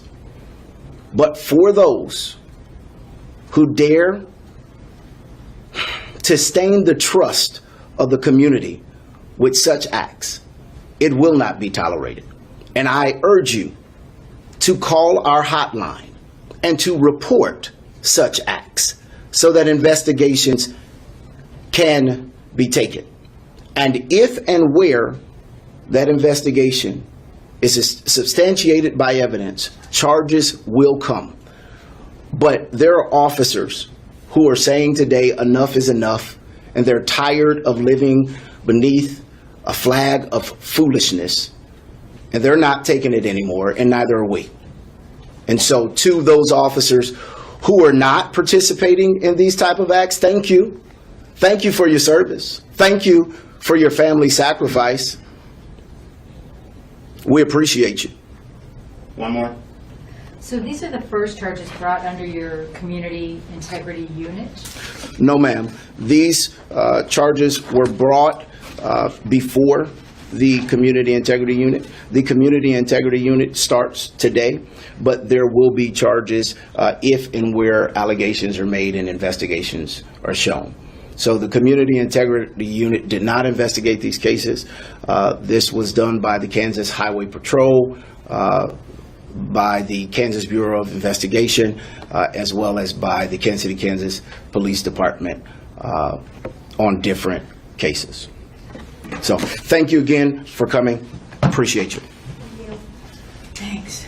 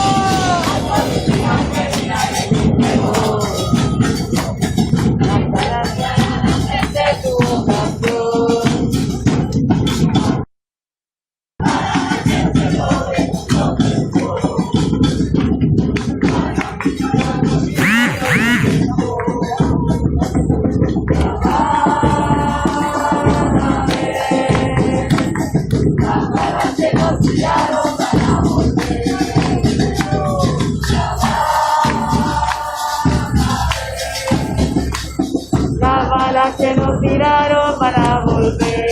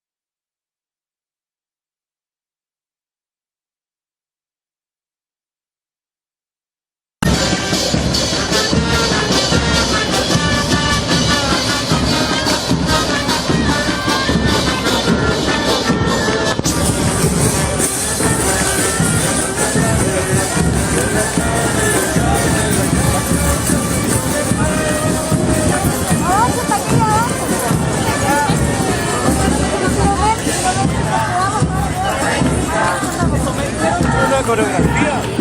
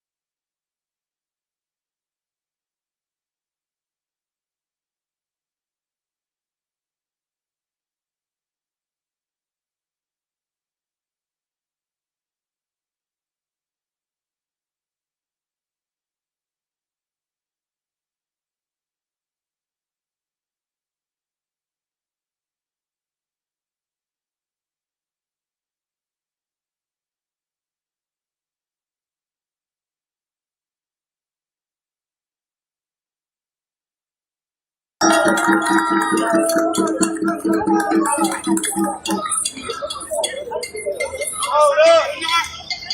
denle, denle.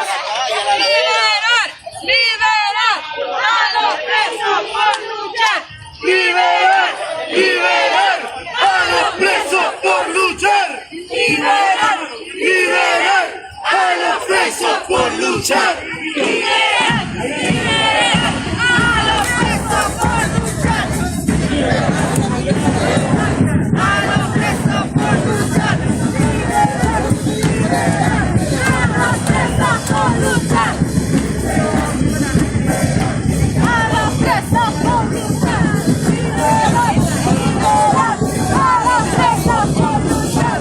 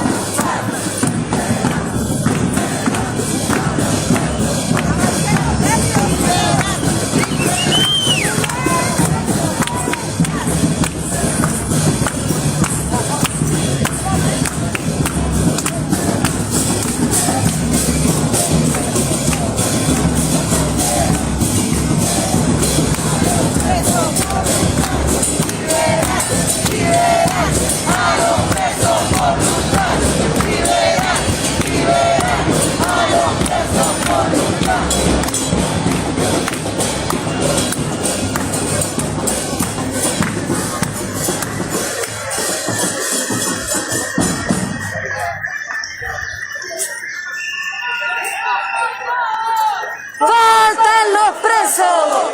¡No estamos todos! ¡Faltan los presos!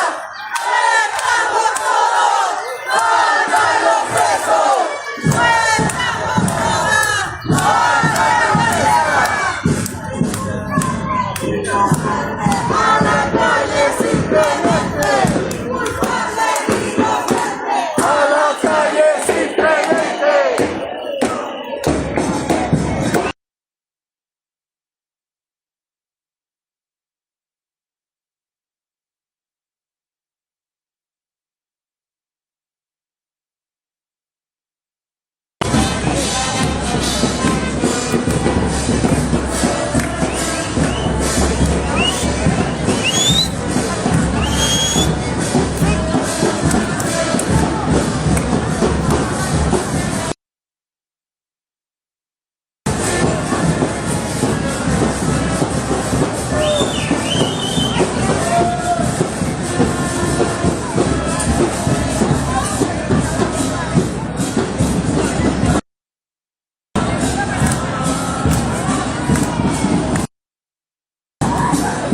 Ahora estamos acá en compañía frente a la Plaza de Armas.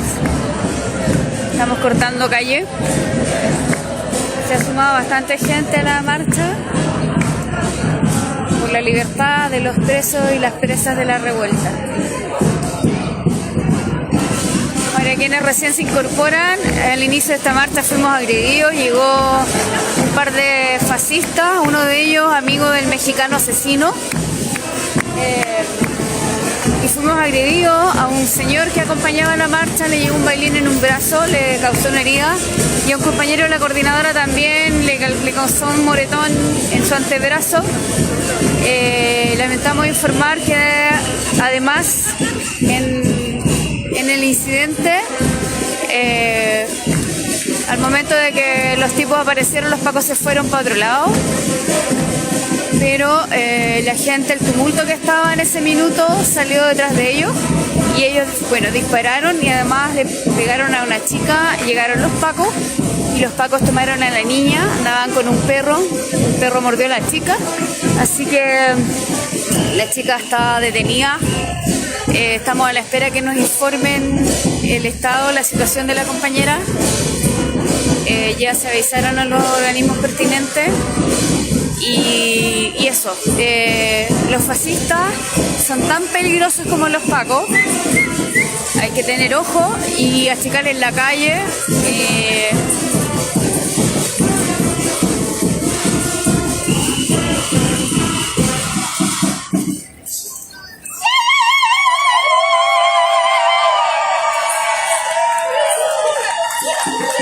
Achicarle en la calle, como achicarle en la calle a los pacos.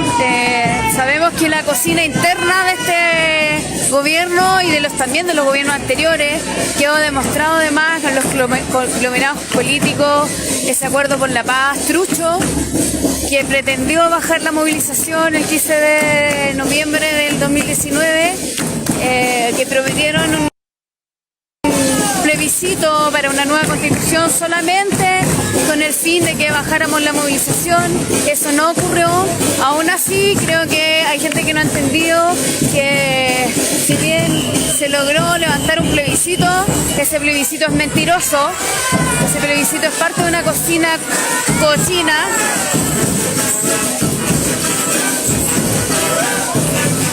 Que solo busca distraer, calmar los ánimos, pero quienes estamos siempre en la calle sabemos que no vamos a bajar los brazos. Este sistema ya no sirve. Quedó demostrado el 19 de octubre el 18 de octubre de 2019, luego queda demostrado con el COVID-19. La fuerza está en la calle, en las organizaciones, en los territorios, las asambleas. Sorry, it's mayor@slcgov.com. mayor@slcgov.com, which is a really weird address. Shouldn't it be slc.gov? But it's mayor@slcgov.com. Chats are addicted to trolling, that is true. So yeah, I guess I'm gonna end this live. I was in the middle of some things in my house when I got the call that this was happening. And was Junior there? No, I didn't recognize any of the police officers that were here this time.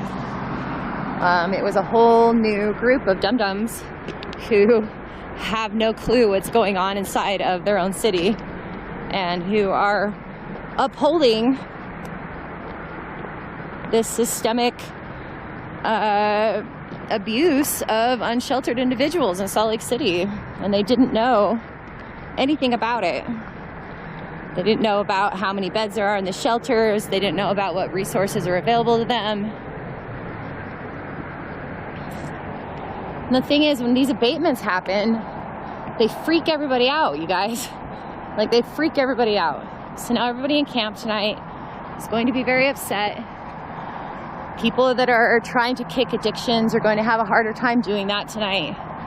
People that have PTSD from these abatements and other things are going to be stressed out. And the people who lost their home today and have to move are doing that right before the sun goes down. They do this every time. They come out in the afternoon and they kick people out of their homes right before it gets dark and cold. And I don't know, it looks like we might be getting some snow today. We'll see. It's really weirdly warm right now. Weirdly warm being like 48 degrees. But, yeah, so all these people don't have a place to go now and have to go figure out where to go, pack up all their belongings, move it down the road, and start all over again. Just to be harassed by the police once again in a week or two, and they have to move again. Whoa. That's a sharp-ass turn. Nice.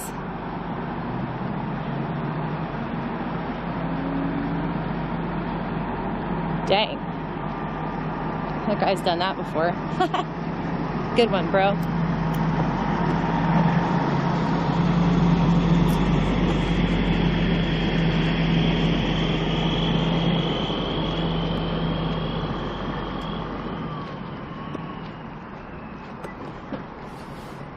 So yeah, abatements continue in Salt Lake City.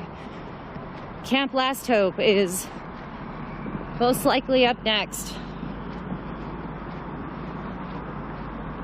The stress levels on our team and in the camp are outrageous right now, you know? Like, the levels of stress that we're all feeling at what's going to happen when the police come and take our camp down and bulldoze everything in there that we've worked to so hard.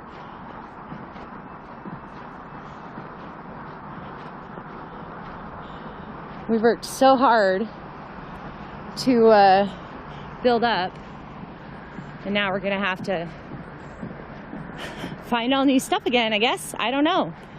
Like, what's the point of this, Salt Lake? What exactly are you doing, guys? I'm so confused.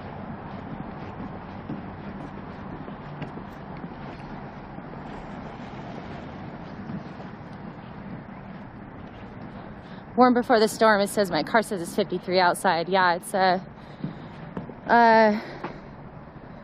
DM me tomorrow. An official publication on housing affordability will be published tomorrow by yours truly. Cool. Love it. I'll check that out. Yeah, so that's it. Salt Lake City, abating camps again. Here in this industrial area that nobody cares about. Did you even know this part of Salt Lake City existed?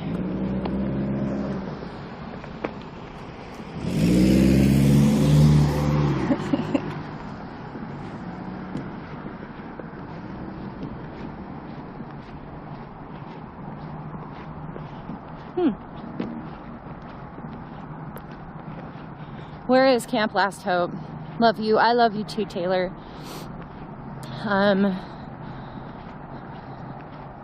Camp Last Hope is at 500 West and Lafayette Street, which is like 956 South. right underneath the freeway overpass. We're quite a sight to behold. So you won't miss it. 500 West Lafayette Street.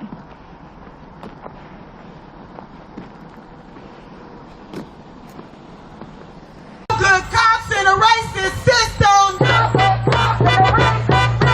No good cops in a racist system.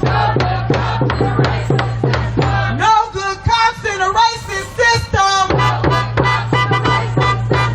No good cops in a racist system. No good cops in a racist system. So I had heard that people can get their ID with their booking log. Like from jail? From jail, yeah. I don't understand it because if you think about it, they have, like let's say you go to the DMV, and I'm guessing they should be able to look up their names like I can. Right. And it shows like on my computer a picture of somebody, right? Yeah. A driver's license photo. Yep. So the DMV, they should be like, oh yeah, that's you. But I don't know why that's not like that. Yeah, it's I'm guessing it's some sort of thing with the state legislation, but I don't know. Yeah, it's a safety thing for sure, but I think what we have to do is make a program outside of this current system, you know? We got to figure out a way to bring unsheltered people to the DMV, bring the police to the DMV, scan people's fingerprints, and get them ID without them getting in trouble for warrants. Is that ever going to happen? I don't know, because I'm guessing you'd have to do that without the police there. Otherwise, then it would be a warrant issue, right? But y'all hold the key here. That's the problem, you know? As far as like the warrant thing? As far as identifying people. Yeah, that's true, but... Legally identifying people. Right, but they could be kind of like, let's say they had like their birth certificate and whatnot, like that thing I sent you. Let's say someone did. Yeah. And they went there, they could still get their ID without being... Right, but let's say that these people don't have their birth certificates because y'all keep coming through and throwing them away. Let's just say that. But that's not, you know? That's the health department, right? Right, Like well... we talked about that last time. Okay, and I know. You feel like Constitution of the United States. So help us God. And now, I sadly, and with a heart broken over what this means to our country, of a president who would incite insurrection, will sign the engrossment of the article of impeachment.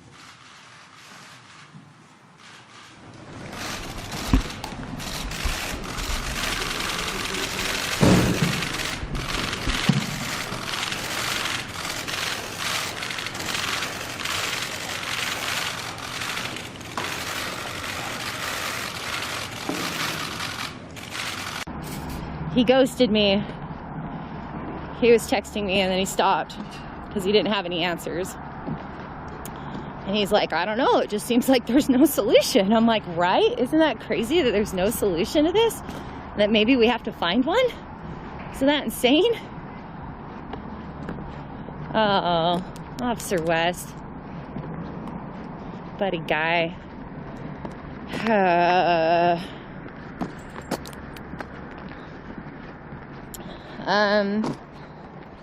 I dare that you hold him accountable. The Chetme Dene people of the Sixes River and the Chinook people of the Columbia River, and I am a Siletz tribal member.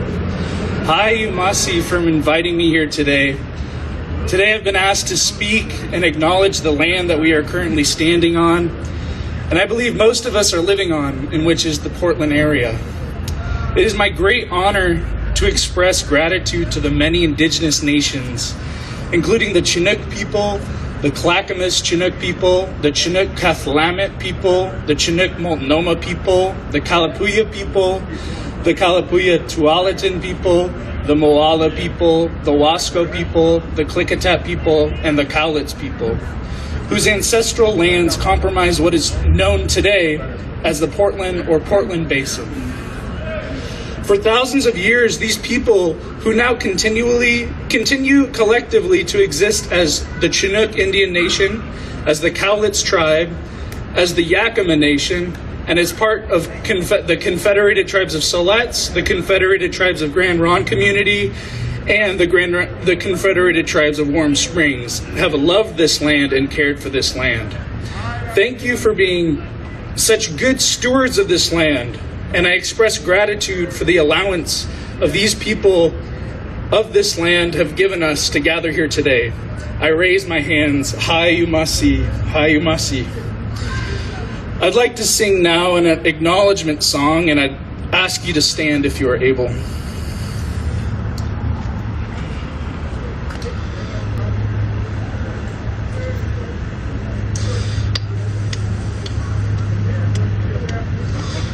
Kathlamit, Kathlamit, koi ashki chauskukam. Kathlamit, Kathlamit, koi ashki pashwash, pashwash, pashwash.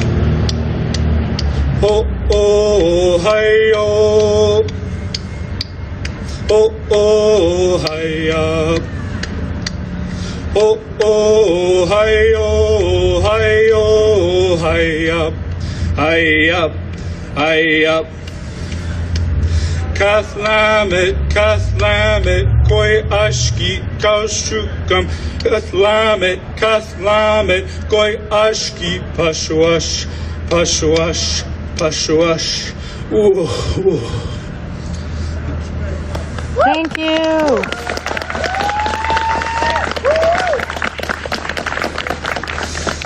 This land is Chinook land, and the Chinook people are currently in a several-decade-long battle with the U.S. government for federal recognition.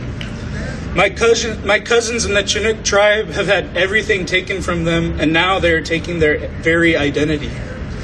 This is why acknowledgement is so important, so that we can better understand the struggles that face the people who come before you and whose wealth most of you profit from.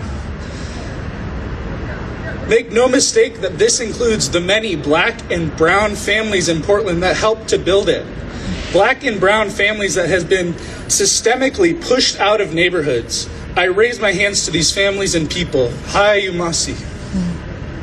Hayumasi. Thank you for allowing me to acknowledge these powerful people, and I encourage you all to continue doing the work to acknowledge all of their sacrifice. Thank you once again. Thank you.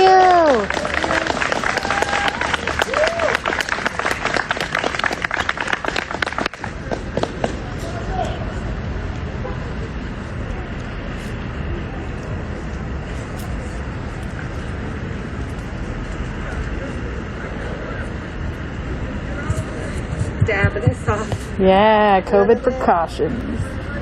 For the Rona thing? Yeah. One time for the Rona thing. Or no, sorry. I don't know why I did that. So thanks, y'all. As y'all notice, we are starting a bit late, but that's okay. We've buffered time in our agenda to plan for things like that. I do want to bring to the stage an amazing youth community leader, someone that all of us are inspired by, and without further ado, I bring to the stage baby Ariana. Hey! All right, let's see what she got. Hey everybody! Hey! My name is Ariana, or Baby Ariana. That's like my Instagram. You can follow me on Instagram at BABYYARIEANNA. How are you guys doing today? I can't tell. Because y'all sound like dead. It's like we need some... How do y'all feel? That sounds better. So I wrote a whole speech that was about 7 minutes long about gentrification and how it has affected me. I can't read speeches because I'm so angry that I can't sit here and write about my anger. I have to just express it however it comes out. Gentrification. This is a word that I learned 2 years ago that I should have learned when I was in like 3rd grade. I did not learn about gentrification until my freshman year of high school. That's sad. We need to learn more about this stuff that's affecting us every single day, every single year. It shouldn't just be that you start learning about this stuff when you first enter high school. This is something that's taught in middle school. Oh my gosh, I cannot talk. Do you guys know what this is? I'm guessing not a lot of people know, this dome this whole area, this whole neighborhood used to be a black neighborhood. Yep. This whole area used to be a black neighborhood. How long do you think it would take us to knock on every single one of these doors and find a black person living in these houses? Right. It'd probably take a minute. Right. To be honest, it'd probably take a minute. Whereas before gentrification, you didn't even have to go look for a black person. You saw them everywhere over here. That's a problem. These white people are pushing us out of our homes where we live and pushing us into areas that are dangerous. Besides gentrification, look at what's going on in these neighborhoods. Look at the gang violence. You put all these gang members in one spot, what do you think is going to happen? You push all these gangs closer together, and gang war is all about territory. What do you think is going to happen? Not only does it affect how we live, how much money we spend on our living, having to prioritize paying the rent or feeding our kids, it doesn't make sense. It does not make sense. And for white people to have so much privilege to be able to pay their rent on time, go on vacation, have a house full of food, and be able to have whatever they want all in the same month because they have the money like that.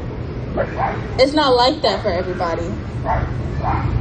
There's not even enough low income housing for people of color.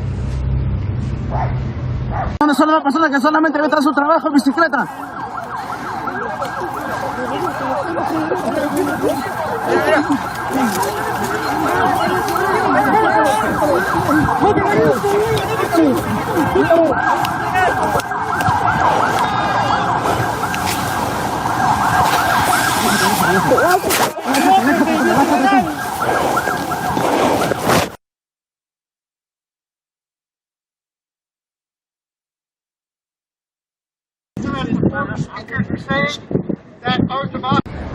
That was a waste of money, and that could be my house in a couple years. That could have been passed down to me.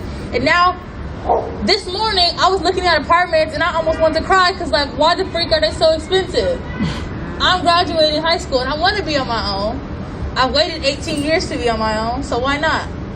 But it's so hard to go to school, feed yourself, entertain yourself, and have a safe place to live. Having a safe place to live is hard to find because I'm black. Not only am I black, but I'm a black woman. So that just adds to the list of problems that I have to, you get the point. I'm kind of getting really upset, so y'all doing? I'm crazy, or did the mic drop a little bit? You got it. You got it. Okay. Y'all good? Can y'all hear me? Yeah. Just hold it. I'm sorry, I'm getting really upset because it's just fuck gentrification. Fuck gentrification. Fuck gentrification. So y'all say that, but when it really comes down to it, y'all better be sending every single housing opportunity to any black person you know. I don't care if they have the biggest house in the world. You need to send that to them. Y'all need to start providing resources for low-income people. You need to start providing resources for the youth so that when they graduate, they can be on their feet too. Woo! Y'all need to start sharing in programs and stuff like Section 8, all that low-income programs, all that. Put those resources into the BIPOC community so people know. Because if you don't know, then you're not going to get help, right? Mm-hmm. And it's our job to help each other. So practice what you preach and use your privilege to help everybody else. Thank you. Thank you! Woo!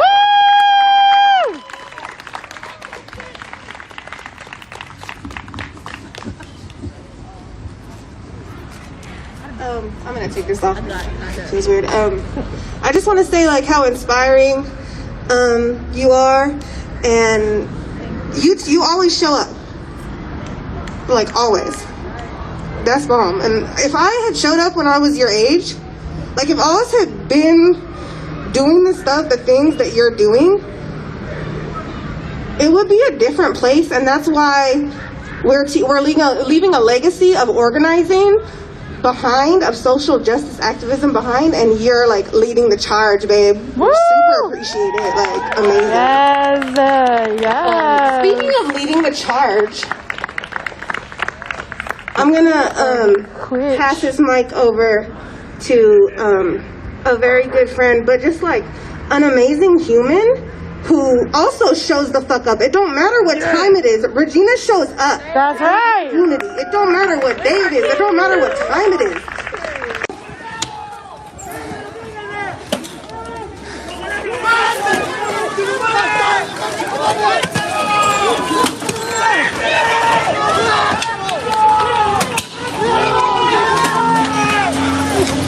Cuidado.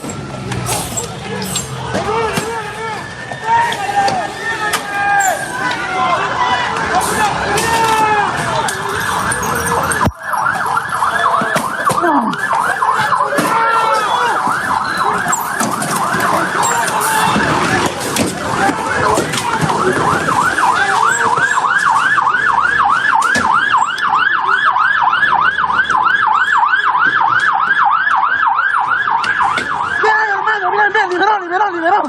¡Bien, concha tu madre!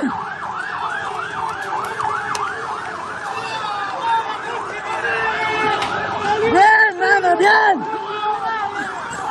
¡Ahí quedaron, perros culiados! ¡Bien, concha tu madre, bien! Esa es la idea.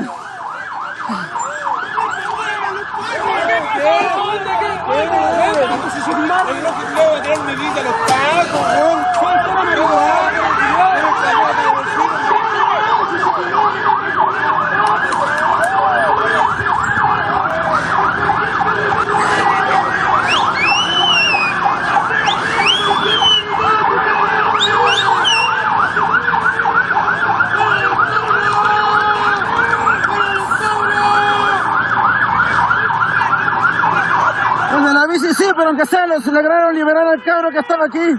Liberó al cabro. Los cabros dieron el aguante, estos perros encima nos quisieron atropellar.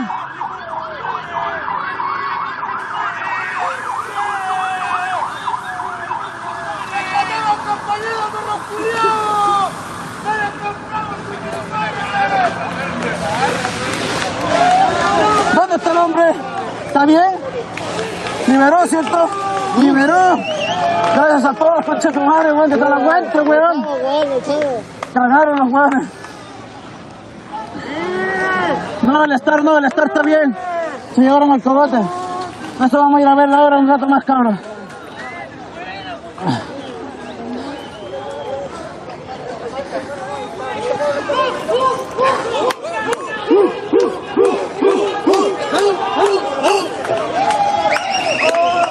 Concha tu madre, weón, grande, hermano, grande, concha tu madre, grande.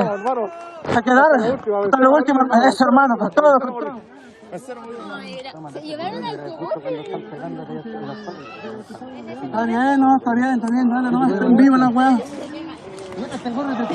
Oye, gracias. Weón, asustaste más que la puta, weón, en serio. El weón le quería pegar, pero me apretaba el brazo. ¿Qué te hizo, weón? En poco me decía, suéltalo, porque yo tenía el guatón agarrado al cuello así, no sé si tú me cachaste. Sí, yo tenía el guatón y lo apretaba. A la gran comparsa de la dignidad y a todos los que nos estuvieron mirando, sabemos que a muchos de ustedes les gustaría estar acá. Para la próxima convocatoria quedan cordialmente invitados todos. Hace falta, mucha falta en la calle, es donde hay que dar la pelea. Aguante, compañeros y compañeras.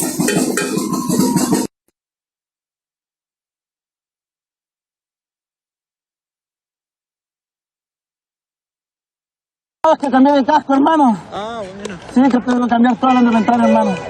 Concha tu madre, que tal aguante, hermano. Lo lograron zafar, hermano. Concha tu madre, weón. No, aguante. Tapa la cagada ya, weón, con el agua, tapa la cagada. Cuídate, hermano. Igual, weón. ¡Muerto!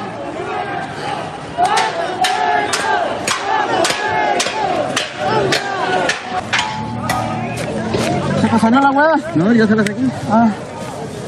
Huevón, estaba entre medio, me dio un camote acá en la nuca, huevón. No tengo nada, fíjate acá. Acá atrás. Muy bien. Ahí. Ahí. ¿Sos usted Alma Negra? Sí, hermano. Bueno, compadre, yo veo todos los videos, macho. Yo veo los videos. Gracias, Buenos videos, güey. Gracias, Buenos hermano. videos. Gracias, güey. Falta gente como tú, güey. Gracias, hermano. Gracias, güey. Sí, Todo mamá. tranquilo nomás. ¿Fue el golpe nomás? Sí, un camotazo me llegó, güey, que estaba cruzado ahí, güey, pero ya no importa. Ese fue cruzado, güey. ¿Puedo, amigo? ¿Está bueno el video?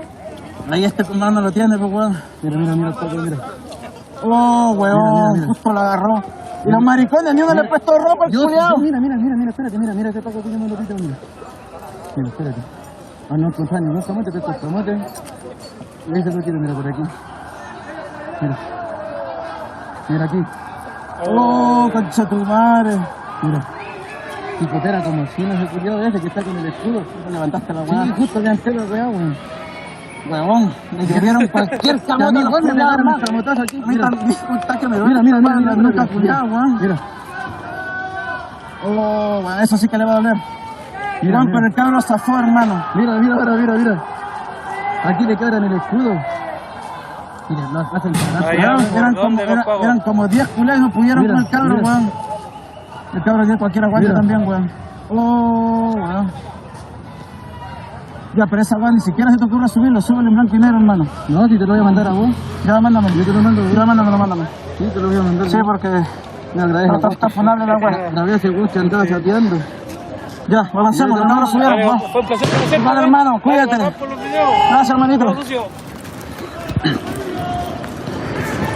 Te lo mando después. Hermano, mándamelo.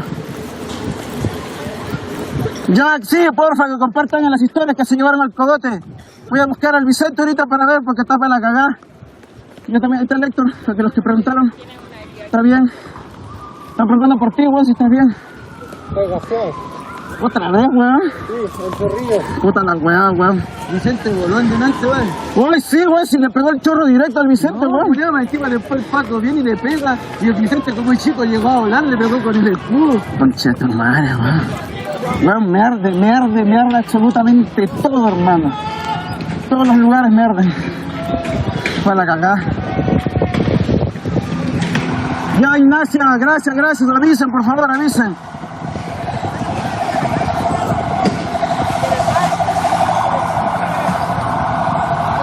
Sí, pero me dio un camote en la nuca, aguante para la cagada. No hay que revisarme la weón.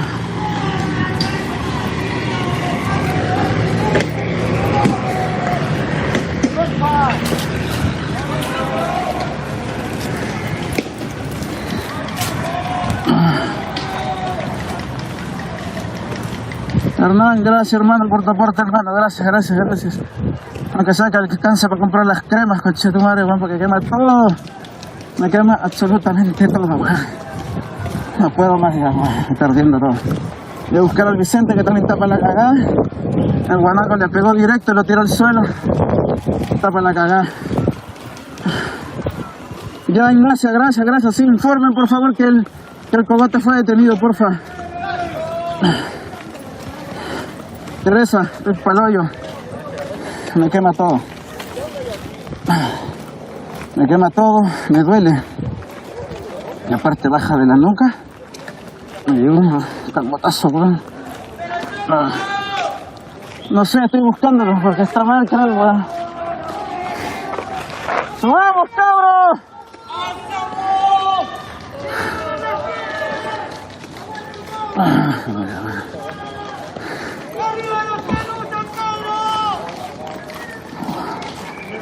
Ahora el medio aguante, weón. No, pero cuando pescaron al cabro y empezaron a pegarle a los pacos y se le arrancó. Sí, weón. Ahí se lo van a putear a los weones ahí. Porque los weones le estaban diciendo, suéltalo, déjalo, como diciéndolo, déjalo al cabro. El weón seguía. Y otros dos weones vinieron a ayudarle. Aquí el camote lo acabó.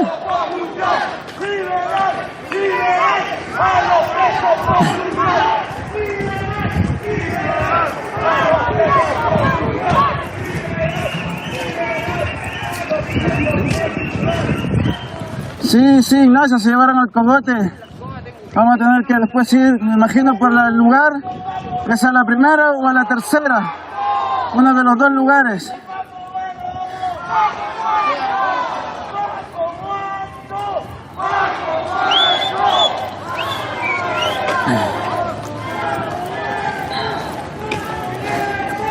Bueno, yo quiero guardar el directo.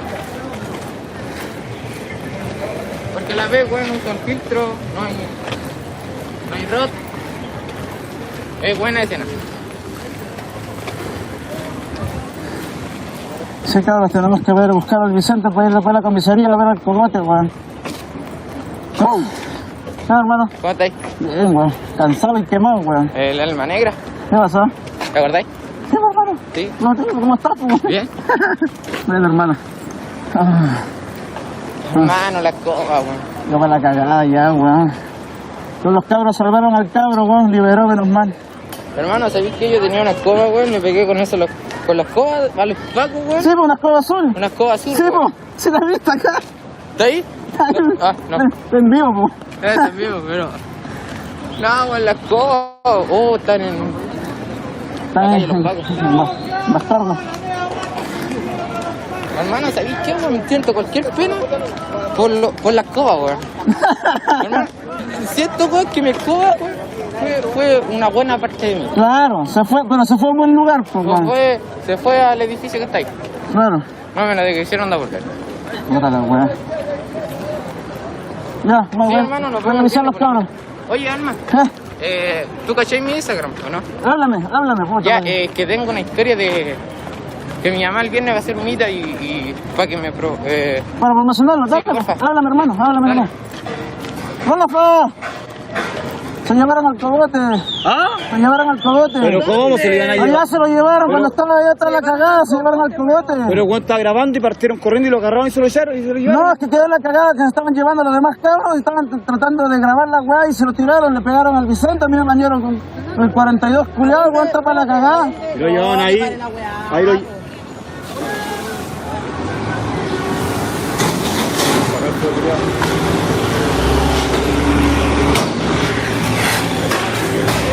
Oye, lo tiraron allá, lo llevan a la primera entonces. No sé exactamente si se lo llevaron a la primera.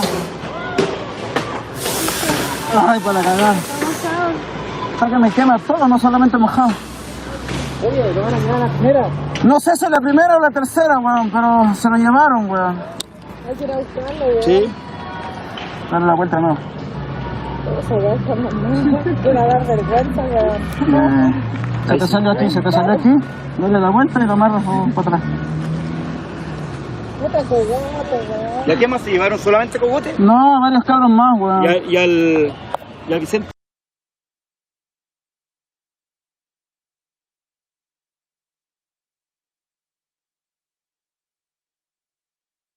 That you know about, that there's hundreds of murders here in the state of Minnesota that have been covered up, and there's people that's walking free, and yet there was only one family that the state of Minnesota seemed to believe deserved justice out of all of the hundreds of murders in Minnesota alone.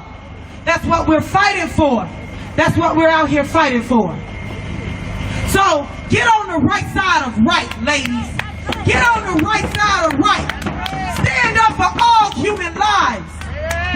We understand you love your police that's protected your white privilege. We understand that you love the police that have upheld white supremacy. We understand that you ladies have benefited off of the killings and the brutality of black and indigenous people, of this stolen land that you live in, that your husbands and your fathers and your ancestors stole from other indigenous people, and then stole black people and had them come work in this country for free, and you benefit off of it to this day. We understand that you love it. We get it. We get it. But understand where we come from too. Understand that we're tired. We're tired of them killing our people in cold blood and walking free. We're tired of the murders being covered up. We're tired of the white privilege that we seen in the Capitol last week. We're tired of the white supremacy. But in the last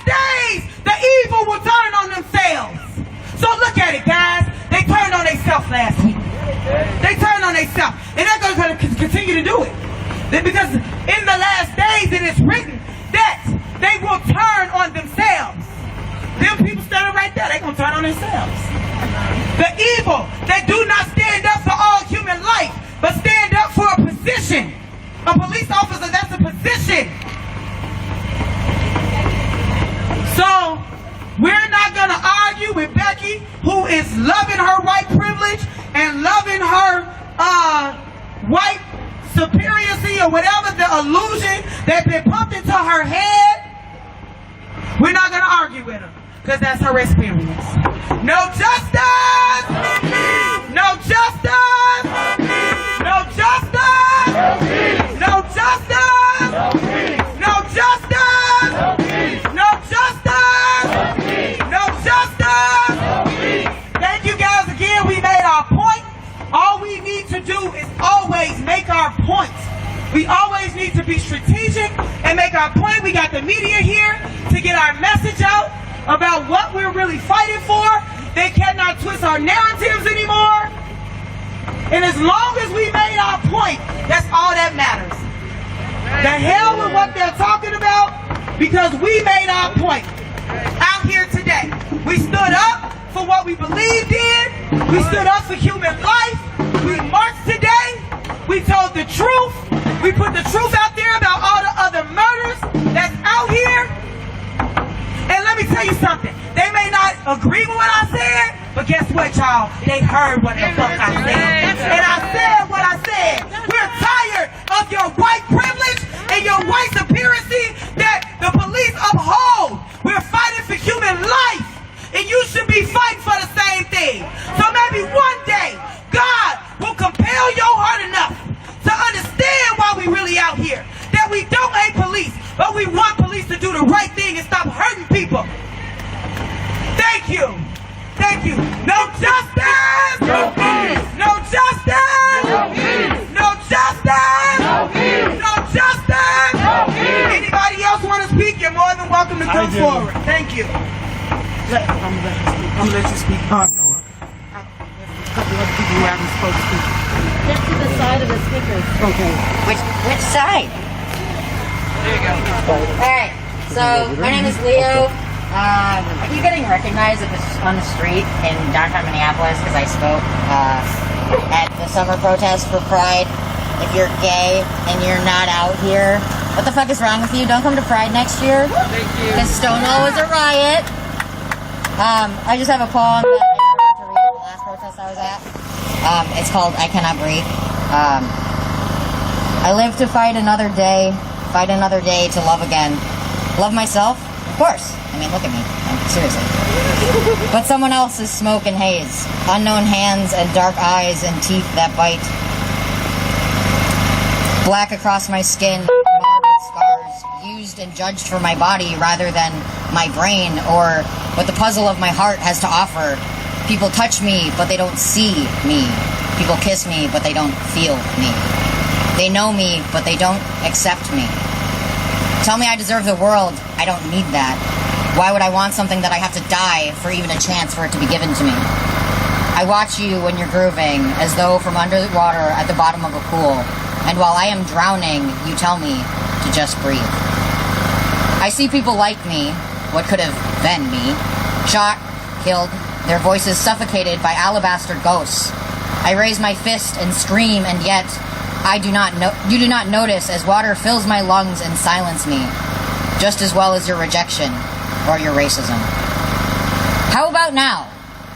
Can you hear the people singing the songs of angry black men, of missing Indigenous women, of the oppressed, of the unheard, of people who will be quiet and peaceful no longer and have it fall on deaf ears, of the generation with no fear of death finally having something they're willing to die for.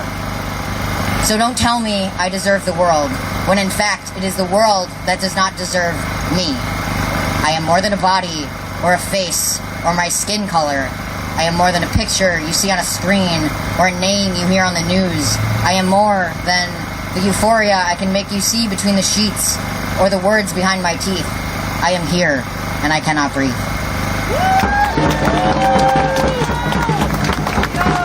Thank you. Who's next? Hey, I wanted to tell you about someone. He's a man.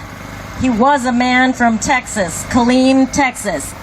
On January 10th, this disabled man was having a mental health issue. His family called the police and said, please send a mental health specialist. But there were not any on duty, and they sent a cop instead. He rang the doorbell. The man was in crisis.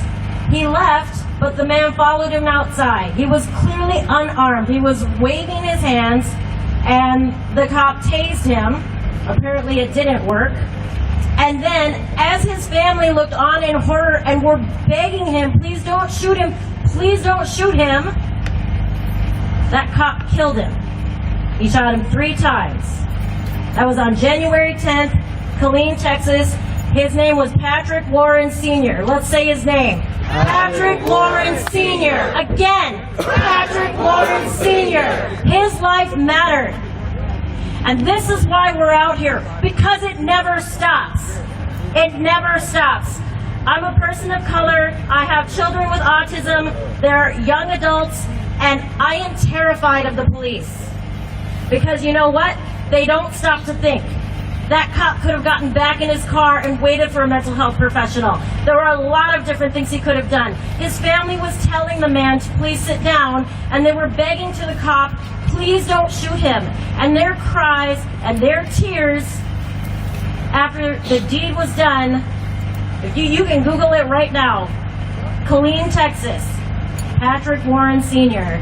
If you watch that video, you won't see, the shot happens off screen, but you will hear the cries of his family, and that is why we're out here. Because it doesn't matter how much we beg, it doesn't matter how, which directions of the cops that we follow, innocent lives, unarmed lives are being taken. And like Tashira said, they can do it.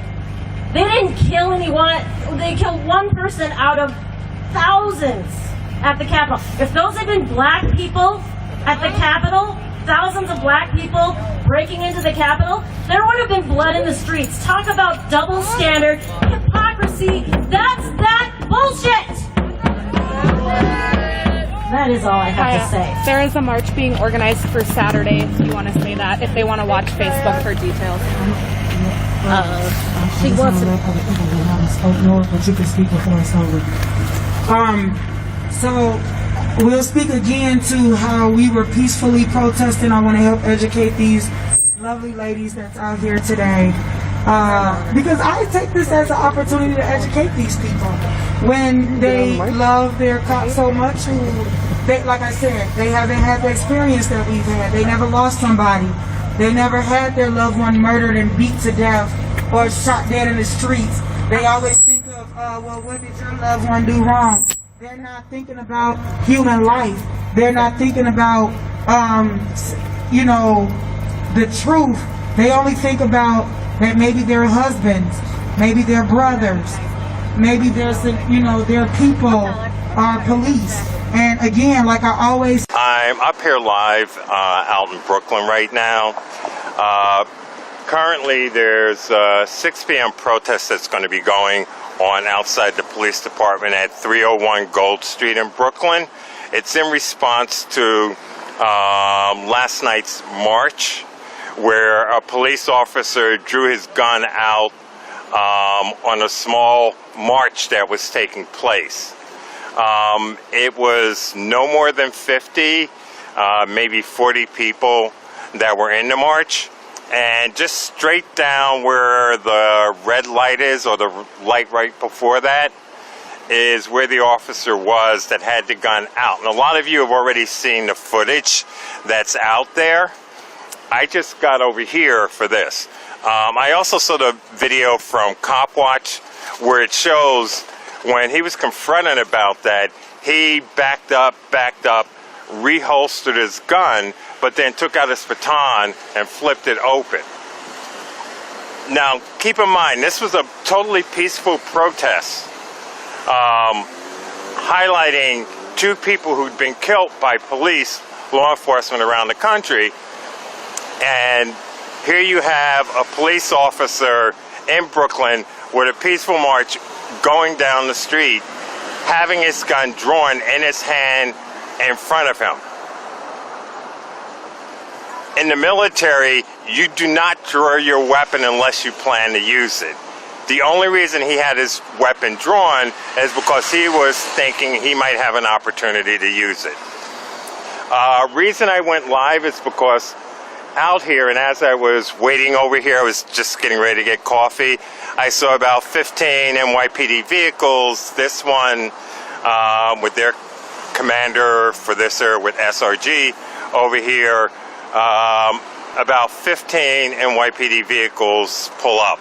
I'm assuming legal and community affairs is on the grounds as well. How you doing?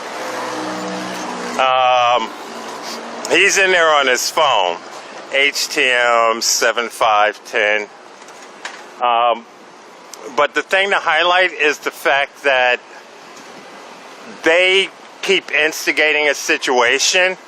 And the reality is last night what the officer did, even though when he was confronted about why he had his gun out, no other officer had their guns out as the march was going on. This was the only officer. And even when he's confronted and put it back in his holster, he pulls out his collapsible baton and flips it out. So he was looking for something. A police officer like that doesn't belong on the police force, doesn't belong on the streets. Now, the response, because people that were in that march are upset since they were highlighting stuff like that, this is the response. Basically, the two cars up front, one of the commanders with SRG, probably community affairs, legal, 1, 2, 3, 4, 5, 6, 7, 8, 9, 10, 11, 12, 13, 14 figure that I see, which means there are others in another location standing by. These guys are getting ready. Hopefully they won't stand around with their weapons in their hand if there's a group outside protesting. But it's SRG. They're usually a little more professional in terms of that. They wouldn't be standing around with the weapons in their hand. So we're going to see how this plays out right now.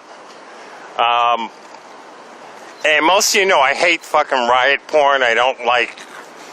If I actually put up all the video I could for media outlets, you know, it would be one thing, but this type of response, when there's not even a dozen people here right now, is really overkill. They're responding with violence on top of what the officer did last night, as opposed to addressing the issue with that officer that responded like that last night. This is their response to put out more force. And now you're wondering why people are saying about cutting the budget, cutting hiring. These are the reasons right here. Everyone on that march has 100% rights, 100% reason for being upset in what they confronted. These guys still don't get it, or else they wouldn't have these many police cars and officers out here. And you figure there's 3, 6, 9 to 10 in each vehicle. So you do the math in terms of how many are out here. I'm going to head on over here to this. You're talking about overkill.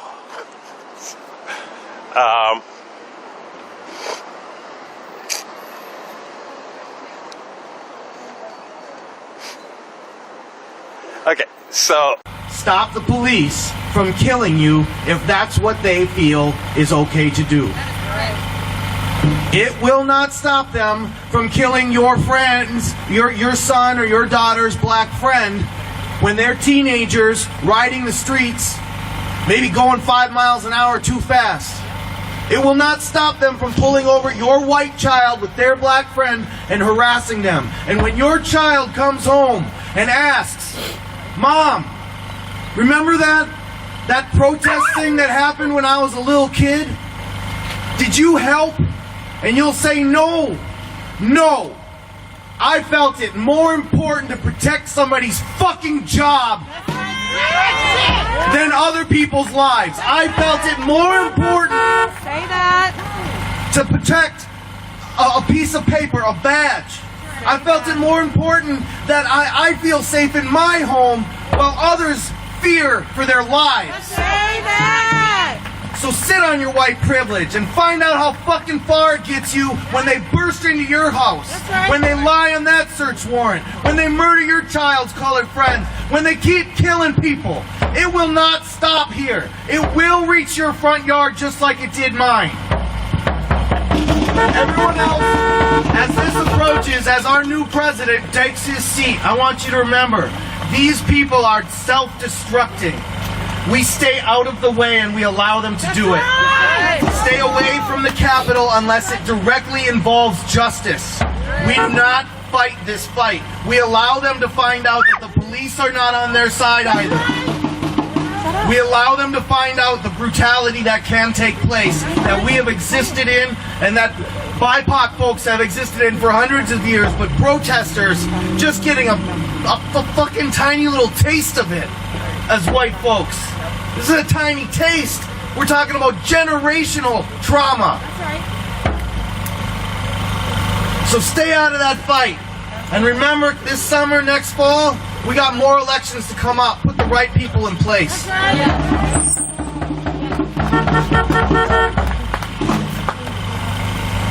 Thanks, everybody. I'll keep this short. My name is Lindsay. I'm with Robbinsdale for Racial Justice. I wanted to thank Tashira and all the families and friends who have come out. We were really honored that you wanted to join with us in this event. I just wanted to speak briefly about what happened here in Robbinsdale last week. We were horrified when we found out that there had been a shooting and a death in the middle of the day, broad daylight, on the residential street that we just marched down. There were children who witnessed the event. My child's school had to send out an email saying that there were counselors they were deploying for the children who witnessed this. And we know that police in America just do not do a good job. They kill far and away more people per capita than they do in any other country. And in this situation, there were 5 armed policemen and there was 1 man with a knife. If you cannot peacefully arrest someone who has a knife when there are 5 of you who are trained, who have guns, you are not good at your job. And you need to be better. And as the citizens of Robbinsdale, because yes, there are people here from Robbinsdale, people in the corner who didn't think anybody here was from Robbinsdale. Raise your hand if you're from Robbinsdale. Woo! We are out here and we are going to be demanding that our police do better. We should be able to hold them to a standard and make sure that they don't kill people when they're trying to arrest them. They are not judge, they are not jury, they should not be executioner. We live in a civilized nation and we know that when this shit happens here and it happens to us, it happens 10 times worse for people of color in their neighborhoods. And so we want to be here and we want to say we're fighting for change here and we hope that it affects everyone. Thank you so much for being here tonight. We really appreciate it.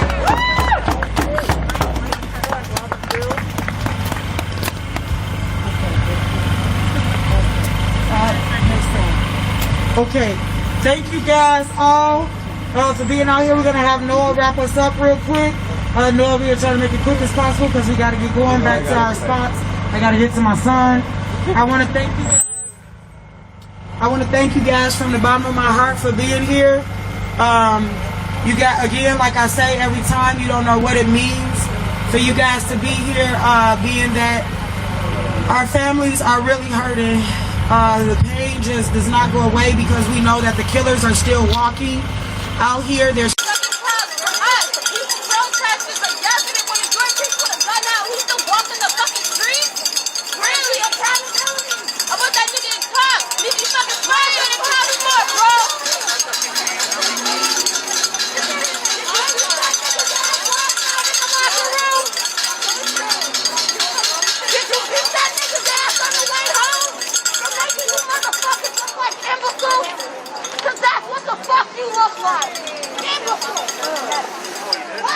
Guys, I'm going to take a walk to the corner just because I see a bunch of police there and I want to see how many are actually down there. So basically, these are making their things with their zip ties over here, as you can see.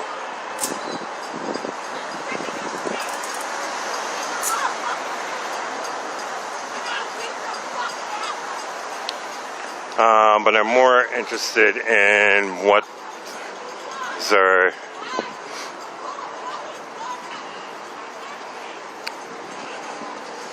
interested in more in who's hiding down at this end. What's going on, man? What's going on? We're gonna share some words with everybody. Nothing. Where he at?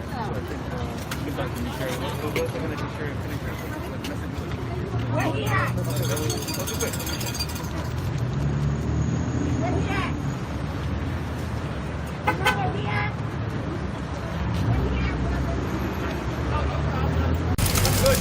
I used to be you.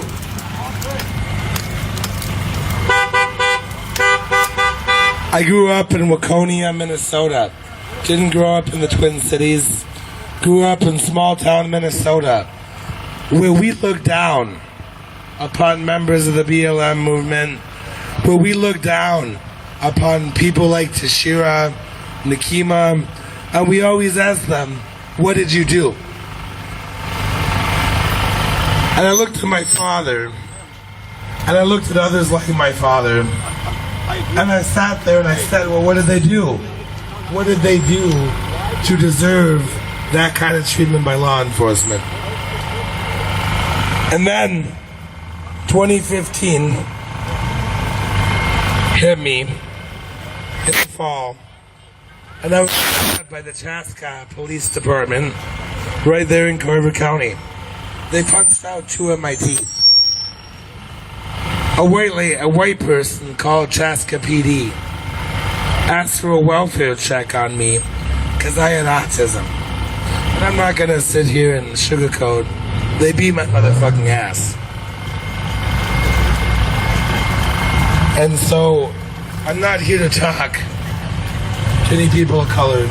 I'm here to talk to all the people who defend law enforcement. Because I used to defend law enforcement too. And it's gotten to the point where it's darn near indefensible. How do you defend shooting somebody sitting on their couch? How do you look down upon somebody who had their husband thrown in a fucking dumpster? And so when we talk here today, I don't want just people to show up when it's convenient for them, like I did. I want people to show up at the Capitol because that's where widespread change is made. We don't just need change here today.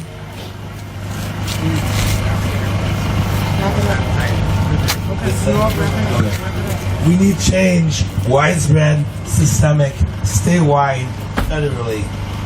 Show up. And to the folks who are here today, who show up in the community, you're important, we value you, thank you, you're appreciated. Thank you. And there is an announcement Tyler wanted to make. We can make it when we get back. I'm not sure where she went. We'll make it when we get back. For now, we'll continue our march. We need to get back to our cars. So we're going to get going with our march. No justice! No justice! No justice! Prosecute the police! No justice!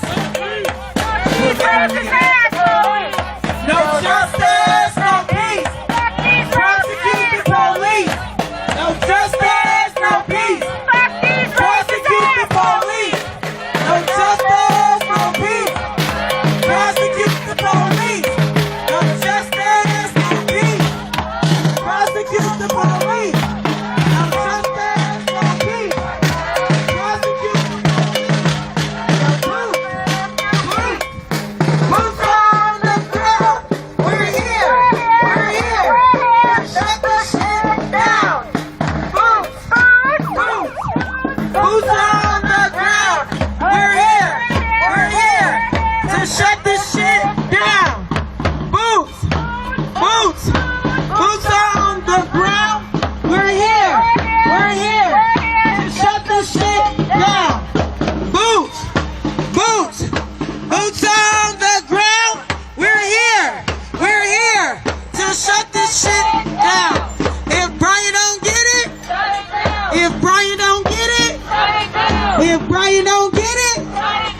If Brian don't get it, shut it down.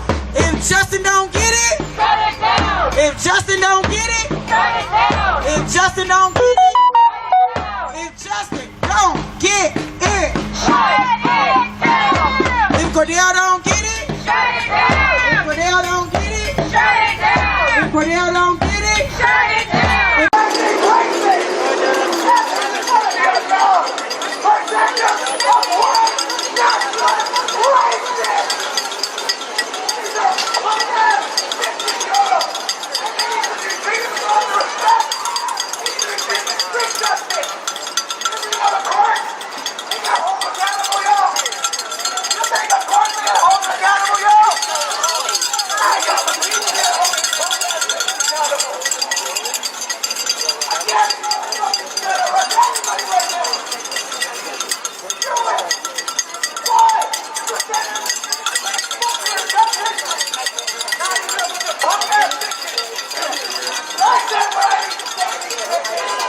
Anyone else wants to say something?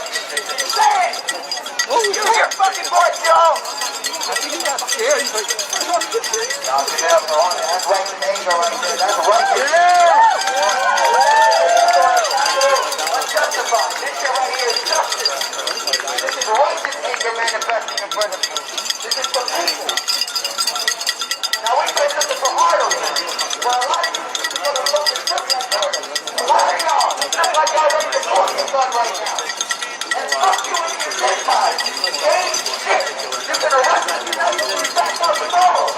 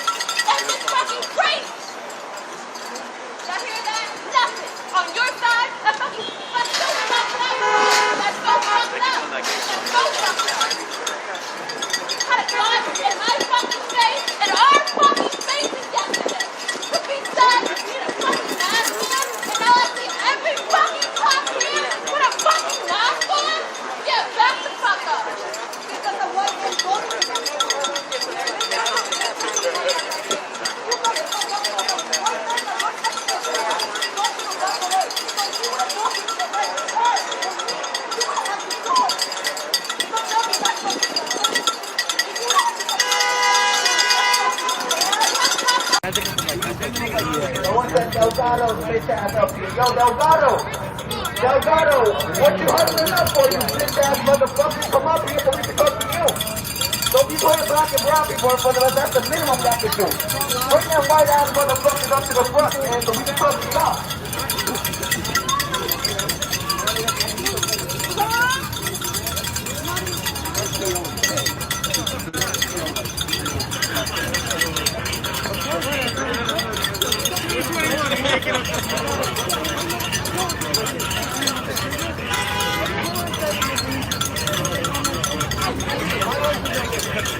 That's why we mobilize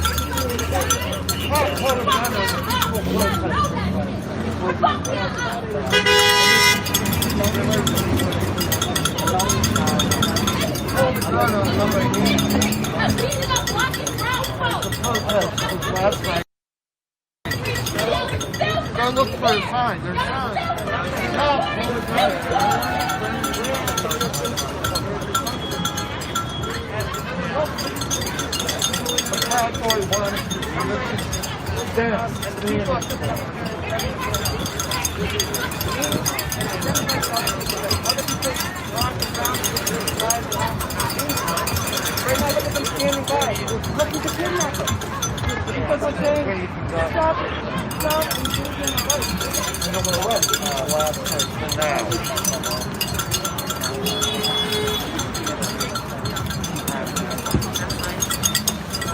Andy right here.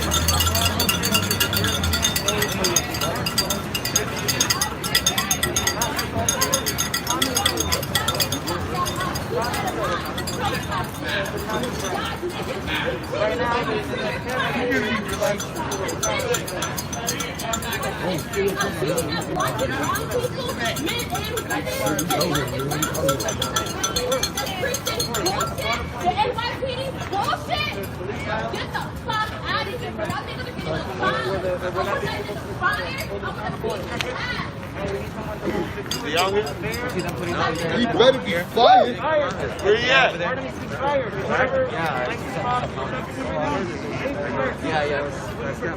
I don't know if it's like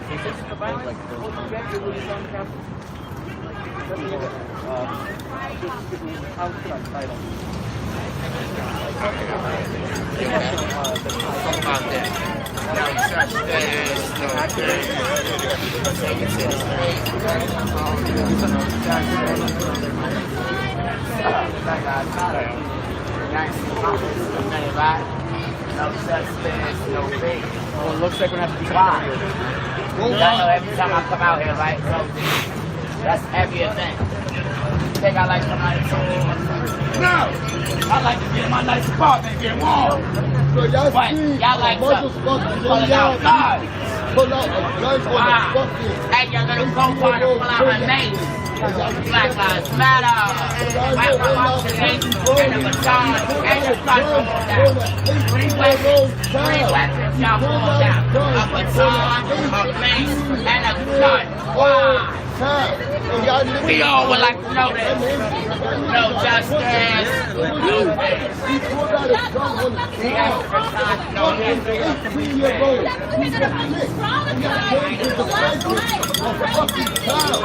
He pulled out a fucking gun. Go home like he's a tough guy on a fucking bag. And y'all not fucking him up. Y'all niggas is not fucking him up. Oh, shit. Y'all niggas, pussy as fuck.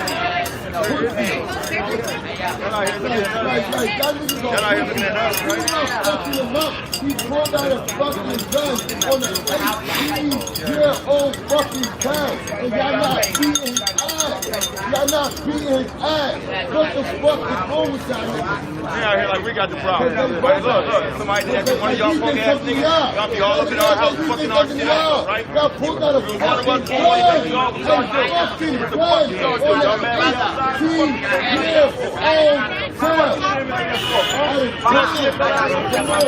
Y'all gonna justify that?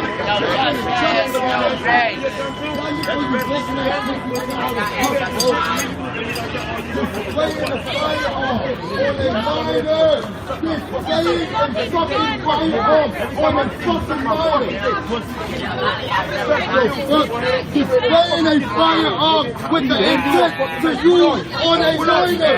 What the fuck is so hard about that? He's displaying Sorry. on a minor with the intent to fucking use. Take this man to jail, bro. Oh my God, man. You niggas got me so mad. They pulled out a gun on his skin, nigga.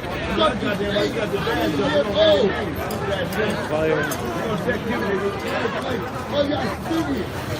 Y'all niggas look stupid. Y'all look stupid as fuck. He pulled out a gun on that 18-year-old boy.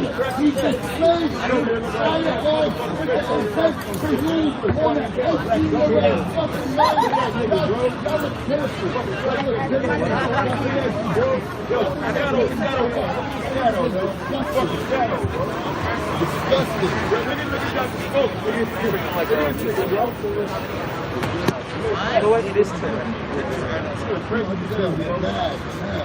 It's like you monkey all the time, though. You know what? We call him a monkey. We got to call him his rightful name. Dumbass. You got to put out a fucking gun on their mind and you didn't punch that nigga in the eye. You Spanish, nigga. You also punch that nigga in the fucking mouth, nigga. You pulled the fucking gun out on your little fucking throat. And you looking at me like I'm doing something wrong to you. Come on, bro. Come on, bro. Come on, bro. The whole turkey is dumb ass. Bird ass.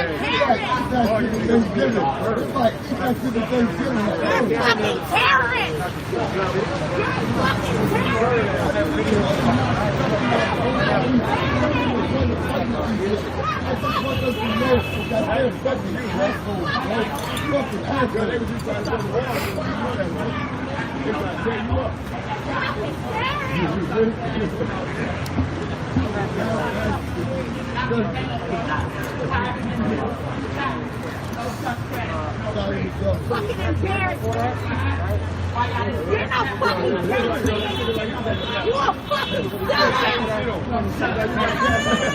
Fucking Christian out for you. What's going on? No justice, no peace. Fucking Christian out for you. No justice, no peace. Fucking Christian out for you. No justice, no peace. That's right for us. I can tell. No peace. That's right.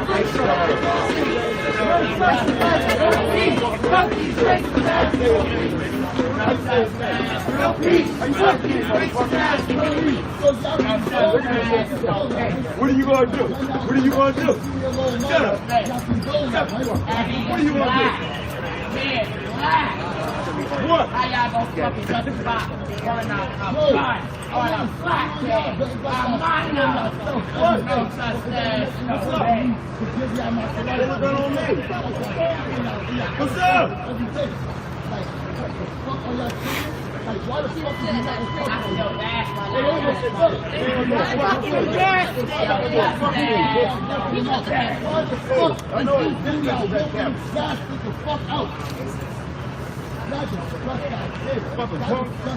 You motherfucker think you know what? Don't you ever forget. You got all your fucking hands. Motherfucker. All you fucking handcuffs. And your fucking partner pull a fucking gun out. Like 10 black and brown people, bro. I could be one of your fucking kids. I could be your sister. You put a gun out on black and brown people. Shake your head, then, black man. What you thought about yourself? Fucking What about that bag you got on? Fucking clown. That's how we're born.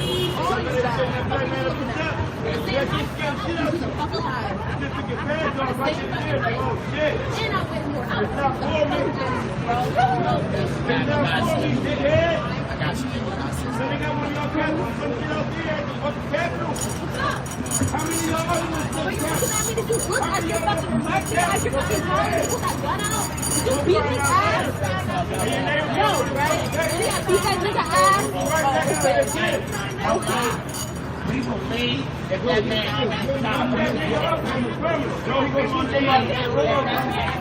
Right now, him and those other two colleagues. The one that pulled the gun out, the one that pulled the baton out, and the one that pulled the mace out. Two males and a female.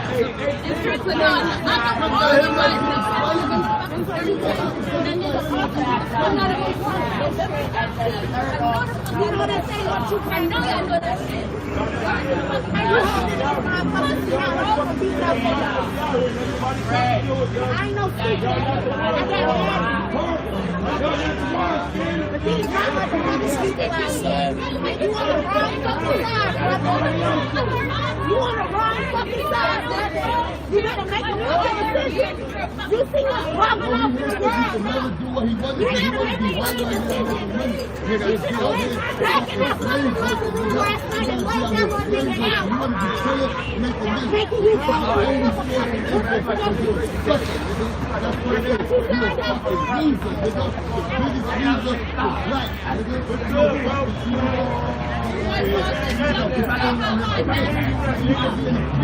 Fucking that nigga up. And you pulled out.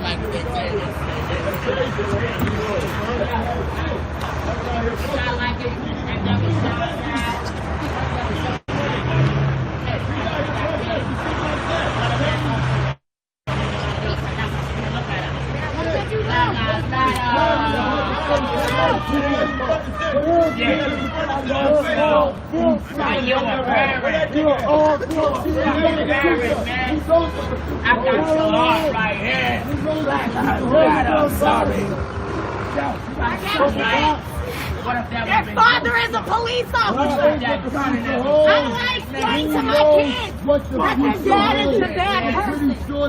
What is all this for? And they see that people that look just like Oh, good. look at his father. You're in the headlights.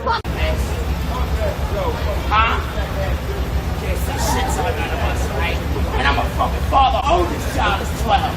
How many of you were at the Capitol yesterday? How many at the Capitol last week? Anyone raise your hands if you were at the Capitol supporting your boy, Donald Trump, the white nationalist? Raise your hand if you weren't at the Capitol. Definitely have friends who were. They were Come on, raise your hands high. Hold those Trump flags high.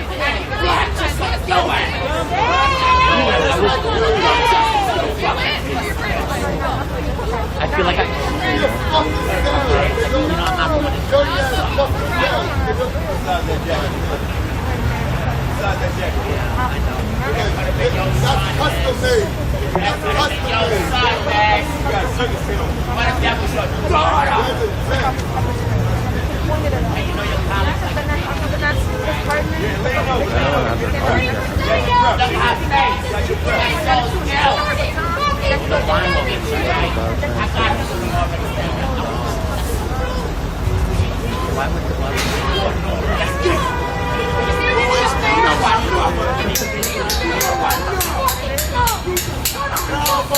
How did they eat? How did you eat?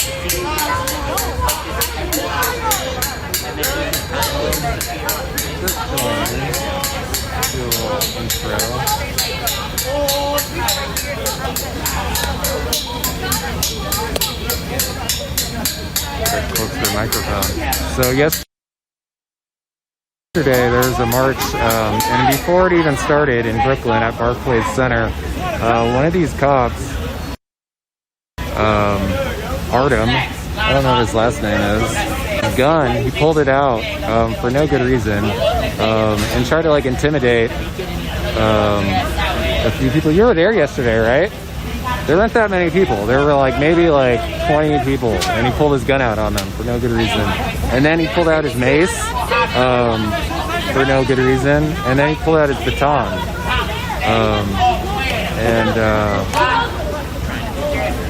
We're calling him out for that. That's unacceptable. why would you do that? Why would you pull your tools out if you didn't want to use them? I mean, so thankfully these people aren't pulling their fucking guns out. So these ones are slightly better. But Artem needs retraining, but mostly to get fired. Like, dude is unfit to be a cop. He's got like Mass Effect patches on his fucking vest. He's like a gamer out here. It's like being a cop's a video game or something. That's kind of weird.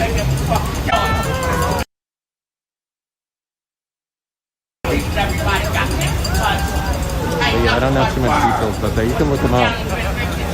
Definitely look it up. It's all over social media. It's gone viral. This motherfucker.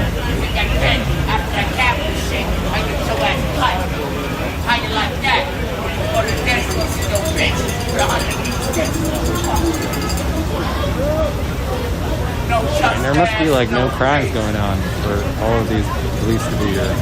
If they really got nothing else to do. Safe city.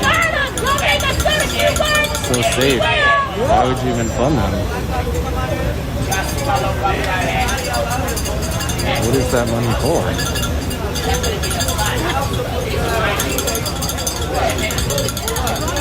Silence.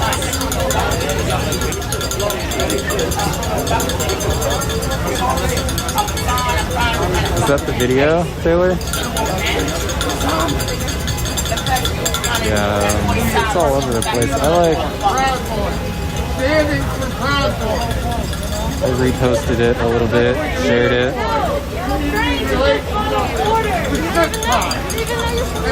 It's actually some bad apple shit. So this dude pulled his gun out, and it made the other cop that was with him want to pull her gun out. And it's like bad behavior. They're just like repeating bad behavior. Like, why did she think that she should pull her gun out too? It's like, he fucked up, and she was about to fuck up too. It's like they don't even think for themselves. It's kind of weird. Some cult shit.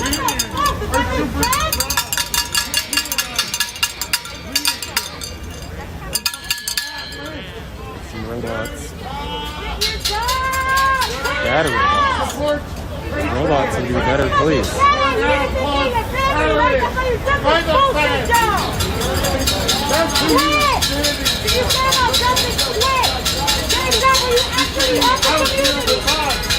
Yeah, I mean, on the other side of this block over here, there's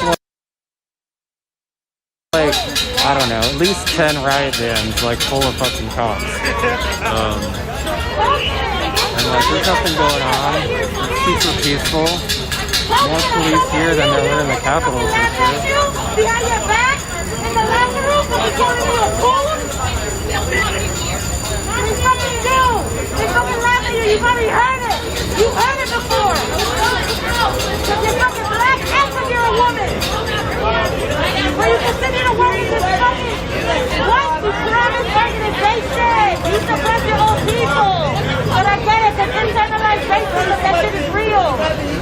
And these systems make that hate our skin. I mean, you can see probably, I don't know, like 20 or 30 of them.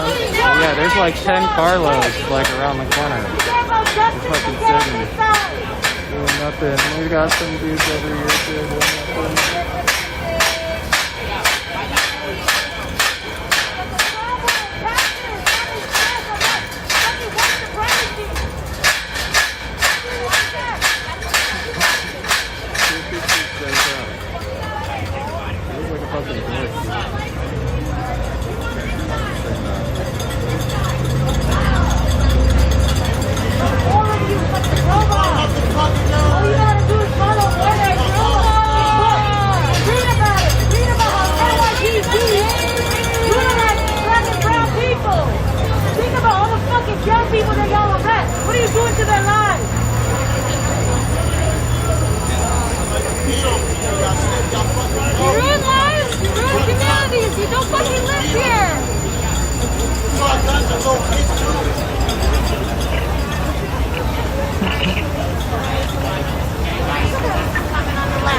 robot.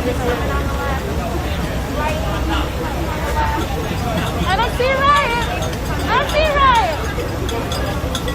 No riot detected. Yeah, there's fucking regulators over here. I don't see a riot here. What are you doing riot here?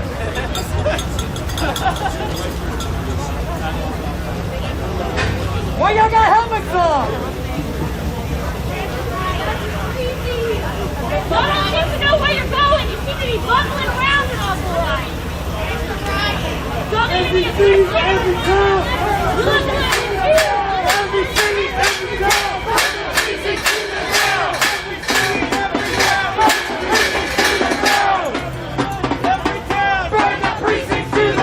She is our fellow freedom fighter, and that is Antoinette James.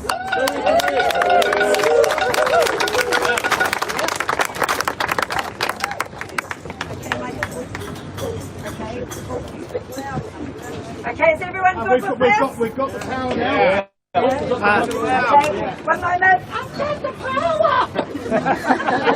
We got the power! We got the power! We got the power! We have the power! People! God, I'm over.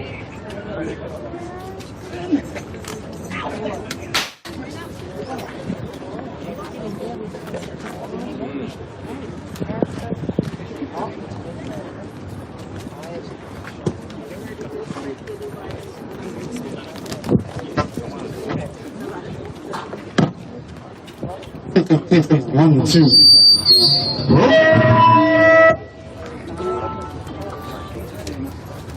So you don't get tea, baby. Don't do this to me. Give me 1 moment to change batteries.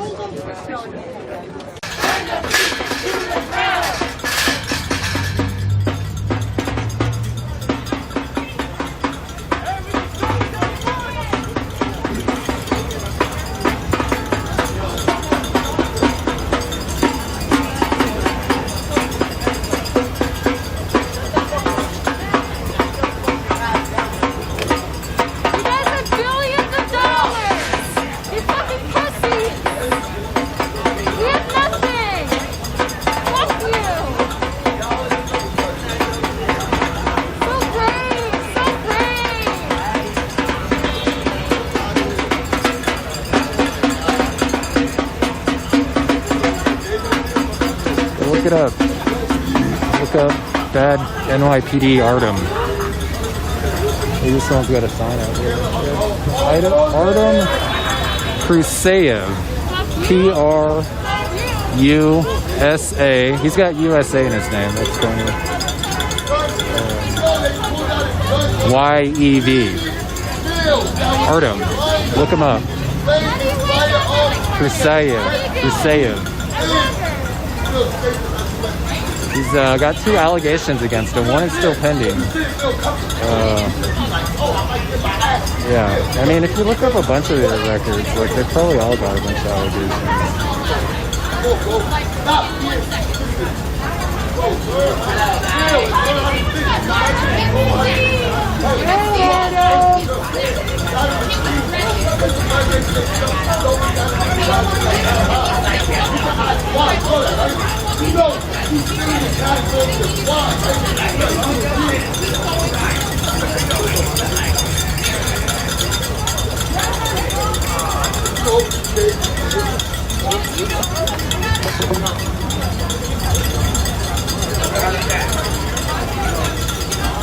Yeah, some overtime lawyers over here.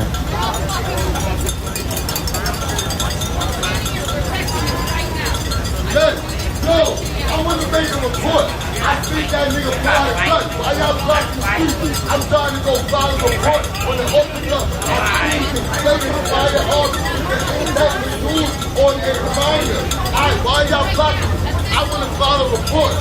Why y'all stopping us from filing a report? Your man is playing his fire off with the hot that he used on the minor. I am going to go to the precinct. Now a report for a criminal act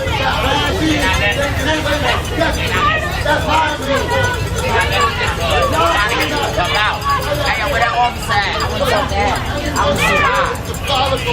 Hey, yo, can I talk to those 3 officers? Can we get some type of justice? Can we ask those officers why did they pull their weapons out when that man didn't do nothing wrong? Can we at least get that?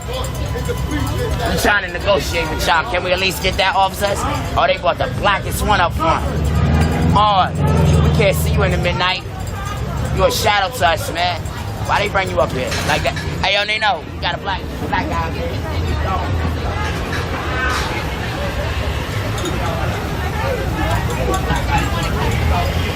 Before the nigga talk to the people, I don't believe that. He blacker than me. This nigga, he not blacker than me. You wildin'. Take your mask off. That's the mask. Y'all got it fucked up. That's the mask. Yo, officer, captain, we all are here to file a complaint on your officer using his fucking firearm on a minor yesterday. He displayed his firearm with the intent to use on a minor. Everyone here is coming to the precinct to file a report and a complaint on that officer. I don't know why y'all stopping us, because it's one of your own kind, so y'all do not want to let us. Every individual here sees a criminal act taking place yesterday, and that's what we here to file a complaint. I do not understand why are y'all not letting us into the precinct so we can just simply file our complaint. We have video footage of the criminal act. We have why can't we come and file a complaint? It's just that simple, officer. Please explain to me why we can't. We are law-abiding citizens. We're law-abiding citizens that's seen a crime taking place, and we want to make a complaint about it. What's so hard about that? What's so hard about that? I'm asking, Captain, you don't speak. Well, cost of justice. This shit is, bro, yo, highest rank. Yo, this one is off. Yo, highest rank, this one is off. Somebody come turn this one on. I think he's broken. Talk, bro. You're like a dead body. We're talking to you, niggas. We're talking to you, bro. Did I tell you suck my dick? Fuck you. I didn't say anything disrespectful that you can't have a communication with me real quick. What the fuck? Look at you. You want to kill yourself? What's up? Yo, we seen them do it on the news, yo. We seen them come do that shit, yo. Look, it's easy, yo. It's real easy. Just like how he bought that gun yesterday. You feel me? Go home, do that shit. Do it to yourself, yo. On everything, bro. Now fuck that shit. Fuck it on everything. Do us all a fucking favor. Up the cops. Place the best up. What they say, they think they lower town.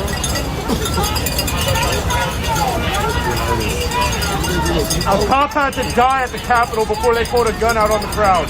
Why the fuck y'all pulling a gun out on peaceful people? What the fuck wrong with y'all? Go ahead, you're looking at the camera. Say something, pussy. You protecting a white man that pulled a gun out on black people, stupid. Are you fucking dumb? Can we file a report? We would like to file a report against a gun-wielding maniac. Great. Open this fucking gate. We are tax-paying citizens that would like to make a report against a gun-wielding maniac wearing a fucking badge. But your pussy ass never do nothing about it. Yo, your ancestors gonna smack the fuck out of you. I promise you that. When you go to wherever the fuck you go when you die, your ancestors gonna smack the fuck out of you. Grandmother, everybody, great granny, all that shit. Your mama raised a bitch. Your daddy a bitch and your mother a bitch. That shit resonated. That shit resonated, bro. God damn. Oh shit, boy, that shit be hitting at the heart. In the soul, goddammit. Like cooking. You know what hits more? When you think I'm dumb and I'm not educated, so I really break it down to you. You're working for a police force, right? The 13th Amendment that abolished slavery for motherfuckers like me and him and you to be free also turned around and made it legal in the prison system that you throw us back into. You take that badge off and you're liable to get thrown in that motherfucker too. Don't tell them you a cop when you get pulled over neither. Go ahead and thug that shit out like we have to. Thug that shit the fuck out. And watch what's gonna happen.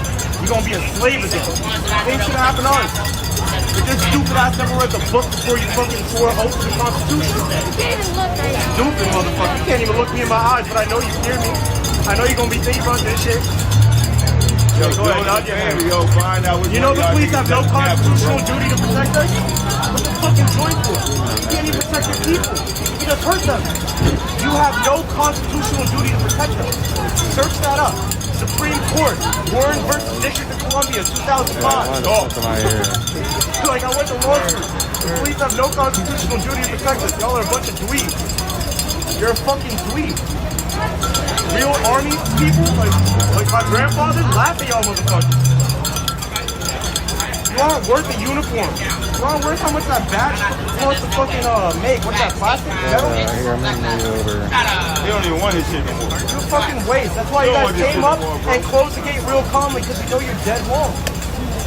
I can open this gate and let everyone in here and go file a complaint in this. And you can't do anything about it because it's publicly accessible property. Taxpayers pay for this. No matter what mandates or policies you try to throw, I will bring it to the court of approval. And you cannot feel fucking good about yourself. And I told her he broke a woman's rent.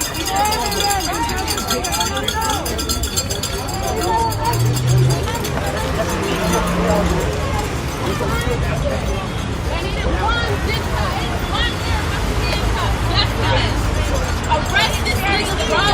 Arrest this nigga.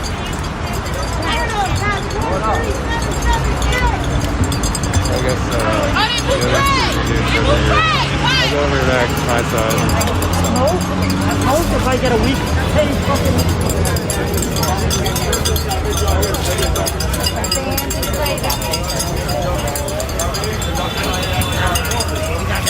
Stupid ass motherfuckers. Y'all talk back. Y'all got orders. If you orders, y'all fucked up. So y'all as grown-ass men took on a job where you're not allowed to talk to yourself? That's why I tell you your answers to respect the fuck out of your mother.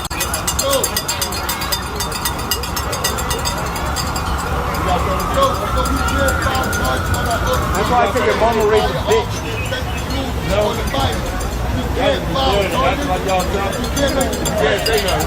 You're not even allowed to move from that line. You're a grown-ass man. And I guarantee you, the fucked up part about it is you're going to leave here mad at me. But I'm trying to liberate your stupid ass. No man can tell me to suck his dick, bro. They can't force you to suck that dick. That's right. You gotta open your mouth. Suck my dick, nigga. Open your mouth first, bitch. You mad? You mad? If that didn't get you mad, tell your mother to suck my dick. Suck my dick. All you can do is bear. What? Fucking what? What you gonna do? You gonna put your gun? You gonna put your gun? That's all you can do. You looking at me like you wanna fight me. You think you can beat me? Do you think you can beat me, yo? Do you think you can beat me? You saw what some Trump supporters did to that one cop? What the fuck y'all think we They ain't tell me shit. They ain't tell me shit. They ain't tell me shit. None of you niggas can beat me. Y'all was acting real different. Yo, y'all act real different in DC. When I go to the Trump shit, they act different. They like, hey, my niggas and shit, but when I come to this shit, it's a problem.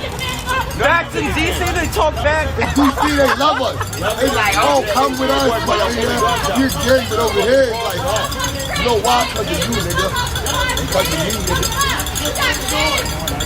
Yo, just let me know with the look in your eyes. Did a white cop tell you not allowed to talk? Oh, shit.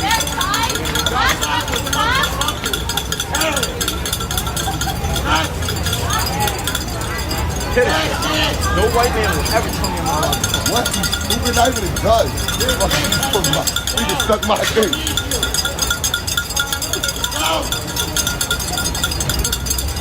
I know y'all niggas feet hurt. Tight ass, movie black boots. Fuck that. How do y'all keep your mouths shut for so long? These niggas are robots. They gotta have a higher upcoming clip. They're talking about it. They can't talk like that. Yo, they really train y'all niggas like robots, son. Y'all are so institutional. Yo, them niggas been more scared than me when I was a kid. Them niggas gotta go home and still live a certain way. This is fucking crazy, son. What type of dick ass shit you did to get them two seconds? Are you really wearing a Blue Lives Matter fucking band? They don't even fucking like that. Back around, and then you can see it right there. There's 2 blocks down the street. That's what you're like.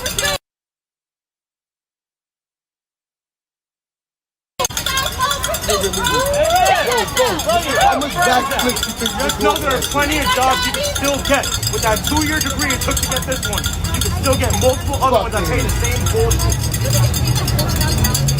The same shit. That's why his hairline going. You're a fucking pig. Wait, every time you catch yourself, you shut the fuck up. I mean, you got to cry and cry. I mean, it takes two sides to have a debate, but they don't even say anything.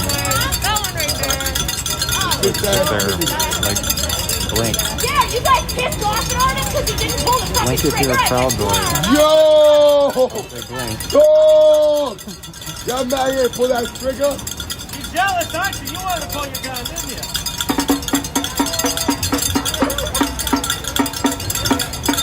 Why you keep looking at me, bro? Tell okay, nigga, what's up? Nigga, I am dead. Yo, if you ever need evidence you're on the wrong side of history, you pull a gun out on your people. Trump supporters fuck with y'all and they kill one of you. Trump 2020, nigga. You put your own people back into slavery every time you put handcuffs on them. Yo, Trump don't like y'all niggas. What the fuck more do you need to know that you're on the wrong side of history and that my camera is gonna make your kids fucking disgraced of you? Great. How does that feel? You're part of a dying breed. All that racist shit is going out the window. You got black, white, red, brown, whatever the fuck color you can imagine is out here. Yo, cuz, you gotta look when you said dying breed. The nigga rolled his eyes like, hell no, it's so much of us. He said it's so much of us. Fucking. You know how many Trump supporters' daughters are getting fucked by people that look like me and Black Lives Matter. They hate their Yo, fucking you got a daddies. daughter, nigga, how old is she? Yo, how many hours are you 18, here nigga. and not with your daughter Yo, while she she's over sucking 18. our dick? I put on my Trump hat and link on you, huh? You like Trump supporters?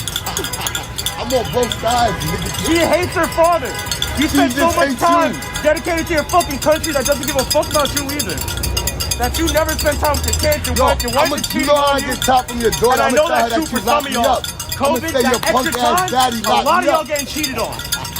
A lot. Oh yeah, but I was telling about his wife. I know so many. His wife fucking somebody with a criminal record this long, nigga. What you talking about? And she loving it. Why you doing overtime, nigga? My son's getting it overtime, nigga. Bitch ass nigga. Look, he don't even want to look. He looking on the floor now. Yo, he like he buying pouncing her shit. Look through her Apple Music. If you see a single leave rapper, extra cuss in she the crib, fucks one of our dicks. Yo, you leave extra cuss in the crib? You took it off the internet too late. Fucking loser. How many of you young motherfuckers still use DRAM, huh? How many of you shitheads still post up your racist fucking forums and y'all know you can read? Look, we making y'all work for y'all dollars because y'all bitch ass niggas be laughing and killing the music. Not today. Who's on Parler? You upload the pictures on Parler? I can figure out where you were when you upload those fucking pictures. Stupid motherfuckers.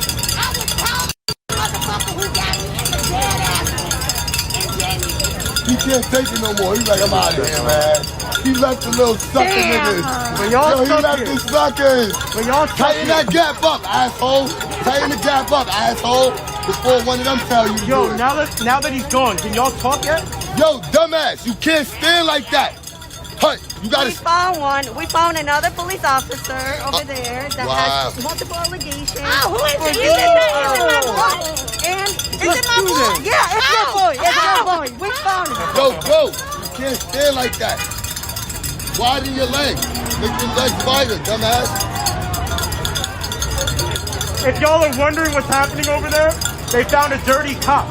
Meaning they found lawsuits on him through a website called Capstat. You can look up your friends too, right? They went through it, found his name, found his precinct, and probably found his address. And now know that he has multiple lawsuits. Probably claims of sexual assault, touching minors on the job, all types of shit. Y'all about to find out. Just listen. Y'all real nosy. Pay attention. Listen. And these cameras can zoom in on All your of them back niggas. on real fucking Them niggas go home and smack the shit out there right at the door. I'm home, bitch. He's like, I'm home, bitch. You know how many cops we found that touch little boys? Oh my God. Wow. Imagine you 16 years old, because they're mostly black and brown boys. You 16 years old, you want to be a cop so bad that one of these white motherfuckers that's your boss touches your nuts. Yo, I need my dick sucked later, so keep your mouth out. I'm coming right back. Keep your tongue out.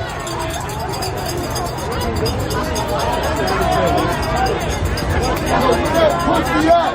Where he at? Where he at?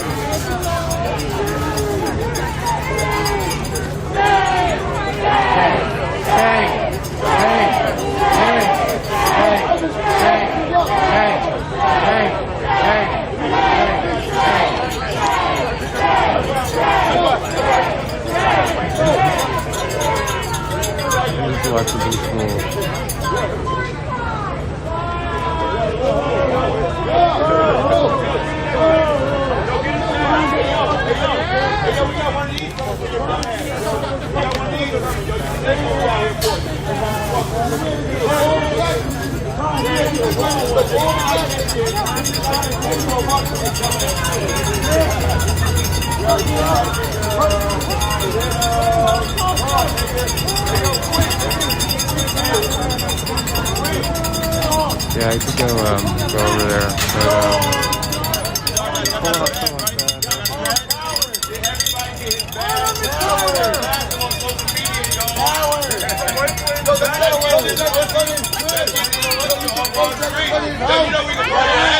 Yo, how about we go protest in front of his house? I want to protest.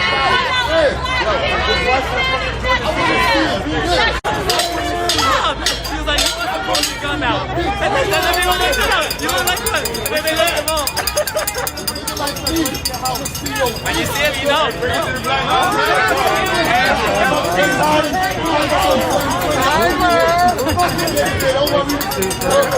Which one is it? Hey, yo, hey, black man. Black man, like being a black man. How you feel, black man? Black man, like being a black man. How you feel, black man? Got nothing to say, black man? How you feel, black man?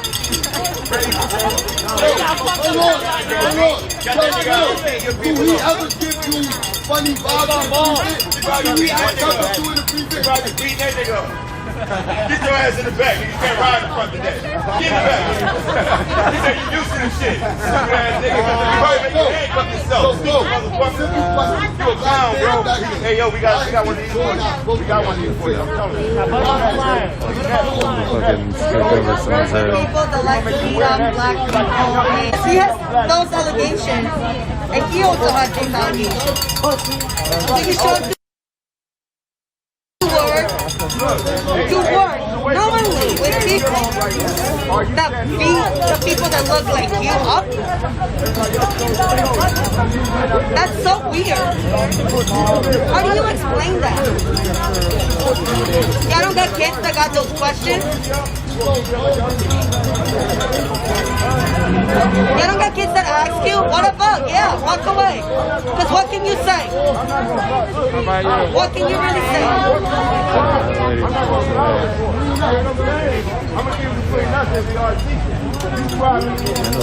I was here I was last night, so I figured I had to.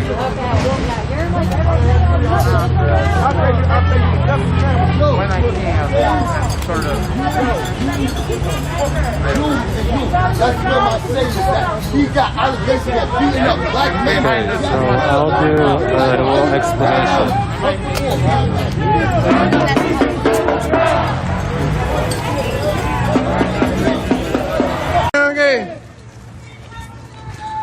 ਗੋਡਾ ਰੱਖ ਦੇਾਂਗੇ farmer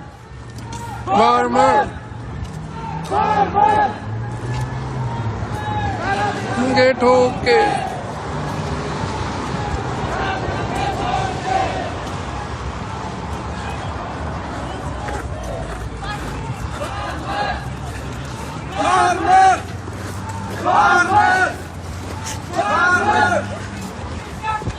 Don't go down.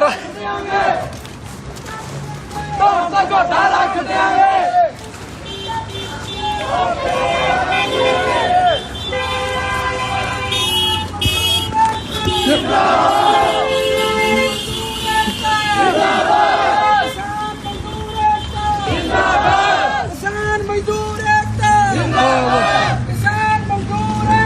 ਜਿੰਦਾਬਾਦ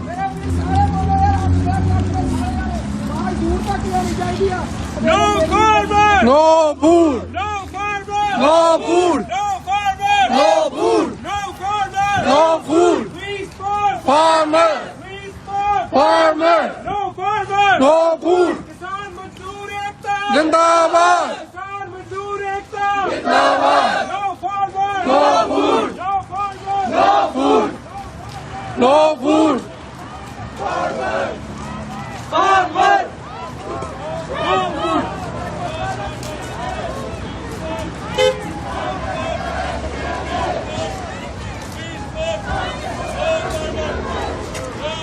No food! No food! Farmer! Farmer! Please farm! Farmer! Please farm! Farmer! No farmer! No food! No farmer! No food! No farmer! No food! Please farm! Farmer! Please farm! Farmer! Farmer! Farmer! Farmer! हाँ जी इधर इधर stop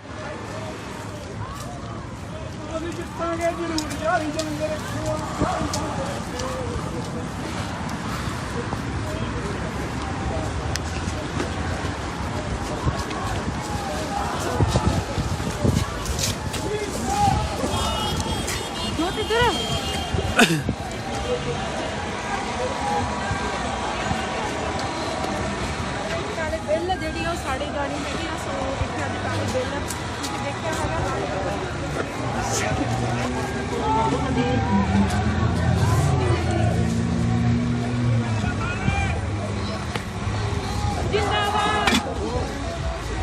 जिंदाबाद हाय हाय हाय हाय हाय हाय हाय hi no food सत श्री अकाल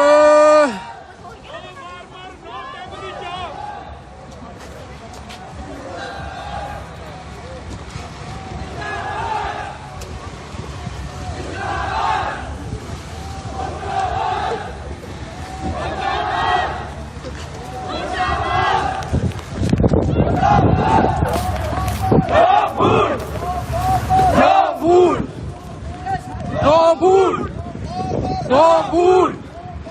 No food! No food! No food! Farmer! Farmer! Farmer! Farmer! Farmer! Farmer! Farmer! Jindabad! Jindabad! जिंदाबाद मुर्दाबाद मुर्दाबाद मुर्दाबाद मुर्दाबाद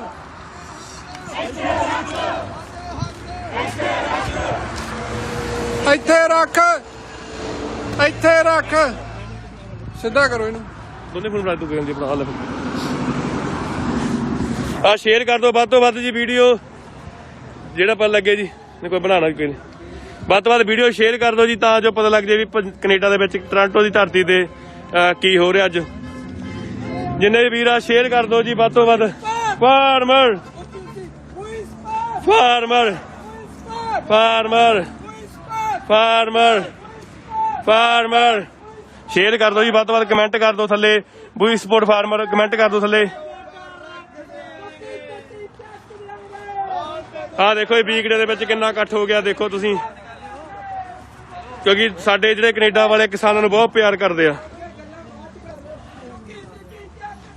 ਧੌਣ ਤੇ ਗੋਡਾ ਰੱਖ ਦਿਆਂਗੇ ਫਾਰਮਰ ਫਾਰਮਰ ਫਾਰਮਰ ਆਹ ਦੇਖੋ ਇਹ ਕਿੰਨਾ ਇਕੱਠ ਹੋ ਗਿਆ ਜਿਹੜੇ ਕਹਿੰਦੇ ਸੀ ਵੀਕਡੇ 'ਚ ਆਉਣਾ ਨਹੀਂ ਆਹ ਵੀਕਡੇ ਦੇਖੋ ਕਿੰਨਾ ਇਕੱਠ ਹੋ ਗਿਆ ਸ਼ੇਅਰ ਕਰ ਦਿਓ ਜੀ ਵੱਧ ਤੋਂ ਵੱਧ ਸ਼ੇਅਰ ਓਕੇ ਵੀਰ ਓਕੇ ਓਕੇ ਵੀਰ ਓਕੇ ਸ਼ੇਅਰ ਕਰ ਦਿਓ ਬਾਈ ਵੱਧ ਤੋਂ ਵੱਧ ਵੀਡੀਓ ਜੀ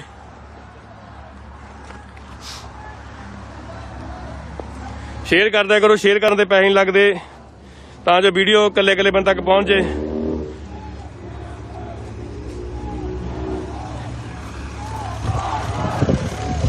ਸ਼ੇਅਰ ਕਰ ਦਿਓ ਜੀ, ਸ਼ੇਅਰ ਵੱਧ ਤੋਂ ਵੱਧ ਦੇਖੋ ਸਨੋ ਦੇ ਵਿੱਚ।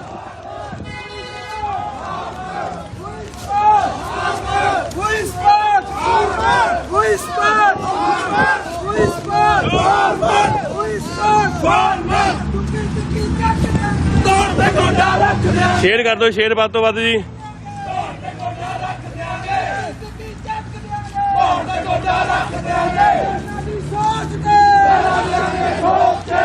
ਸ਼ੇਅਰ ਕਰ ਦਿਓ, ਸ਼ੇਅਰ ਵੱਧ ਤੋਂ ਵੱਧ ਸ਼ੇਅਰ ਕਰ ਦਿਆ ਕਰੋ, ਤਾਂ ਹੀ ਮੈਸੇਜ ਅੱਗੇ ਹੋਊਗਾ। ਸ਼ੇਅਰ ਕਰ ਦਿਓ ਵੱਧ ਤੋਂ ਵੱਧ, ਸ਼ੇਅਰ ਕਰ ਦਿਓ ਜੀ ਵੱਧ ਤੋਂ ਵੱਧ ਸ਼ੇਅਰ।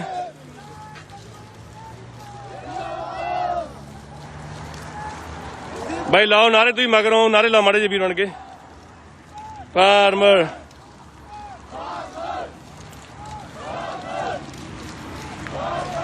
ਸ਼ੇਅਰ ਕਰ ਦਿਓ ਜੀ ਵੱਧ ਤੋਂ ਵੱਧ ਵੀਡੀਓ ਨੂੰ। ਦੇਖੋ ਜੀ ਤੁਸੀਂ ਵੀਕਡੇ ਦਾ ਦਿਨ ਆ, ਕਿੰਨੇ ਨਾਰੇ ਲੱਗ ਰਹੇ ਆ ਕਿਸਾਨਾਂ ਦੇ ਹੱਕ ਦੇ ਵਿੱਚ। ਕਾਲੀ ਲੋਹੜੀ ਅੱਜ ਮਨਾਈ ਗਈ। ਆਹ ਨੌਜਵਾਨ ਬੱਚੇ ਖੜੇ ਆ, ਦੇਖੋ ਥੱਕ ਗਏ ਜੀ। ਇਹ ਉਹ ਪਲਾਜ਼ਾ ਜਿੱਥੇ ਕਹਿੰਦੇ ਲੜਾਈਆਂ ਝਗੜੇ ਬਹੁਤ ਹੁੰਦੇ, ਤੇ ਅੱਜ ਦੇਖੋ ਤੁਸੀਂ ਕਿੰਨਾ ਵਧੀਆ ਪਲਾਜ਼ੇ ਦਾ ਮਾਹੌਲ ਆ। ਮੈਂ ਹੋਰ ਵੀਡੀਓ ਦਿਖਾਉਣਾ ਜੀ। ਸ਼ੇਅਰ ਕਰ ਦਿਓ ਜੀ, ਸ਼ੇਅਰ ਵੱਧ ਤੋਂ ਵੱਧ ਵੀਡੀਓ ਨੂੰ ਸ਼ੇਅਰ ਕਰ ਦਿਓ। ਆਹ ਦੇਖੋ ਗੱਡੀਆਂ ਤੇ ਕਾਫਲੇ ਖੜੇ ਕਿਸਾਨਾਂ ਦੇ। ਆਹ ਦੇਖੋ ਜੀ, ਆਹ ਦੇਖੋ ਜੀ, ਇੱਥੇ ਬਿੱਲ ਸਾੜੇ ਗਏ ਆ। ਆਹ ਗੱਡੀਆਂ ਦੇ ਹਜੇ ਹੋਰ ਆ ਰਹੇ ਜੀ। ਦੇਖੋ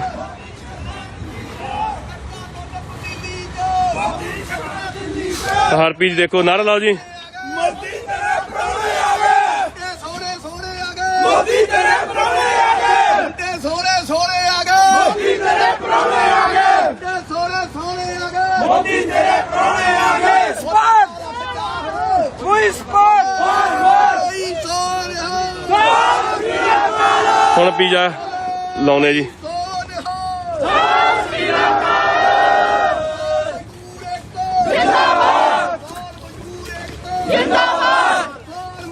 ਕਰ ਦਿਓ ਬੰਦ।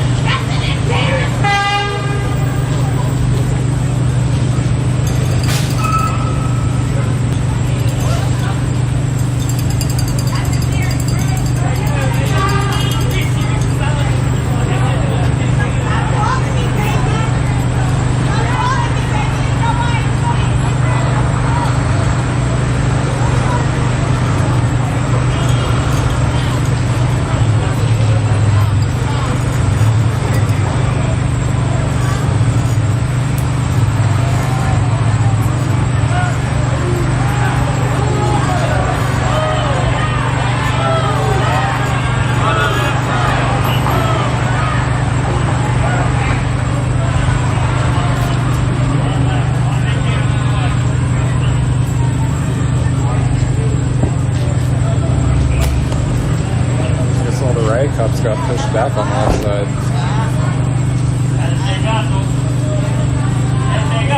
Yeah, there's other people streaming, so if you want like other views, check out international media or web probably. But there's like other streamers over there, and like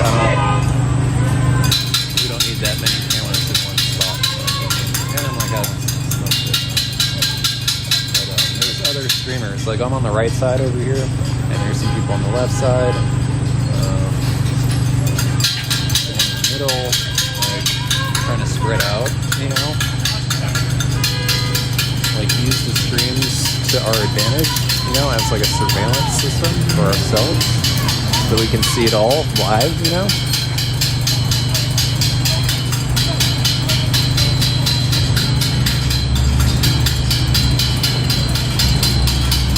So you can catch all these motherfuckers slipping up. But I guess they just got pushed over to the fire station over there.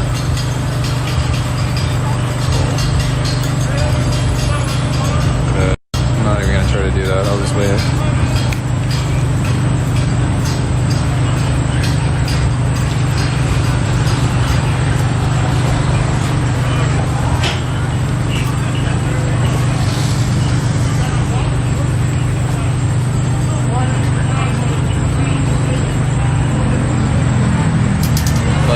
Don't trust them. Like if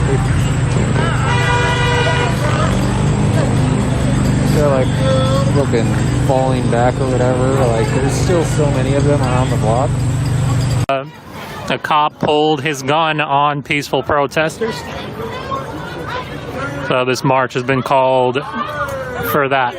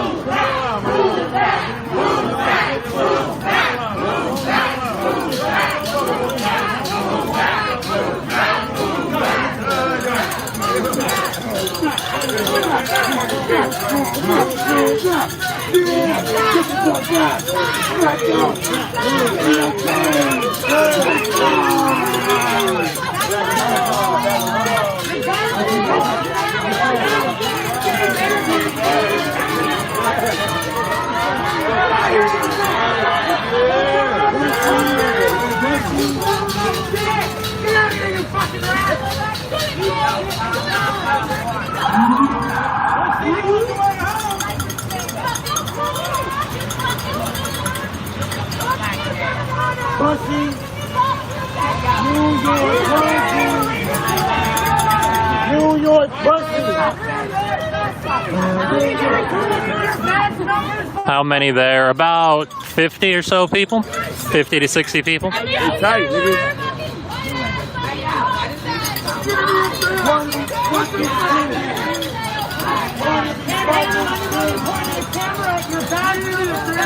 If you want to see him pulling the gun, just look at my video from yesterday. It's about 10 minutes into the video. You can judge for yourself. Talk, Tom! Talk, Tom! Talk! Standing up to white men, waving guns in there. You're not community up there. You're an ass. You stand there, standing on, and Trump leaders like community up there.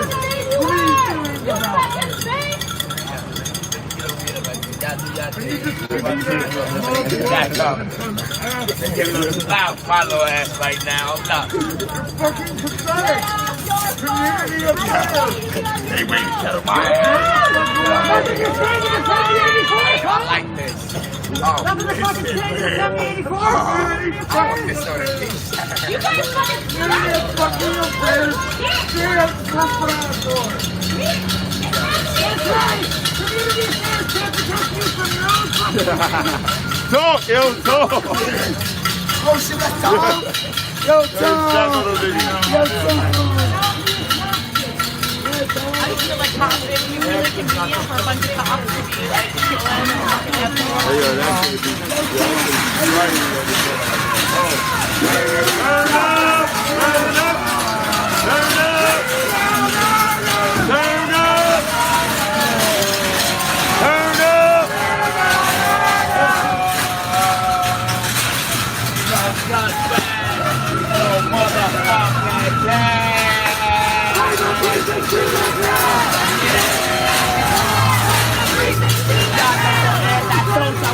$2,473% greater chance of dying in your car than of getting COVID and dying from COVID. So if you want to take the vaccine, be my guest, but I will refuse to get it, and nobody around me is ever going to get it. Thank you.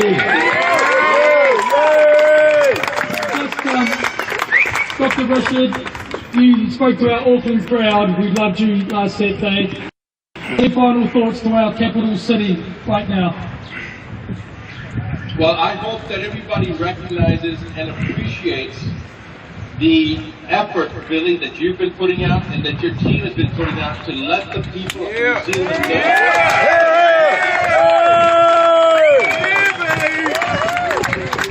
In a small nation that is led by somebody, the prime minister of which country is friends with one of the people, i.e. Bill Gates, one of the people who is pushing for this vaccine. For God's sake, he couldn't keep viruses out of windows. How is he going to try to keep a virus out of our bodies? So my point is, the last message that was, besides the fact that I appreciate your efforts, and I hope everybody continues to get your message out. The only other thing that I would want people to remember is that in your heart, each of you know which is the right answer, what is the truth. That sometimes people say, I don't know what to believe. I will tell you that every human being on this planet, the Creator talks to them. Source energy, God talks to us. It's what we call our sixth sense, our intuition, our gut feeling. So listen to it. Some people say, God doesn't talk to us. God talks to us all. Most of us are too loud. We don't turn the noise down so we don't listen to it. So you know in your heart what's right and what's wrong. Take care of yourselves, take care of your families, take care of your children, because the future of humankind is at stake. So stand up and resist. And Billy, I appreciate you. Thank you, brother. God bless you.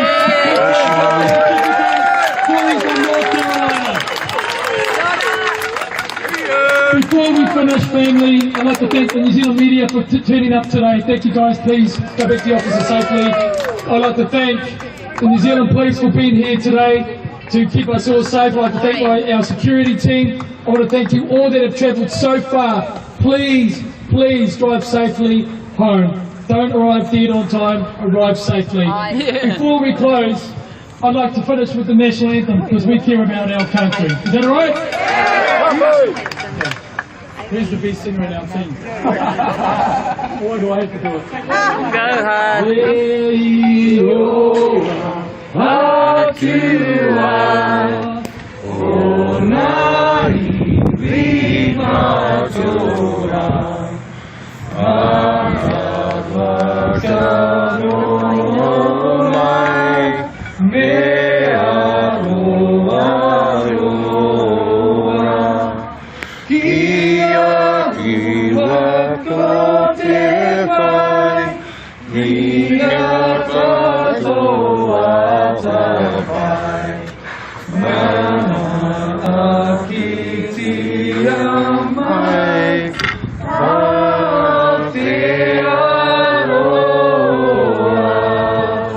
God of nations, and I thee, in the arms of the weary, hear our voices, we entreat, God be in our free land. God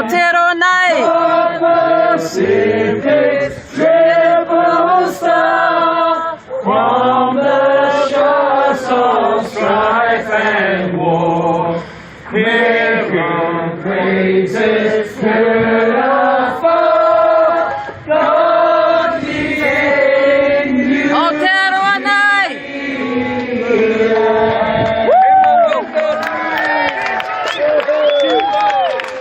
Thank you, Father. Stay strong, and like I always say, stay calm, stay cool, stay credible on solid ground. Share the information in a calm, informed, and articulate way with people. Burn some of them calories by going to get us who we fucking looking for.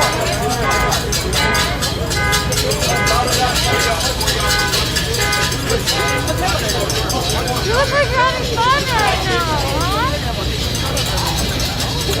they got the LRAD out. 5 minutes off to get off the street. Out of the crosswalk, yeah.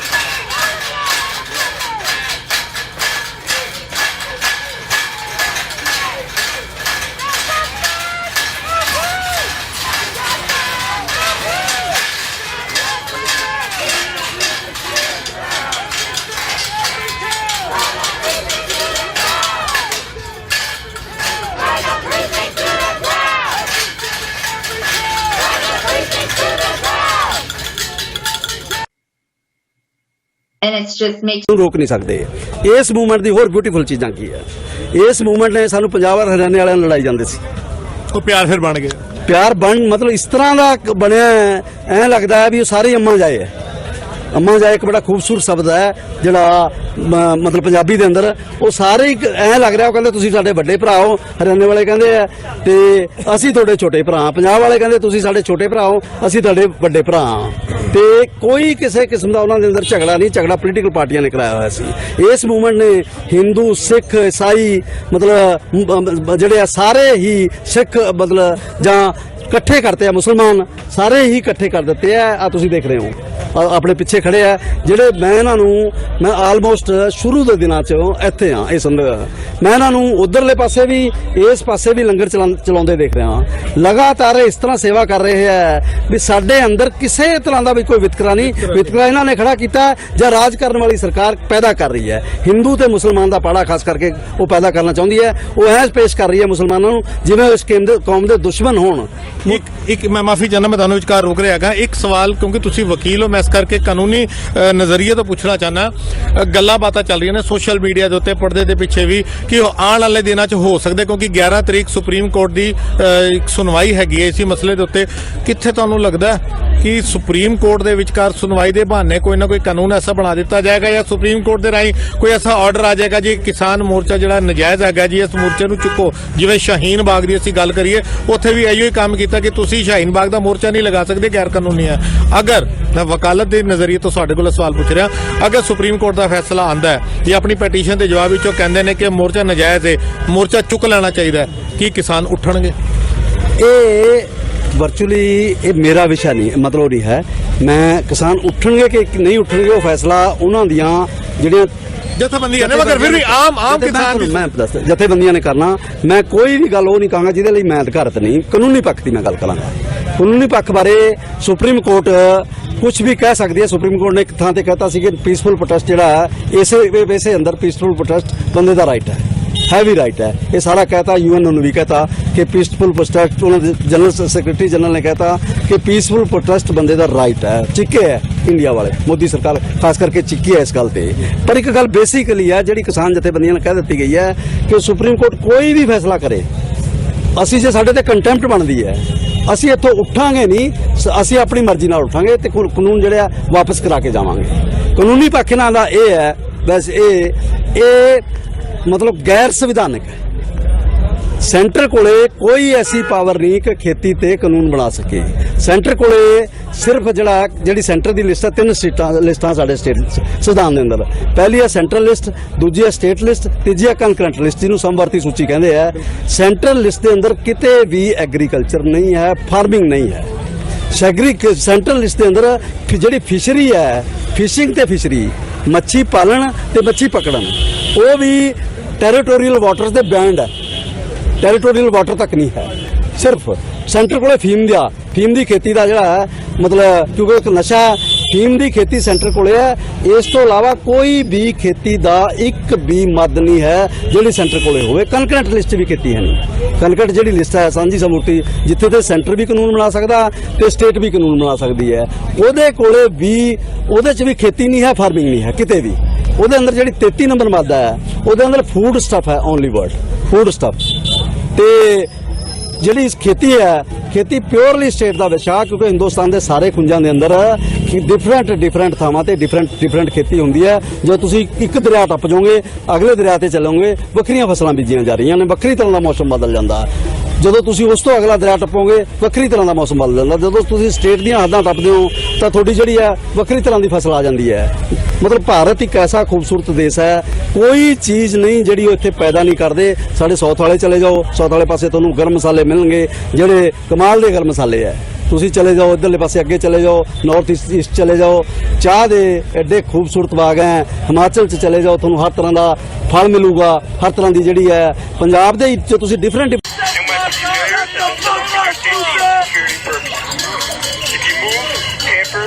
with or cross over the barriers, you may be subject to arrest for obstructing governmental administration. Shut the fuck up!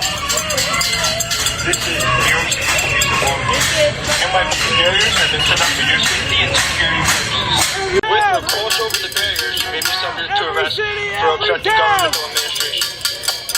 Every city, every town. This is the New York City Police Department. NYPD barriers have been set up for your safety. ਕਾਨੂੰਨ ਵਾਪਸ ਨਹੀਂ ਲੈ ਜਾਣਗੇ।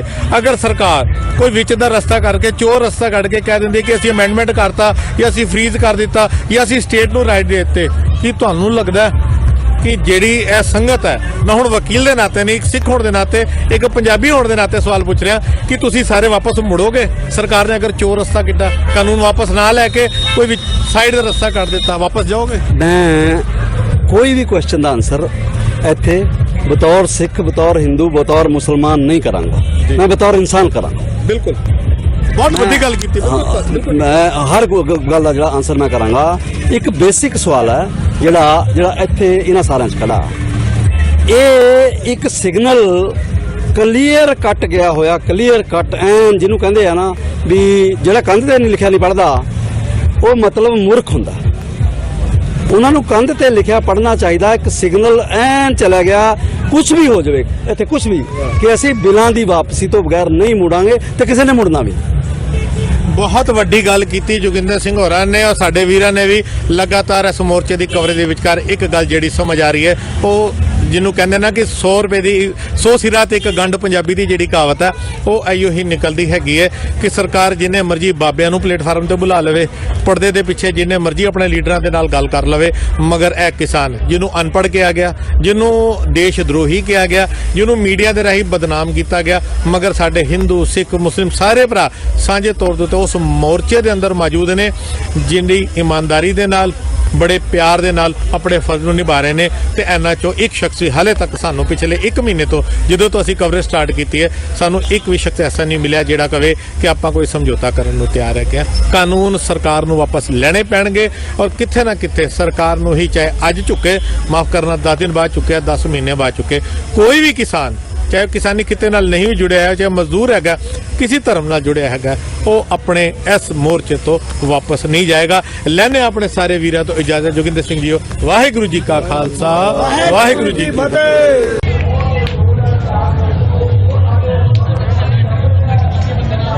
ਵਾਹਿਗੁਰੂ ਜੀ ਕਾ ਖਾਲਸਾ, ਵਾਹਿਗੁਰੂ ਜੀ ਕੀ ਫਤਿਹ। TV 84 ਦੀ team ਇਸ ਵੇਲੇ ਮੌਜੂਦ ਹੈਗੀ ਹੈ ਸਿੰਘੂ ਬਾਰਡਰ। ਲਗਾਤਾਰ ਅਸੀਂ ਤੁਹਾਨੂੰ ਕਵਰੇਜ ਦਿਖਾ ਰਹੇ ਹਾਂ, ਜਿੱਥੇ ਅਸੀਂ ਸਟੂਡੈਂਟਸ ਨਾਲ ਗੱਲ ਕੀਤੀ, ਜਿੱਥੇ ਅਸੀਂ ਮਲੇਰਕੋਟਲਾ ਦੇ ਮੁਸਲਮਾਨ ਭਰਾਵਾਂ ਦੇ ਨਾਲ ਗੱਲ ਕੀਤੀ, ਤੇ ਦੂਜੇ ਪਾਸੇ ਸਰਬਤ ਖਾਲਸਾ ਦੀ ਗੱਲ ਅਸੀਂ ਜ਼ਰੂਰ ਕਰਨਾ ਚਾਹਾਂਗੇ। ਜਦੋਂ ਕਦੀ ਵੀ ਸਰਬਤ ਖਾਲਸਾ ਦੀ ਗੱਲ ਹੁੰਦੀ ਹੈ ਤੇ ਸਰਬਤ ਖਾਲਸਾ ਵੱਲੋਂ ਥਾਪੇ ਜਥੇਦਾਰ ਭਾਈ ਜਗਤਾਰ ਸਿੰਘ ਹਵਾਰਾ ਦੀ ਗੱਲ ਜ਼ਰੂਰ ਆਉਂਦੀ ਹੈਗੀ ਹੈ। ਪੂਰੇ ਵਰਲਡ ਨੇ ਦੇਖਿਆ ਕਿਸ ਤਰੀਕੇ ਦੇ ਨਾਲ ਲੱਖਾਂ ਦੇ ਇਕੱਠ ਨੇ ਉਹਨਾਂ ਨੂੰ ਆਪਣਾ ਜਥੇਦਾਰ ਨਾਲ ਲਿਆ। ਅਸੀਂ ਅੱਜ ਤੋਂ ਕੁਝ ਦਿਨ ਪਹਿਲੇ ਜਥਾ ਸ਼੍ਰੀ ਅਕਾਲ ਤਖਤ ਸਾਹਿਬ ਦੀ ਜਿਹੜੀ ਯੂਨਿਟ, ਦਿੱਲੀ ਯੂਨਿਟ ਬਣੀ ਹੈ, ਉਹਦਾ ਇੰਟਰਵਿਊ ਵੀ ਦਿਖਾਇਆ, ਤੇ ਹੁਣ ਸਾਡੇ ਨਾਲ ਹਵਾਲਾ ਪਿੰਡ ਦੇ ਵੀਰ ਜੁੜੇ ਨੇ। ਅਸੀਂ ਸਾਰਿਆਂ ਨਾਲ ਪਹਿਲੇ ਫਤਿਹ ਦੀ ਸਾਂਝ ਪਾਉਂਦੇ ਹਾਂ।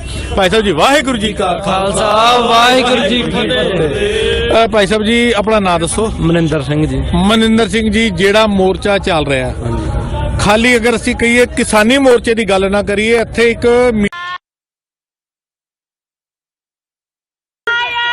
cross over the barriers, you may be subject to arrest for obstructing governmental administration. This is the New York City Police Department. NYPD barriers have been set up for your safety and security purposes. If you move, tamper with or cross over the barriers, you may be subject to arrest for obstructing governmental administration. This is the New York City Police Department. NYPD barriers have been set up for your safety and security purposes. If you move, tamper with, or cross over the barriers, you may be subject to arrest for obstructing governmental administration. Play it again! Play it again! Play it again, you backside bitch! Do it! Do it! Play it again, you tired!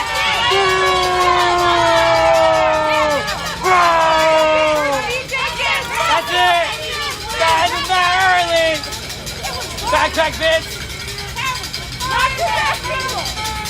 Last time I invited you to a party! That fucking DJ sucks! I want to fucking DJ! Yo, what? Yo, switch them up! DJ, go fuck yourself! Yo, fuck you, DJ, alright! Go home! Bye! Bye! I outlasted you, you motherfucker! I outlasted you! Hang yourself! Bye! Bye! Go get a fucking noose and hang yourself! Hope you choke on a donut! And a fucking like George Bush during the Super Bowl! Hot-ass coffee! Don't choke on your fucking cannoli! Definitely don't go to Shake Shack! Don't go to Shake Shack, either go drink another milkshake. Mothers, we are parents, so regardless of whatever it is that we're doing, we always have to be a parent to our children.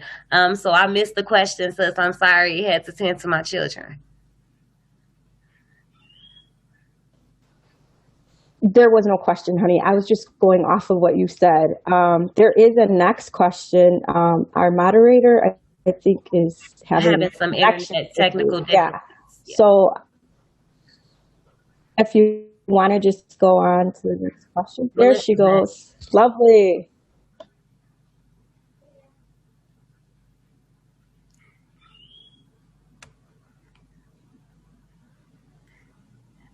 Melissa, you showed up right on time. We all just answered the question, that first question. Were you able to hear me before you all lost me? No. Okay. Sorry about that. Let me go in here. Let me pull up. But you did get to the first question? Yes, the first part of it. And then I think the second part we didn't answer. What could be done from the root causes? Okay. Did any of you want to speak on that one? I know, Ariel, you talked about the connection piece, but I mean, not necessarily being root cause, but the trauma piece. I'm good.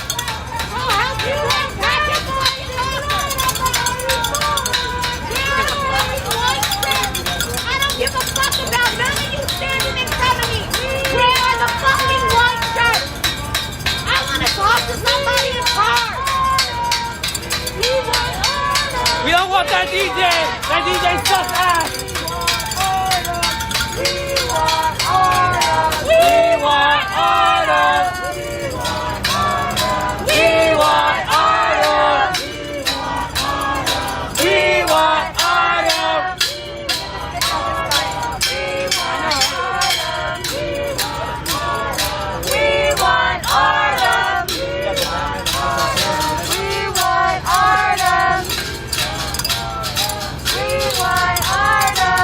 I do arrest you. I'll be pissed. We want order. I'll rip that shit off. We want order. We want order. We want order. Order. We want order. We want order. We want order.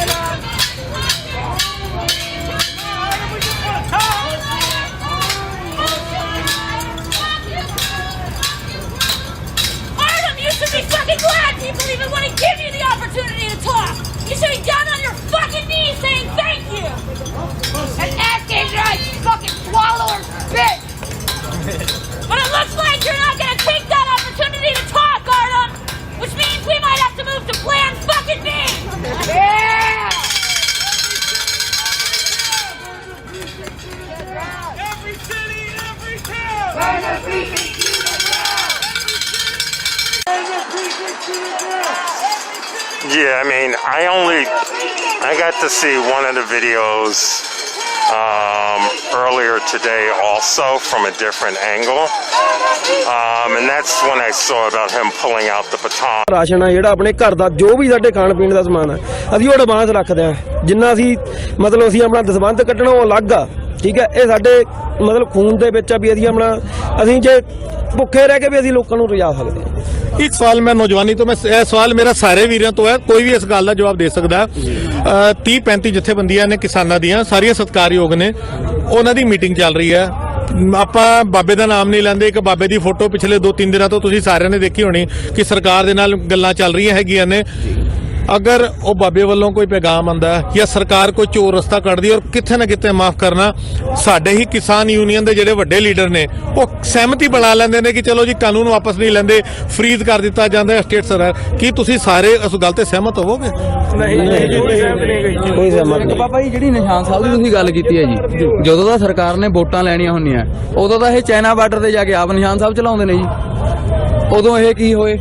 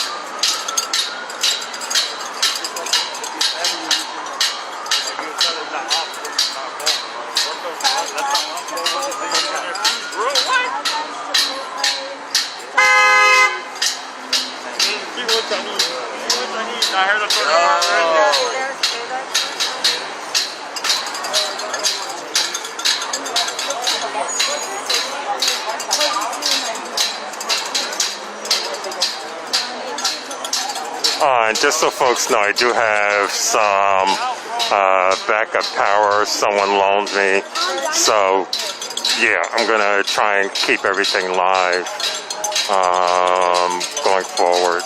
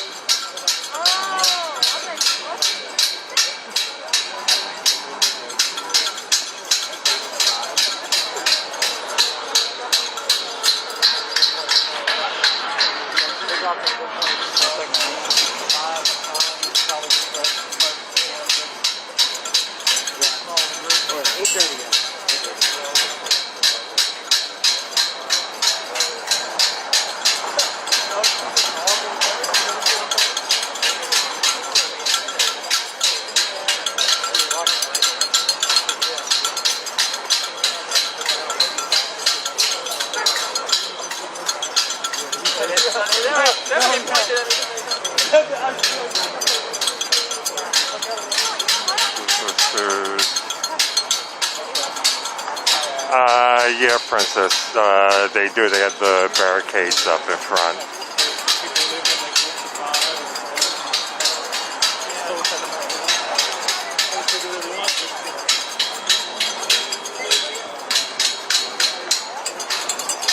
Much as we support you, because we definitely need that same support. We need your voices at the table speaking for women, and not just the women speaking for men with men.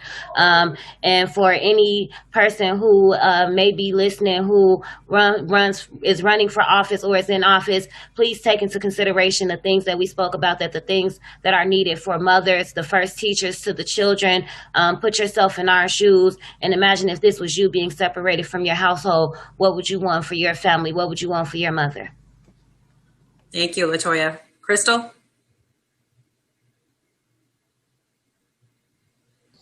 Yeah, I honestly ditto to everything that LaToya is saying. And just continue to have this discussion, continue to see that women are a subject matter. It is a concern. We do have the same issues and the same problems that the men are facing, and we have them even a little more intense because we, like I said, it comes down to the children.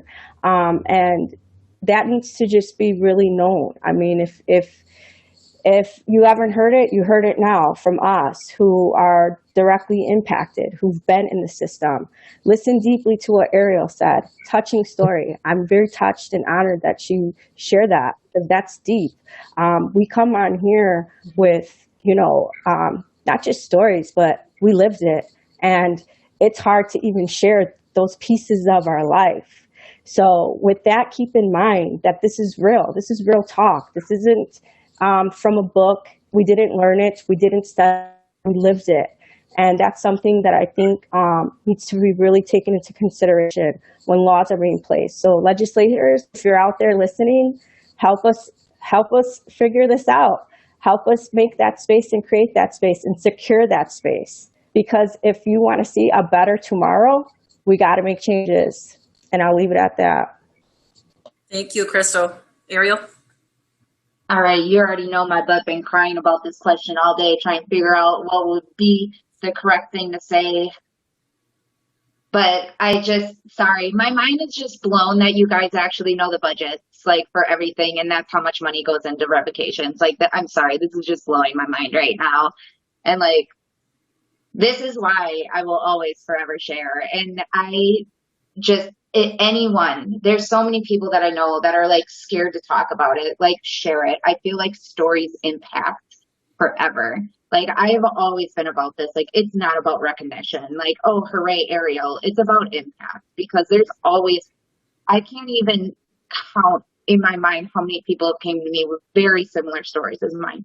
That's why I will forever share, until I've been talking about this for 6 years, until finally my story was heard. Until finally I got the foot in the door at Health and Human Resources to place my opinion on things. You ladies are phenomenal. Keep doing what you're doing. I urge anyone, if you have been impacted by the justice system, especially a woman, like, share your story, because this is how things change. Because when people know that you've been directly impacted, like, my story's real and raw. I come with full transparency. I will never stop sharing. And I just urge people, like, this is how changes get made. If you have a story, share it. Thank you for all that. Again, I want to thank the people that are tuning in, but I want to thank each and every one of you, LaToya, Crystal, Ariel. Thank you for being a part of this conversation tonight. We're leaving with some things. For the audience, I want to quick say, don't just leave here listening. Reach out to your legislators and have a conversation and mention, something in addition to what you heard tonight, because going forward into this new year, it's important that we get a bill on the table and pass to end the crimeless revocation.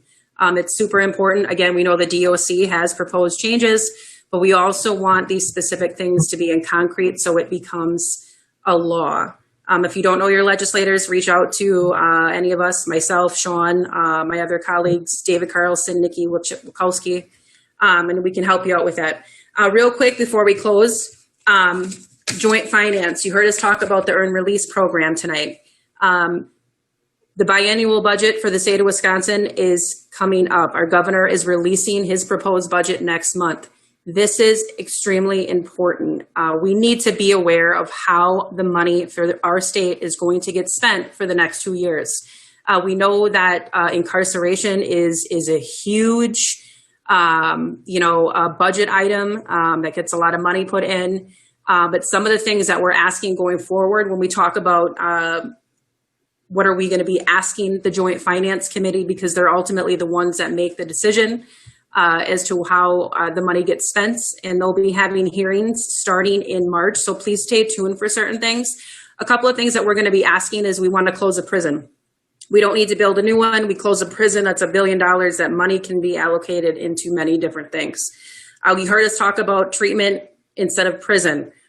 Expanding the earn release program. The DOC supports it. We want that committee to be able to say, okay, we're going to put that extra money in to get the additional people, like Crystal said, $7,000 people on the waiting list, and hopefully prevent issues like Ariel ran into, situations, with Sherry. Let's get these people, if they're ordered or sentenced to get the earn release program, they need to get it when they get into the DOC. Raising the age. Wisconsin is one out of 4 states that still charges 17-year-olds as adults. For those who don't know,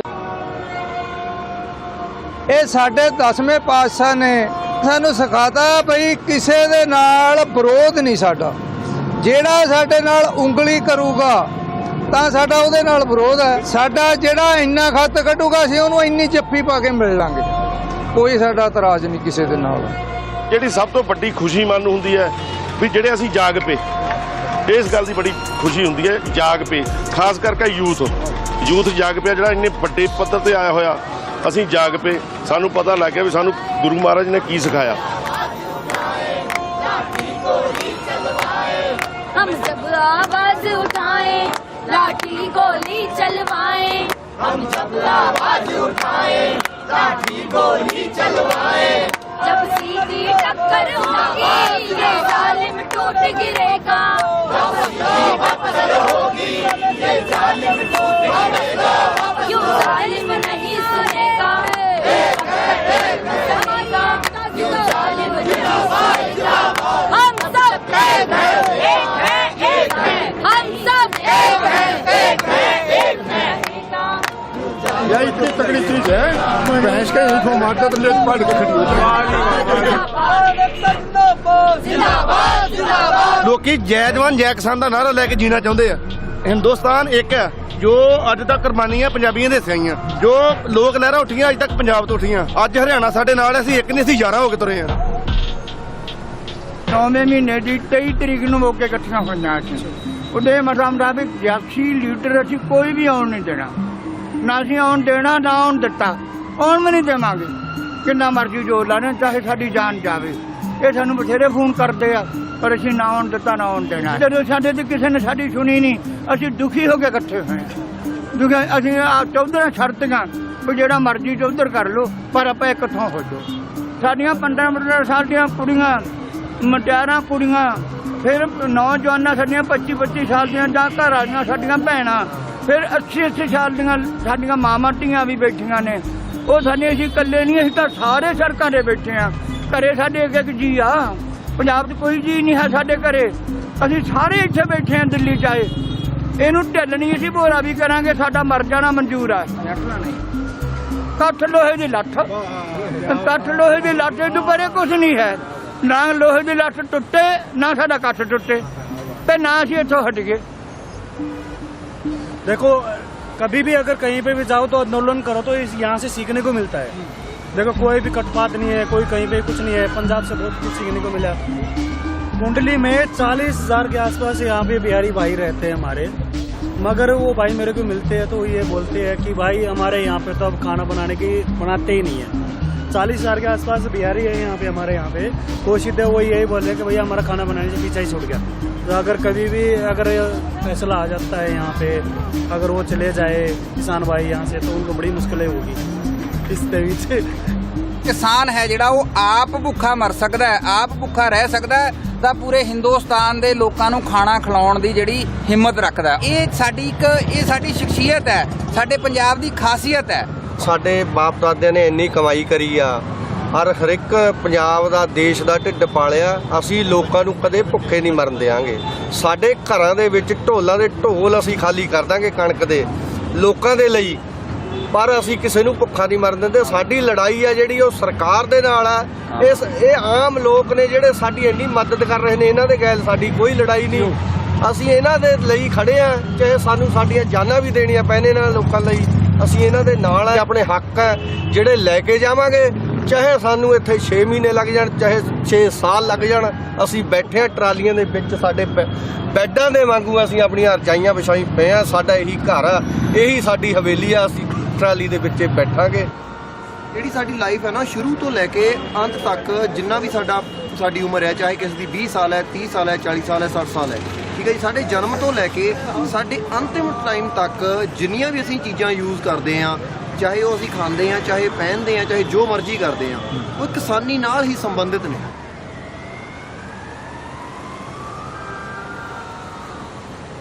ਡੰਡੇ, barricades, water cannon, tear gas ਅਸੀਂ ਸੀ ਨਾ ਕੀਤੀ। ਸਾਡੇ ਬਜ਼ੁਰਗਾਂ ਨੇ ਸਾਰਾ ਜ਼ੋਰ ਤਨ ਤੇ ਹੰਡਾਇਆ, ਕਿਸੇ ਨੂੰ ਉਂਗਲ ਨਾ ਲਾਈ। ਸਾਡੇ ਬਲਵਾਨ ਯੋਧੇ ਚੁੱਪ ਕਰਕੇ ਰੱਬ ਦਾ ਨਾਮ ਲੈਂਦੇ ਹੋਏ ਅੱਗੇ ਵਧੇ ਤੇ ਇੱਥੇ ਪ੍ਰਸ਼ਾਦੇ ਛਕਾ ਰਹੇ ਆ। ਇਹਨਾਂ ਨੂੰ ਚੁੱਪ ਰਹਿਣ ਦੀ ਸਮਰੱਥਾ, ਸ਼ਾਂਤੀ ਬਣਾਏ ਰੱਖਣ ਦਾ ਬਲ ਕਿੱਥੋਂ ਮਿਲ ਰਿਹਾ? ਮੈਨੂੰ ਇੰਨੇ ਸਬਰ ਤੇ ਸੰਤੋਖ ਦਾ ਕਾਰਨ ਸਮਝ ਨਹੀਂ ਸੀ ਆ ਰਿਹਾ। ਸੱਚ ਉਦੋਂ ਪਤਾ ਲੱਗਾ ਜਦੋਂ ਮੈਂ ਨੂਰ ਮਹਿਲ ਤੋਂ ਆਏ ਇਸ ਗੱਭਰੂ ਨੂੰ ਮਿਲਿਆ। ਇੱਥੇ ਅਸੀਂ ਕੀਰਤਨ ਕਰਦੇ ਹਾਂ, ਸੁਖਮਨੀ ਸਾਹਿਬ ਦੇ ਪਾਠ ਕਰਦੇ ਸੀ, ਨਿਸ਼ਾਨ ਸਾਹਿਬ ਚੜਾਇਆ। 1675 ਸੀ ਭਾਈ ਮਤੀ ਦਾ ਤੇ ਸਤੀ ਦਾ ਚਾਂਦਨੀ ਚੌਕ ਵਿੱਚ ਸ਼ਹੀਦ ਕੀਤੇ ਗਏ। 22 ਦਸੰਬਰ ਨੂੰ ਗੁਰੂ ਤੇਗ ਬਹਾਦਰ ਜੀ ਸ਼ਹੀਦੀ ਦਿੱਤੀ ਗਈ ਆ। ਜਦੋਂ ਸ਼ਹੀਦੀ ਦਿੱਤੀ ਗਈ, ਉਸ ਟਾਈਮ ਦੇ ਔਰੰਗਜ਼ੇਬ ਜਾਂ ਕੋਈ ਮੁਗਲ ਬਾਦਸ਼ਾਹ ਜਿਹੜਾ ਸੀਗਾ, ਉਹਨੇ ਕਿਹਾ ਇਹ ਬੋਡੀ ਦੇ 4 ਟੋਟੇ ਕਰਕੇ 4 ਦਰਵਾਜ਼ਿਆਂ 'ਤੇ ਟੰਗ ਦਿਓ ਕਿ ਜਿਹੜੀ ਬੋਡੀ ਦੀ ਬੇਅਦਬੀ ਹੋਵੇ। ਭਾਈ ਲੱਖੀ ਸਾਹਿਬ ਵੰਜਾਰਾ ਜਿਨ੍ਹਾਂ ਨੇ ਧੜ ਚੱਕ ਕੇ ਜਿਹੜਾ ਗੁਰਦੁਆਰਾ ਹੈਗਾ ਲਾਗੇ ਉੱਥੇ ਲਗਾਇਆ, ਤੇ ਜਿਹੜਾ ਭਾਈ ਜੇਤਾ ਜਿਹਨਾਂ ਦਾ ਸੀਸ ਚੱਕ ਕੇ ਨਾ ਆਨੰਦਪੁਰ ਸਾਹਿਬ ਵੱਲ ਨੂੰ ਚੱਲ ਪਿਆ। ਜਦੋਂ ਆਨੰਦਪੁਰ ਸਾਹਿਬ ਵੱਲ ਨੂੰ ਗਏ ਤੇ ਇਹਨਾਂ ਰਸਤਿਆਂ ਥਣੀ ਗਏ। ਇੱਥੇ ਇੱਕ ਵੱਡ ਖਾਲਸਾ ਪਿੰਡ ਆ, ਉਹ ਜਦੋਂ ਮੁਗਲ ਫੌਜਾਂ ਜ਼ਿਆਦੀਆਂ ਪਿੱਛੇ ਆ ਗਈਆਂ, ਵੱਡ ਖਾਲਸਾ ਪਿੰਡ ਵਿੱਚ ਉਹ ਰੁਕ ਗਿਆ। ਵੱਡ ਖਾਲਸਾ ਪਿੰਡ ਦੇ ਲੋਕਾਂ ਨੇ ਇਕੱਠ ਕੀਤਾ ਵੀ ਮੁਗਲ ਫੌਜਾਂ ਜ਼ਿਆਦੀਆਂ, ਵੀ ਇਸ ਕਰਕੇ ਆਪਾਂ ਜੇਤਾ ਜੀ ਨੂੰ ਆਨੰਦਪੁਰ ਸਾਹਿਬ ਪਹੁੰਚਾਉਣਾ। ਉਸ ਪਿੰਡ ਦਾ ਇੱਕ ਖੁਸ਼ਹਾਲ ਸਿੰਘ ਦਈਆ ਜੱਟ ਪਰਿਵਾਰ ਨਾਲ ਸੰਪਰਕ ਰੱਖਦਾ, ਥੋੜਾ ਜਿਹਾ ਮੜੰਗਾ ਉਹਨਾਂ ਦਾ ਗੁਰੂ ਤੇਗ ਬਹਾਦਰ ਜੀ ਨਾਲ ਮਿਲਦਾ ਸੀ। ਉਹਨੇ ਕਿਹਾ ਵੀ ਆਪਾਂ ਮੁਗਲਾਂ ਨੂੰ ਸੀਸ ਦੇ ਦਿੰਦੇ ਹਾਂ। ਸਾਰੇ ਪਿੰਡ ਦੇ ਬੜੇ ਨਾਰਾਜ਼ ਹੋਏ ਆ ਸੀਸ ਦੇਣ ਦਾ। ਉਹ ਕਹਿੰਦਾ ਮੈਂ ਇਹ ਨਹੀਂ ਗੱਲ ਕਰ ਰਿਹਾ, ਮੈਂ ਆਪਣਾ ਸੀਸ ਦੇਵਾਂਗਾ ਮੁਗਲਾਂ ਨੂੰ ਜੇ ਮੇਰੇ ਨਾਲ ਮਿਲਦਾ। ਉਸ ਖੁਸ਼ਹਾਲ ਸਿੰਘ ਦਈਏ ਨੇ ਆਪਣਾ ਸ਼ੀਸ਼ ਕਟਾ ਕੇ ਮੁਗਲਾਂ ਨੂੰ ਦਿੱਤਾ। ਇਸ ਭੁਲੇਖੇ ਵਿੱਚ ਉਹ ਮੁਗਲ ਲੈ ਗਏ ਤੇ ਭਾਈ ਜੇਤਾ ਜੀ ਆਨੰਦਪੁਰ ਸਾਹਿਬ ਨੂੰ ਚਲ ਗਏ। ਇੱਥੇ ਉਹ ਗੁਰਦੁਆਰਾ ਇਤਿਹਾਸਿਕ ਹੈਗਾ, ਸ਼ਾਇਦ ਅਸੀਂ ਉਸ ਕਰਕੇ ਇੱਥੇ ਆਏ ਹਾਂ। ਜਦੋਂ ਭਾਈ ਜੇਤਾ ਜੀ ਧੜ ਲੈ ਕੇ ਜਾਂਦੇ ਹੋਣਗੇ ਇਹਨਾਂ। How much extra money is being used right now to have all of these officers out here? How much extra money and shit is happening in Manhattan that SRG is out here with all of those vehicles and those officers as opposed to in Manhattan?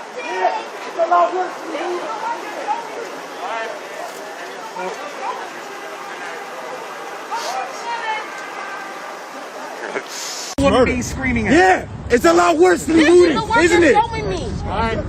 This is the work you're showing me.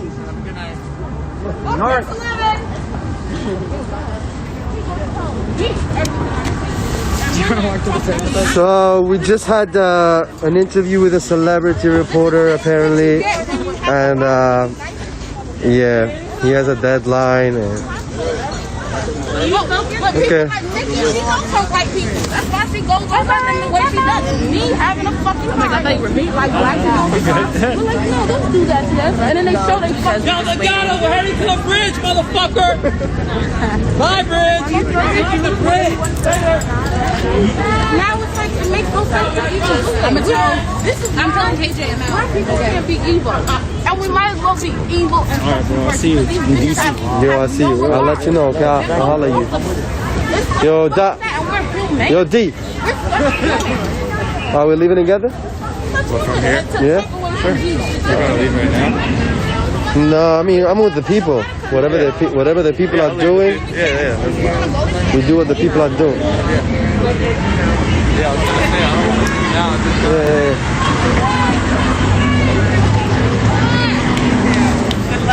It's our bridge! Fuck you guys, our bridge! You might fuck around and lie and take both fucking bridges. I just want to make sure. I think it's shit. But we shouldn't quite honestly.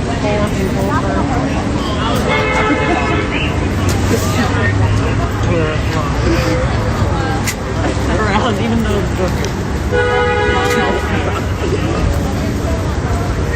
Yo, I love your outfit. Thank you. Where'd you get those pants? The pants? Yeah. She loves those pants. I actually don't remember.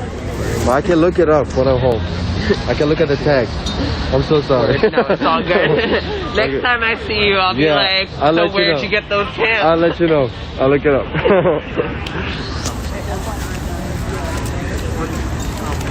Oh yeah, his deadline.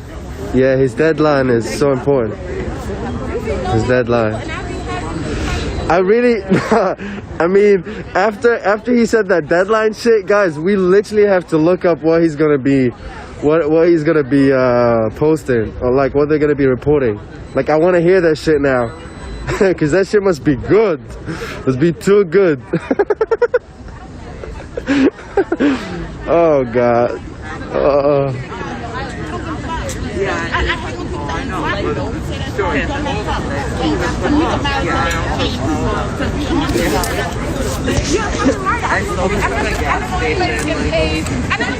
Thank you. Do you also like the socks? I got bacon and eggs today. You see that?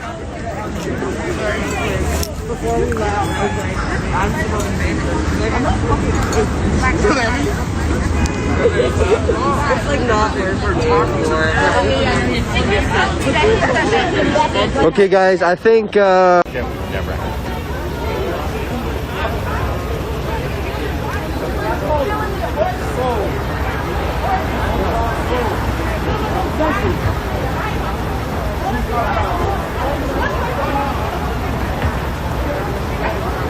Which one of you raggedy ass niggas is Cruz? Short nigga in the front right there. Cruz, raise your hand. Go on your tippy toes. We can't see you. Cruz, where are you? Somebody shorty y'all ass niggas. Come on, Cruz. I see you, Cruz. I see you. Cruz, where are you? Come on, baby. I see you. Cruz, short bitch. Is this Cruz? Are you Cruz? Yeah, right there. It's 11 called the top. That's Cruz?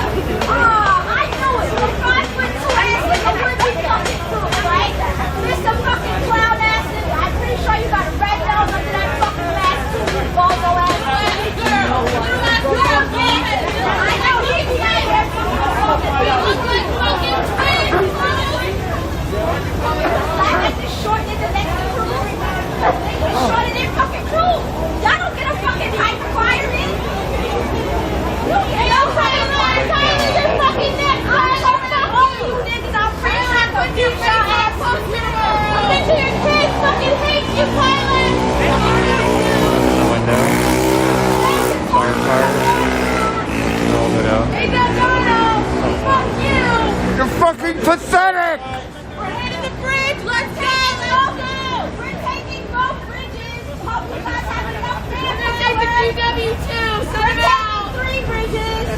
You guys don't have enough Our bridge now, bitch! Our bridge now, bitch! We're taking the bridge. New York pussies! We might take the Williamsburg when we're done.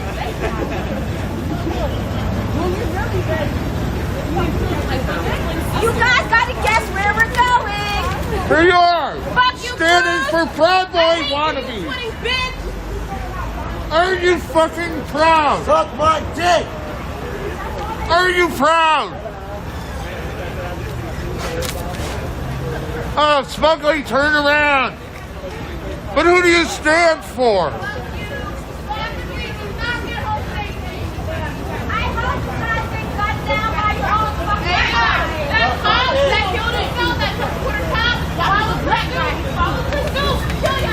And then the white guy is the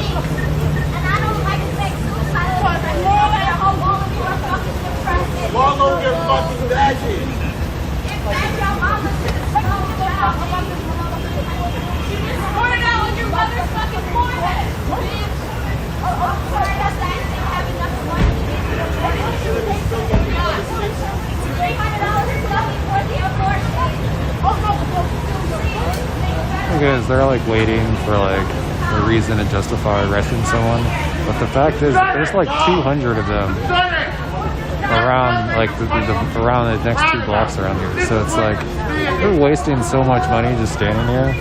It's like they wish they could arrest someone to justify like the waste of resources. Like so many resources could be used elsewhere.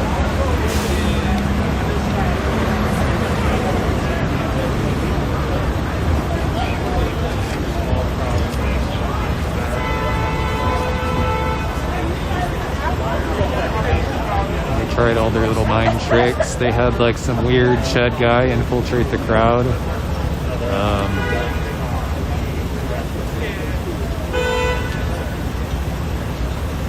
I mean, that's the thing. It's like Artem is still a piece of shit.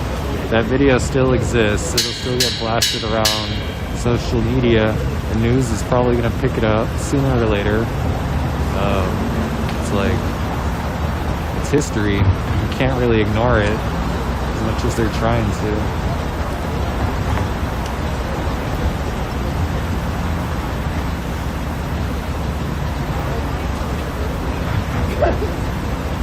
But too bad. You know, there's a quick solution to all of this. Just stop protecting dirty cops. Yeah. Stop protecting them. They can't protect none of them. It's very simple. Because they all dirty. Yeah, You see how each of them will stand by, and when it's time to come for beating of the asses, they'll all come to beating of the asses. That's why that black bitch right there, the When one shoots, they all shoot. show up in my hood, I still ain't got no respect for her. But guess who want to protect them black bitches, them black Uncle Tom, the community, the church members, the pastors, when they giving out food in the fucking hood. But when I'm out here right outside, literally with no weaponry, I get my ass beat and they seeing the fuck by and tase me with them. That's why I don't respect none of that shit. They all fucking fucked up. They all dirty. They all evil bastards. Not one will be like, no, stop. Not fucking one. You know what you call that? A motherfucker? That's a brainwashed robot. That's a machine. That is an artificial intelligence. That is dangerous. No big cops and racists. You can't think for your fucking self. Crazy thing. It's like if that dude Artem did shoot into the crowd, the other cops probably would have started shooting too. Like not even thinking about it. They all Like, got a we're gun. really lucky he didn't. Fucking idiot. Shouldn't have a gun. Same motherfucker every time. But in the community, when they in their little 2x3, nobody does shit. Even the people in the community don't stand up. That's who we need to be in. This is a battalion. They got them ready to allocate. We at the fucking home of the people. It's like, how are we in the we in the kitchen. Of course they could get out the knives and the fucking knives and the butter knives. We in the kitchen. Wait till they go in the dining room. I'm trying to creep away. How do you stand there night after night, fucking like, yeah, this is fine, I'm fine with That's myself. all they do. That's all they do, though. You know why? Because they look at us just like children. With no discipline. Oh, they're just fucking in these lives. They look at us like they're kids. Real shit. Oh, they're just And this fucking van has been running for the past like 2.5 hours. Like there's no one in this van. Like they got lights on it. Like they've just been burning fucking what, like 5 miles per gallon in this fucking van for like the past 3 hours. For what? They tied it under the fucking whatever. I'm just saying, like that's how and wasteful. literally be on their phone. What the fuck? Just leave the car running? Like who does that? Fucking stupid ass cops do that. They're sitting in there, look at that cameras on their phone. Sorry. On their phone. But real. They do the same shit. Stand up. Oh, they literally get paid to stand up all day. When I worked construction and They don't give a shit. the gate, I just stood up all day. Fucking community. They get paid to stand up all day. And maybe they'll do a little aerobics and run when they need to catch somebody. Or hop in their car. That's the most they do. You know, inside they don't even do paperwork. They'll literally sit there and bullshit you when they feel like they don't do paperwork and complain. They'll be like, oh, you need your phone back. They print the paperwork. I'm gonna wait 1 more hour. I gotta send it to my captain. Meanwhile, bye, see you tomorrow. Chilling. That's it. I just read something that was like the most that police response was like noise complaints and I tried my best to stay out. I was hungry, but I outlasted those ones. My appetite. Those dudes are ready for lunch break though. To just stand there for 3 hours instead of actually doing something to be productive. Like they couldn't even get on the megaphone themselves to be like, don't ever listen. But yeah, if we had some food, we brought out some food. We could have at least made them like force a shift change. You know, like shout out to like Portland and Seattle. I'm not saying that New York hasn't done that, but at least like if we're gonna fucking waste their resources, at least make them waste 2 shifts of resources, right? But it is kind of late. That's why New York got able to distract you the and then them fucking inside. Double down.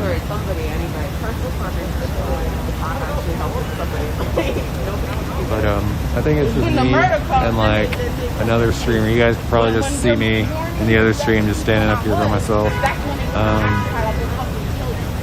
Hang out. Hold it down.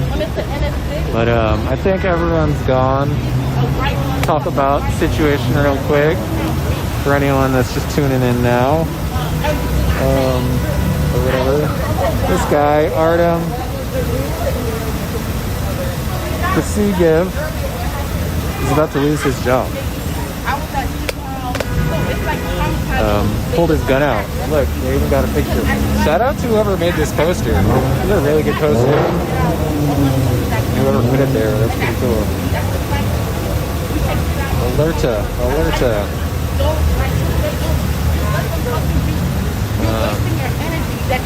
Yeah, so he pulled his gun out. A bunch of fucking people. I guess there's like a kid, some minors in the crowd too. Like just extra dirty. And it's like, obviously, I would be out here for any reason to fucking defund the police. So, as many people would, I think. So just the fact that, you know, we caught them slipping up yesterday on some bullshit, like, gonna act on it. Like, it's not, like, extremely groundbreaking shit. It's nothing new, you know? It's like, this shit happens all the time. But, like, as people were saying, that if you don't say anything about it, it'll just continue. And it's like, it'll probably continue also, but more and more people gotta say some shit about it.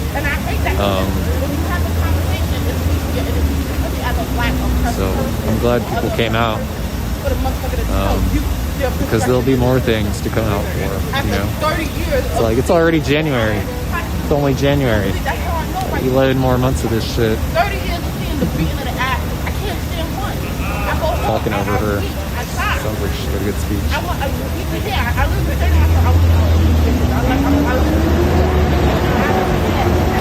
Yeah, it's just like some streamers and shit, some lawyers out here. Shout out to the lawyers.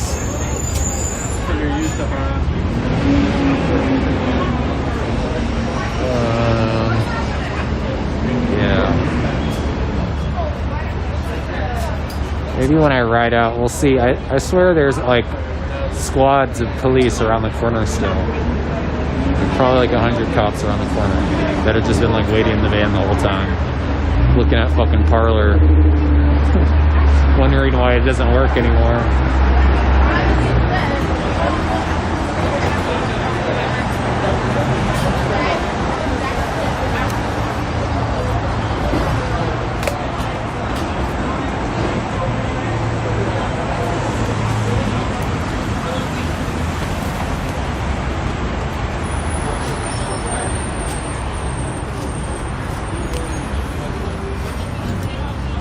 Alright, y'all. I'm gonna get some food, probably.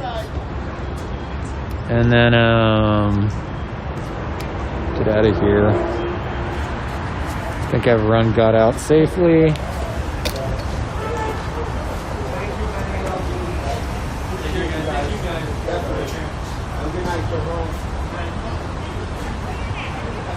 All you have to do is say sorry.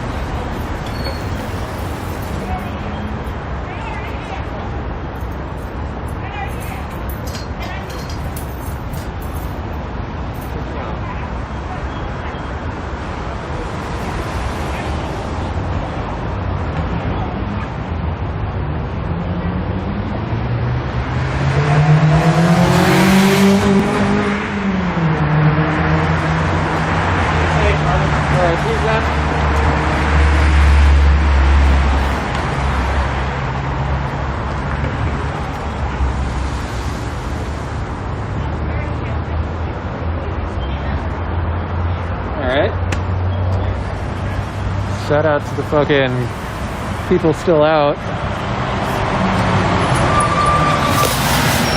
I think everyone's about to leave though. Oh wow, there's a little fucking deli across the street. I could have got a snack the whole time. You know what? This is kind of a cool spot. We might be back tomorrow. Like 7-Eleven vibes. Yeah. Okay, there's still some homies out here. They're not streaming or anything, and it's kind of dangerous for them to be out here by themselves, so hopefully they get out. But I'm gonna ride around,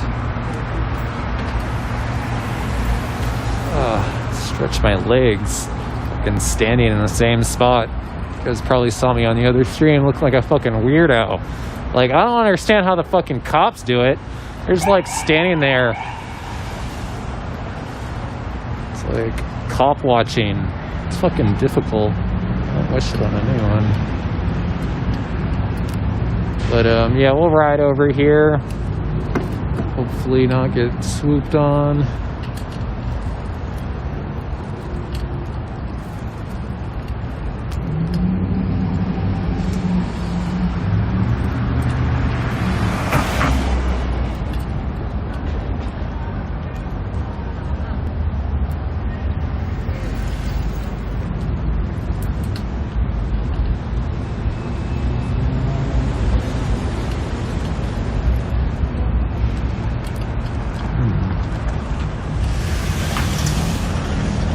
Yeah, here you can see their lights and shit flashing over here. Look, they're just holding down this fucking gas station. Look at them. Losers. Loser point of view. Oh shit, these are the homies over here. Go the other way.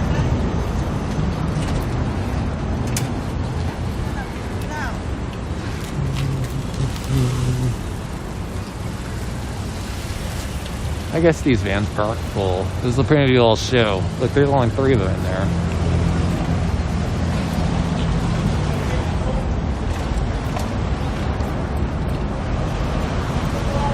So look, they're taking up this whole lane for no reason. They've been here for like 3 hours. Why? Did you see the update? He's fucked. They caught him in fucking DC. Look, they're fucking scared of the camera getting exposed. Holy shit, how many blocks of these fools are there? This is SRG right here. Damn, those ones are full. And around this corner over here.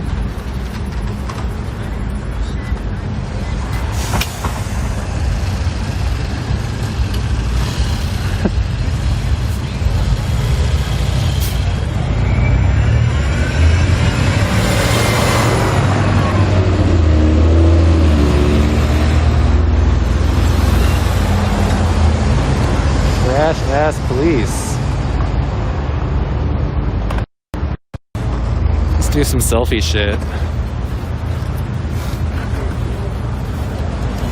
Selfie shit. What's up, everyone?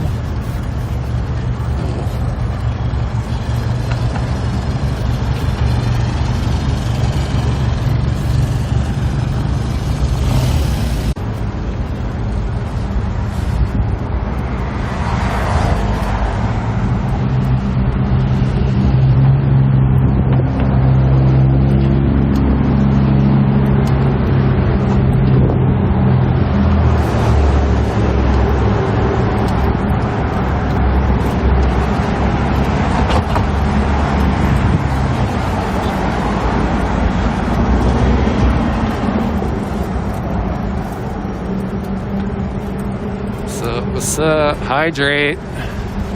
Justice for Brianna. I'm like a billboard. Like, if I started getting face tats, my whole face would be fucking tatted. That's why I haven't even started. I think I'm going this way.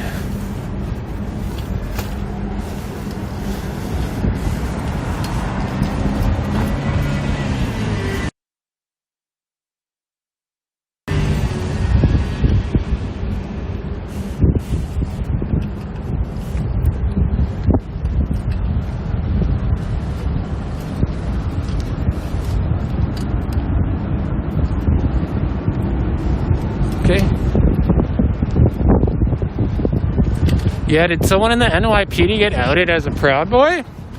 Is that what dude was saying? Because it's not surprising. Like, they're gonna, if they started firing NYPD that were Proud Boys, there wouldn't be that many left. Oh, that's the street I was supposed to take. Okay, I'll take the next one.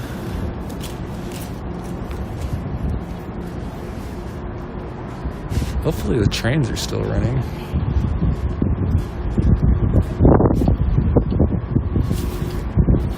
Oh, there's my homie.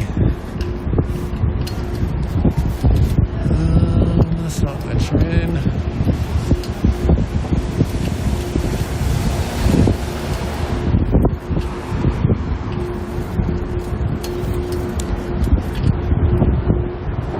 What's that noise? Fuck the Proud Boys.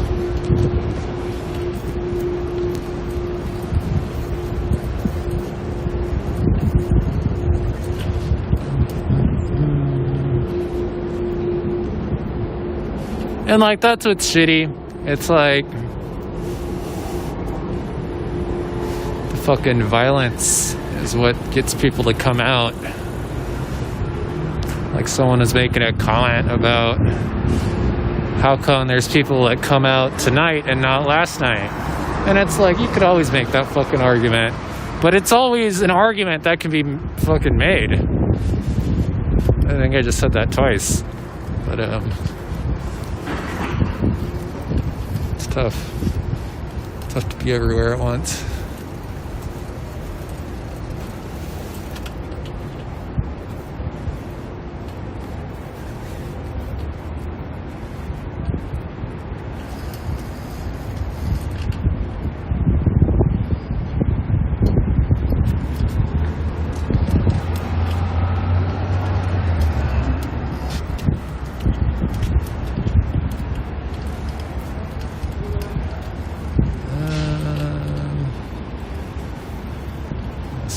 Left. Go all the way down that weird little street.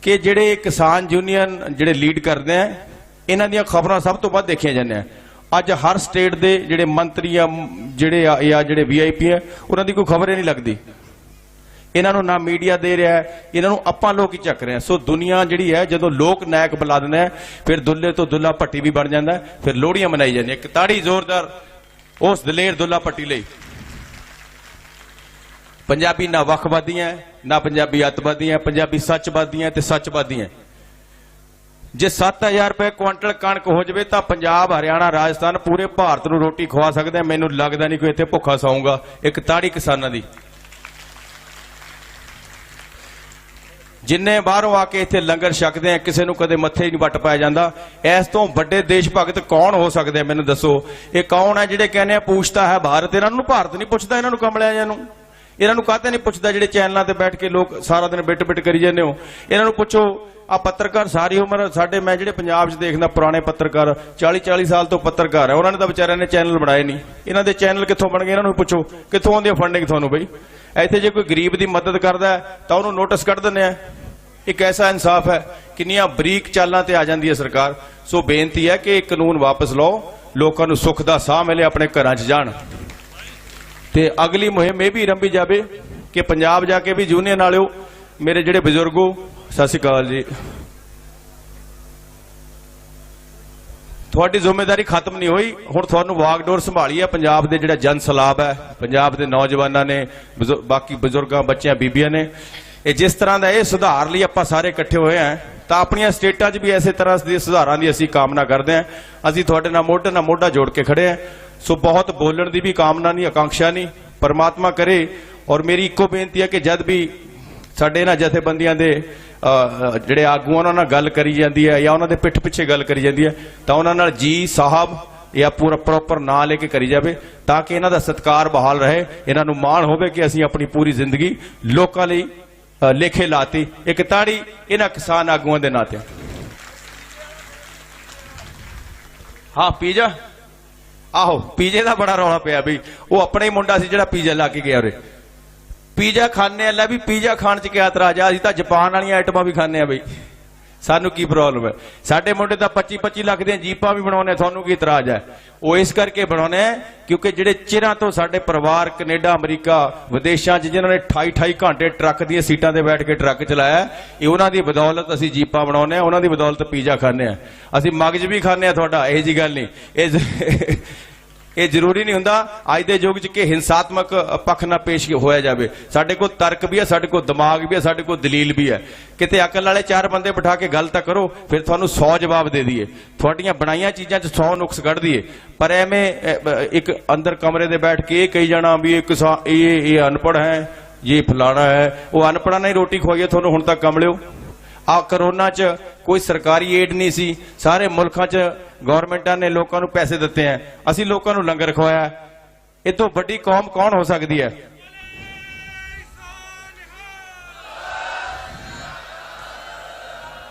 ਅਜੇ ਤਾਂ ਸਾਡਾ 20 ਰੁਪਏ ਵਾਲਾ ਲੰਗਰ ਚੱਲੀ ਜਾਂਦਾ ਭਾਈ। ਅਜੇ ਅੱਜ ਵਾਲੀਆਂ ਕਮਾਈਆਂ ਤਾਂ ਲੋਕਾਂ ਨੇ ਬਾਅਦ 'ਚ ਲੇਖੇ ਲਾਉਣੀਆਂ। ਸੋ ਇਹ ਗੁਰੂਆਂ ਪੀਰਾਂ ਦੀ ਬਖਸ਼ਿਸ਼ ਹੈ। ਹਾਂਜੀ ਬੇਬੇ ਅਜੇ ਪਈ ਹੈ। ਹਾਂ ਅਸੀਂ ਉਹਨਾਂ ਦੇ ਹਾਂ ਬੱਚੇ ਆ ਉਹਨਾਂ ਦੇ। ਅਸੀਂ ਤਾਂ ਇਹ ਚਾਹੁੰਦੇ ਹਾਂ ਵੀ ਜਿਹੜੇ ਸਾਡੇ ਕਿਸਾਨ ਤੇ ਮਜ਼ਦੂਰ, ਸਾਨੂੰ ਇਸ ਤਰ੍ਹਾਂ ਲਾਚਾਰ ਹੀ ਨਹੀਂ ਹੋਣਾ ਪਊਗਾ। ਜੇ ਸੱਤਾ ਦੀ ਕੁਰਸੀ ਨੂੰ ਹੱਥ ਪਾ ਲਓ, ਸਾਰਾ ਪੰਜਾਬ, ਸਾਰਾ ਹਰਿਆਣਾ ਤੁਹਾਡੇ ਨਾਲ ਹੈ। ਇੱਕ ਤਾੜੀ ਇਹਨਾਂ ਦੇ ਨਾਂ ਤੇ ਮਾਰ ਦਿਓ ਜ਼ਰੂਰ। ਉਹ ਵੱਖਰੀ ਗੱਲ ਹੈ ਕਿ ਰਾਜਨੀਤਿਕ ਵਿੰਗ ਨਹੀਂ ਬਣਾਉਂਦੇ ਜਾਂ ਸਿਆਸੀ ਨਹੀਂ ਬਣਨਾ ਚਾਹੁੰਦੇ, ਪਰ ਮੈਨੂੰ ਲੱਗਦਾ ਕਿ ਸਾਨੂੰ ਫਿਰ ਹੱਕ ਮੰਗਣ ਦੀ ਲੋੜ ਨਹੀਂ, ਹੱਕ ਸਾਡੀ ਪਲੇਟ 'ਚ ਆ ਜਾਣਗੇ। ਸੋ ਧੰਨਵਾਦ ਸਾਰਿਆਂ ਦਾ, ਤੁਸੀਂ ਆਏ ਹੋ। ਜਿਹੜੇ ਪੰਜਾਬ 'ਚ ਅਜੇ ਬੈਠੇ ਆ ਰਜਾਈਆਂ 'ਚ ਆ ਜਿਓ। ਜੇ ਨਹੀਂ ਤੁਸੀਂ ਆਓਗੇ ਤਾਂ ਸ਼ਾਇਦ ਇਸ ਇਤਿਹਾਸ ਤੋਂ ਮੁਨਕਰ ਹੋ ਰਹੇ ਹੋ ਕਿ ਤੁਹਾਡਾ ਨਾਂ ਵੀ, ਤੁਹਾਨੂੰ ਇਹ ਹੌਸਲਾ ਜ਼ਰੂਰ ਹੋਊਗਾ ਕਿ ਮੈਂ ਵੀ ਇੱਥੇ ਜਾ ਕੇ ਹਿੱਸਾ ਪਾਇਆ ਸੀ। ਨਹੀਂ ਗੀਤ ਗੂਤ ਗਾਉਣ ਮੈਂ ਆਇਆ ਨਹੀਂ ਮਿੱਤਰੋ, ਨਾ ਮੈਂ ਕਲਾਕਾਰ ਹਾਂ। ਕਾਰਾਂ ਮੈਂ ਵੇਚਦੀਆਂ, ਕਲਾ ਮੇਰੇ ਅੰਦਰੇ ਹੈ। ਉਹ ਮੈਂ ਤੁਹਾਨੂੰ ਬਾਅਦ 'ਚ ਪ੍ਰਦਰਸ਼ਨ ਕਰੂੰਗਾ ਜਦੋਂ ਜਿੱਤਾਂਗੇ। ਕੋਈ ਨਹੀਂ ਗੀਤ ਹੁਣ ਕਲਾਕਾਰ ਸੁਣਾਈ ਜਾਂਦੇ, ਗੀਤਾਂ ਦਾ ਕੀ ਹੈ? ਗਾਉਣਾ ਤਾਂ ਸਾਡਾ ਕੰਮ ਹੈ। ਨਹੀਂ ਉਵੇਂ ਤਾਂ ਫੇਸਬੁੱਕ ਤੇ ਸਾਰਾ ਦਿਨ ਨਿੰਦੀ ਜਾਂਦੇ ਹੋ ਵੀ ਕਲਾਕਾਰਾਂ ਨੇ ਸਮਾਜ ਵਿਗਾੜਦਾ। ਦੇਖਣਾ ਅੱਜ ਸਾਰੇ ਕਲਾਕਾਰ ਕਿਸਾਨੀ ਦੇ ਗੀਤ ਗਾ ਰਹੇ ਕਿ ਨਹੀਂ। ਜਦੋਂ ਮੈਂ 20 ਸਾਲ ਪਹਿਲਾਂ ਗਾਉਣਾ ਸ਼ੁਰੂ ਕਰਿਆ ਸੀ ਤਾਂ ਮੇਰੇ